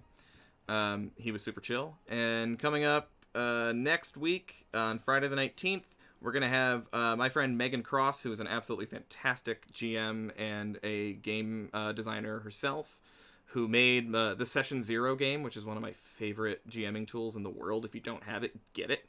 It's so freaking good for making connections between players in the first session. So take the time to do that and come check out Megan. And the only other thing is starting next week on the 17th from 6 to 9 over on Weave the Tale, I am running a game of Black Void called Into the Oblivious Depths. That's going to be, again, nothing like anything you just saw, but it's going to be super heavy and involve a lot of space travel. Of a bunch of humans setting off to go find a new home for humanity. It's going to be so dope. I'm so looking forward to it. The cast I have is great. Check it out. Anyway, that's a lot of stuff. If you stuck with us this whole time, you're very brave, and we appreciate you very much. I'm fucking tired. That was hilarious. Thank you all so much for being here. Cleric, thank you for giving me the idea to run this. I don't know what the hell you were expecting, but this is what you got. Thank you for running it. You're fantastic. Thank you. I appreciate that. That is all. It's a different sign-off line every week, but I want to say being a superhero is a free action, but, like, y'all sort of qualify as heroes, I guess. I don't know. Well, you know what?